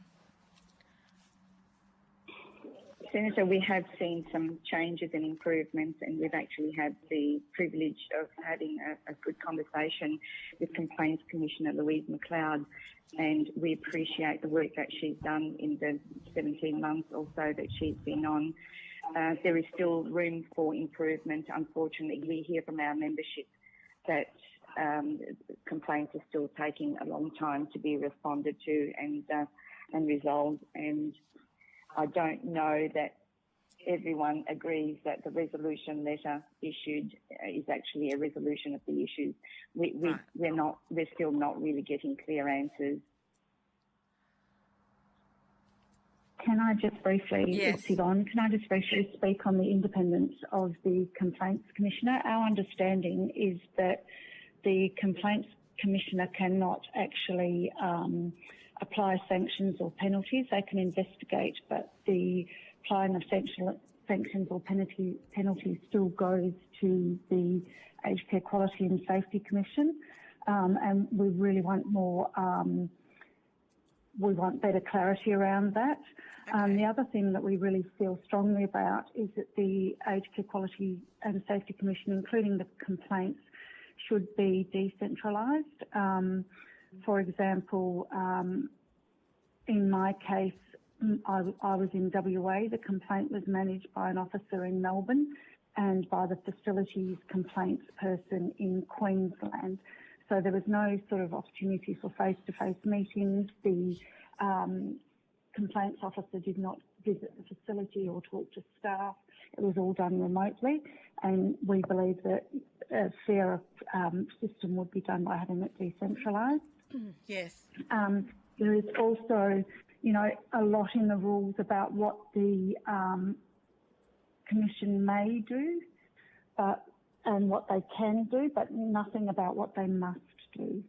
So we feel that in some areas there must be penalties.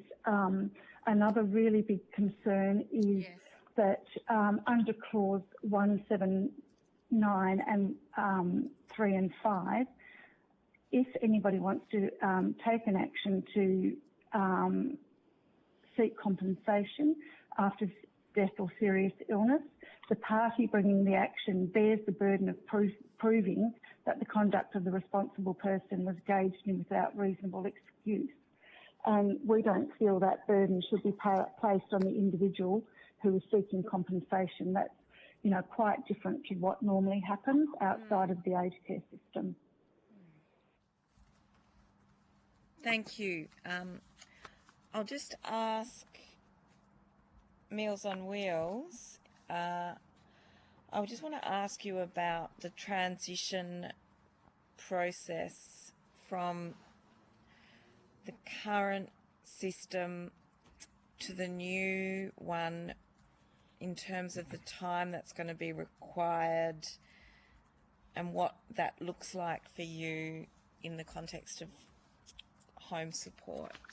Yeah, thank you, Acting Chair. So I think for Meals on Wheels across Australia, so the majority of providers actually sit outside the Act as it stands now. So there's automatically a deeming process that will need to be undertaken that will bring those providers into the Act. So I think if I talk specifically about Queensland, you would have 90% of Meals on Wheels, I would say, that will be going through that process. We have some members of Meals on Wheels in Queensland who already are home care package providers, already approved providers. So, and the majority of those would be in your small to medium size organisations. So I think there will be, certainly in Queensland, and I would say in New South Wales as well, a heavy reliance on the sector support and development organisations, which we are one of those, to be able to lead organisations through that. So I guess on one hand, there's been a reasonable amount of information about that, so we've been able to prep and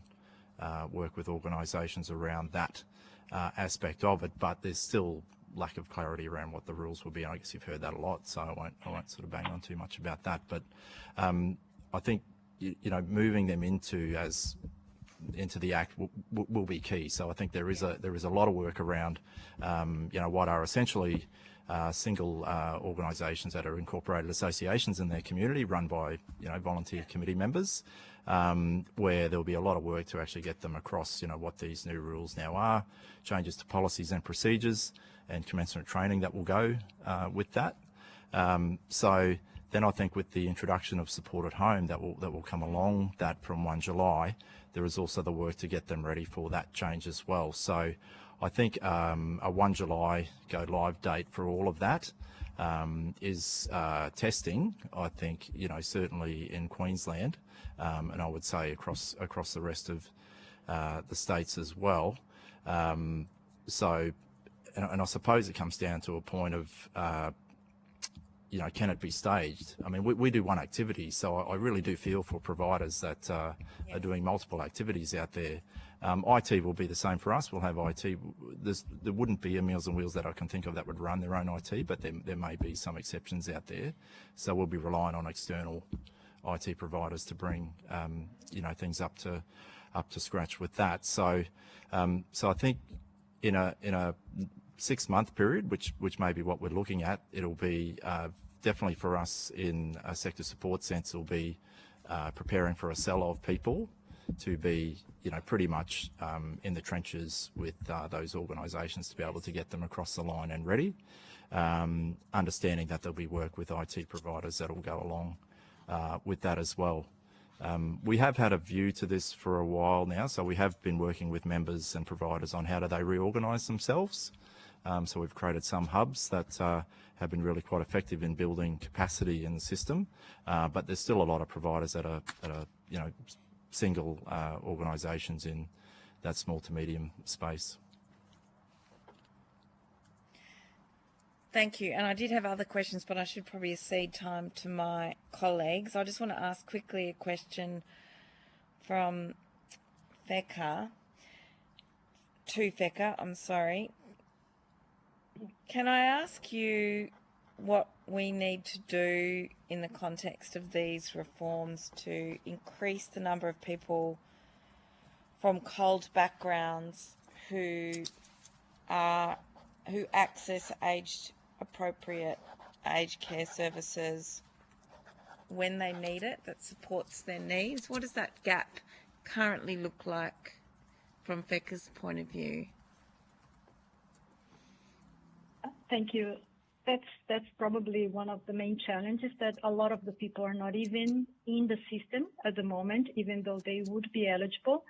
FECA has been working for a long time, but also ran a major investment with the government and 23 partners to create connectors between really local ground connectors who would do the work of supporting older people who don't speak English well, who don't understand the system, to then join My Aged Care. So I think the first gate that has to be crossed is equity in access, and not only to assessment, but to actually access My Aged Care. At the moment, the reliance is just through Care Finder program, and we know that it's been very uneven. So the first thing is culturally appropriate support tailored to people who don't know the system, who need language support, and even the cultural translation of what aged care services are. There are surveys indicating they sometimes think aged care is only what they call nursing homes, right? There is no knowledge, because in many countries this type of service doesn't exist with support from government. So there is a whole education piece at the community level, but also in supporting the connectors to bring these people into the system. I think that's the major step. The second step is to gradually have more enforceable mechanisms. And we do understand that it's been a very challenging process, and don't expect, more like, let's say, mandatory issues coming to service providers. But the reality is that we've been hearing is that there's so much changing that whatever is not really mandatory or risk, it will be postponed. There is a high risk that interpreting what culturally appropriate means will be left behind under the meters of everything else that has to change in the system. So I guess there is a side of community level, but there is also a side of how to ensure providers actually comply with the person-centered and rights-based approach. Thank you. That's really helpful. Senator Allman-Payne. Thank you very much, Chair. Might go to aged care reform now. Interested on your views around whether you think there's been an appropriate balance between consultation with providers versus participants between the exposure draft and the bill that we now have before us? It's Yvonne. I'll take that question. I don't think there has been enough consultation. We had less than 2 weeks after the Act was presented in Parliament to do the submission, which for volunteer groups and advocacy groups is really, really challenging to try and get to that. For example, you know, today I think there's not many lived experience people on. So I think the balance, even on other webinars, there is more time given to providers than there is to individuals and grassroots advocacy groups. Okay, thank you. I know you've made some comments to Senator Pratt in relation to the complaints process.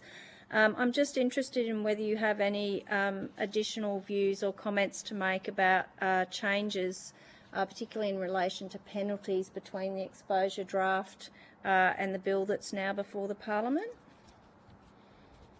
Well, we are disappointed that the criminal liability has been removed, because this is inconsistent with current laws in Australia for high-range offences.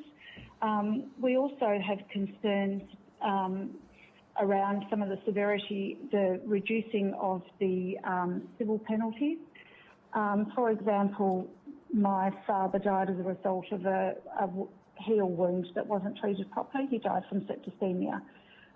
Despite the Commission finding that it hadn't been dressed or reviewed for 5 days, there were no sanctions or penalties for the facility, no closure for the family, and no justice for my parents.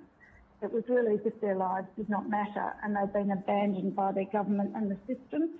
And we actually feel this is government sanctioned neglect. As Amina said, if you treated a dog like you treat some of the people in aged care, there would be civil penalties.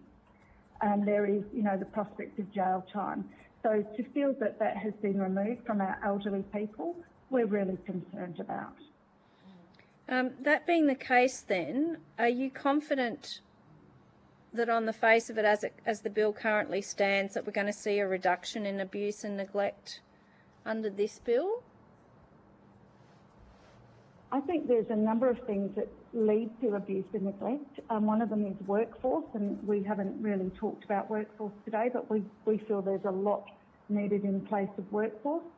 But I do feel that there needs to be stronger penalties. You know, ideally no one would be harmed in residential care.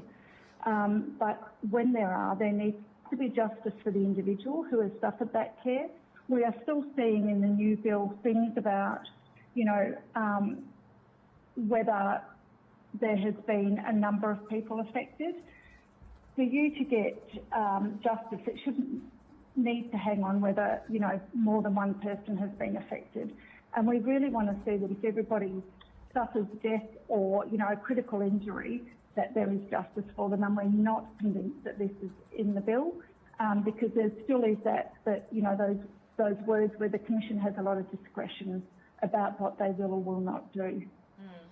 We've heard from a couple of organisations who have views around mandatory training. Do you have a view on whether there should be mandatory training, particularly around dementia and palliative care for staff in aged care facilities? We absolutely do. The bill actually, in the rules, they talk about needing a minimum certificate for allied health assistance, but there is no minimum training requirements for the majority of the workforce in residential aged care, which are the carers. We believe there needs to be a national harmonised training scheme with a minimum of Certificate 3, and with ongoing training in areas like infection control, dementia, palliative care. Absolutely. All right. Question, thank you very much. Question for you, Mr. Hill. Noting that there's going to be, notwithstanding that we don't have all of the information around the rules, but we've certainly seen the service list, and we've got a rough idea of the additional contributions, or at least the percentages of additional contributions, the ranges that people are going to have to make for services, particularly for one like yours. Yep. Do you have concerns that people having to pay more are potentially going to either have to forego meals or care? Yeah, look, I think so, and I think that exists in the system now, I think, to be honest. So I think if you look at the service list too, the categorisation of meals is in everyday living, and you know, there's a category there for independence. So if you're in everyday living, you know, you will potentially, or you will actually pay more out of pocket. So whereas we think Meals on Wheels lines more with independence, to be fair, and we would advocate for that change absolutely. So so yes, look, and I think the funding of a meal, it can be very flat, very blunt instrument. So, you know, there are complexities of meals. There's obviously complexities of requirements for people, in, you know, to stay well inside the home, you know, whether they have swallowing difficulties, etc. So I think to have a single rate for a meal potentially that really has no bearing on nutritional content, or, you know, necessarily what the basis of where that meal's come from, is problematic. And, you know, it's work we have been at with the department for a while, but, you know, I think it would be great to get resolution around that, because I think it sends a signal to people, you know, the importance of food to actually stay and live well at home, but to providers. And I think if there was an aged care standard that included around nutrition for meals in the home, I think that would be equally important as well, because then you could wrap aged care's quality and safety around nutrition of that meal going to that person, and the understanding around the complexity of that as well. And then it can be funded properly. And I think that's important. So, which would then go to your point, Senator, would take some of the burden of that out-of-pocket expense concern. Because, yep, sorry. No, we heard from Dietitians Australia today that they had concerns around the fact that there was standards around food in residential aged care facilities, but not centres and in the home. So it sounds to me like you would be supportive of that being expanded. I can only see upside, to be honest, Senator, and to full declaration, we did have a conversation with the Quality and Safety Commission yesterday, and they are working on this, and it sounds promising, because I think, but it needs still to consider funding, and I think the department and IHACPA particularly, I guess, you know, working on pricing, but what the funding model for that is important, because that will help providers, but will ultimately help the, you know, the older Australian, you know, who's wanting to live at home for as long as they possibly can, have a you know, a good understanding, a well-funded meal. Yeah, thank you. I'm aware that I need to pass on the call. I just wanted to thank you, Dr. Arashiro, for your evidence. Senator Pratt asked a couple of the questions that I was going to ask, and it was also covered in your opening statement, but appreciate you being before the committee today. Thanks, Chair. Okay. Thank you. Thank you. Senator Rushton. Thank you very much, Chair. Can I go to you, Mr. Hill? I'm just keen to understand. You spoke in your opening remarks in relation to the single assessment implementation. I'm just wondering, are you already starting to see that roll out? Has that started to be implemented, or is it you still waiting for that to start? I think we're waiting for that to start. Like, I understand the work around establishing the providers and the workforce change that needs to go with that.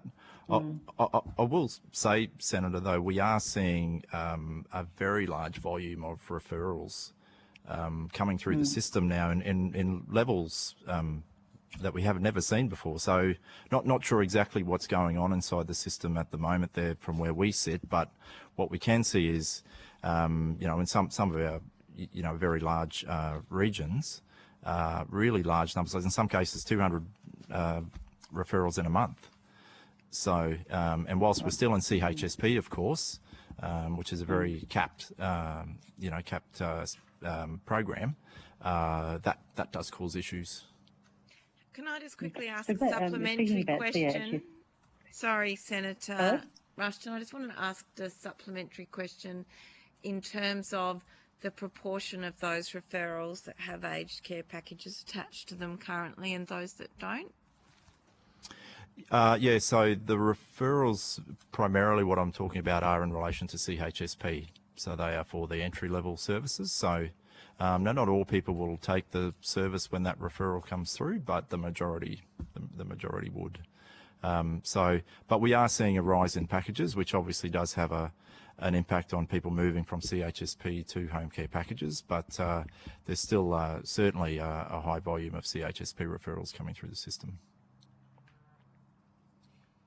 Please continue, Senator Rushton. Thank you. Okay, thanks. So in relation to CHSP, have you got any understanding at all what's going to happen with CHSP when it concludes? Oh, I appreciate your faith in me there, Senator. Well, we know it'll be extended to 2027. I mean, there is an important update from the department in just over a week and a half, I believe. So, but look, I think for the majority of our Meals on Wheels providers out there who are, you know, primarily operating around that CHSP, I guess we don't want to see it lose focus whilst the supported home is, you know, stood up and correctly bedded in, which obviously we're supportive of and needs to happen. But you know, the population is continuing to age, and the call on these CHSP services, which have stood the test of time, really. I think when I started with Meals on Wheels 6 years ago, I think the tip was that home care package and CHSP was merging. So, and here we are. So I think it's really around growth and getting the making sure that we're not leaving it to to be the lesser of the two programs, I guess. Yeah, indeed. So just on your financial viability, how much do you rely as an organisation on fundraising or external services to supplement the service that you provide for people who are either on CHSP or on a package? Sure. Look. I mean, I can't give you an exact figure, but I would say every service is reliant on a level of that. At the very least, to provide a buffer, so to ensure they have a buffer, because there will be circumstances where people can't afford to pay anything. In fact, so but there will be some organisations in the Meals on Wheels community that will rely on that more than others, and that's largely due to the way that demand comes through their door. Yeah, I was probably thinking more along the lines of in the process of trying to get sort of nationally efficient pricing in place to make sure that funding is appropriately provided for particular line items. As to whether the funding that you're receiving, well, first of all, is the funding that you receive for from the government through CHSP or through home care packages, is that consistent state by state, or do you receive different amounts depending on which state you're in? Oh no, look, it varies. It's historic in many cases around the transition from the old HAC program to CHSP. Senator. So, and then there's, triple M loadings in certain areas. So, certain services will, put cases forward to the department around, changes in their cost structure, which obviously then allows them to try and negotiate an increased unit price. So it is more on an individual sort of case by case basis. I think it's fair to say. But I think, sorry. I was going to say, I understand the modified Monash variation, but I'm just trying to understand if you're talking about a like-for-like situation, that if you've got different pricing from different states and territories, I mean, how difficult is that to manage? And if you're in any way reliant on fundraising, I mean, you obviously rely already significantly on volunteers. I'm just trying to work out, is there something that we should be doing if we're asking you to do what you're doing to make sure that we have got a commercially viable operation for you, because you provide a service that's far in excess of just the meals that you're providing. You're providing, as you say, that connectivity with older Australians. Sometimes you're the only person that visits them every day. You are the eyes and ears for many Australians, in case somebody's had a fall or they're unwell or the like. So I'm just wondering if there is any concerns about the financial viability of Meals on Wheels on the basis of the reliance that we're expecting you to place on your own external support services. Look, Senator, I think the best way I can answer that, try to answer that at a national level, is I think to a service they would all say, well, look, if the definition of a meal was defined better and had commensurate unit price attached to that, rather than essentially a flat price, then I think every service would say, well, that if that's defined and funded in a way that's then consistent across the nation, then that would be a step in the right direction. Understanding too, in some regions, potentially, it will cost more than it will in other areas. So, but I think getting to what that definition is for a meal and lining, the unit prices up against that would be a step in the right direction to that financial viability. Mm.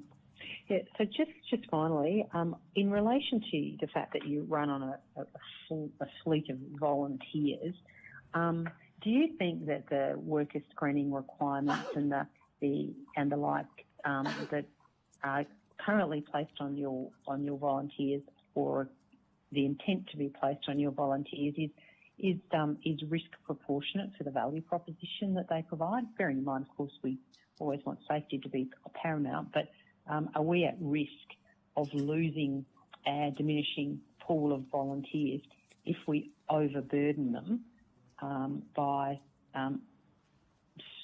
ever-increasing strictness of requirements? Yes, so I think there is always a tension in a volunteering involving organisation around the overburden on volunteers, but we do agree training and compliance and awareness of code of conduct, etc., is really important. But employment screening, I would say, and I do see the harmonisation in the in the bill. So I think that is sensible, and I think as long as it's simple for volunteers to be able to go through that employment screening, that's fine. So I think you're right about the overburden. I think the employment screening, as long as the implementation of that is simple, I think we'll be okay with that, and I think it is important feature. I think the issue of the breaches of the code for volunteers in home care, given they're in the definition of the aged care workers, it is a concern, notwithstanding a lot of the issues that have been raised here before. Thanks. And just finally, if I could go to you, Ms. Shipp, and I thank you very much for telling us, your story. I'm just wondering if you have any views as to whether the new Aged Care Act in any way gives you greater comfort that the issues that were faced in your experience with your parent are dealt with by this piece of legislation. I don't think that it will work as is. I think it still needs a few changes, and I'll put Yvonne on because I'm still tearing up.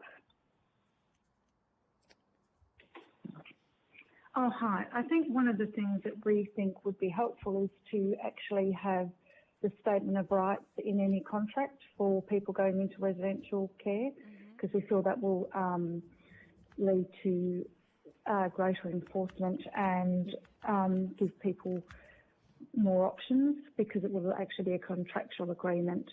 As I said previously, the Act does state if an individual to whom a duty is owed a risk of death or serious injury or illness, and the conduct involves a significant failure, they may be subject to a civil penalty. And we think that word may should be changed to should or will, because we do believe that conduct that leads to a serious injury or death, just like it would in any other setting, should lead to a civil penalty, like a fine. So can I ask you then, Ms. Butters, so the premise of what you're saying here is that you believe that the penalty regime is the thing that is likely to improve the situation, as opposed to changes in processes, procedures, information, education, the mandating of particular care types and places and mechanisms.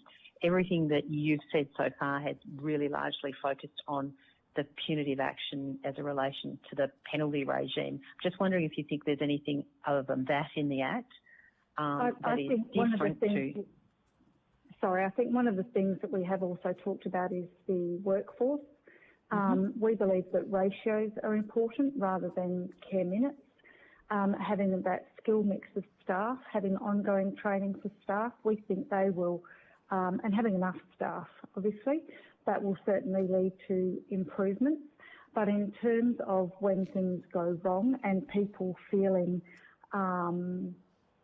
that, they have had justice, I think then we do need to look at some of the punitive things.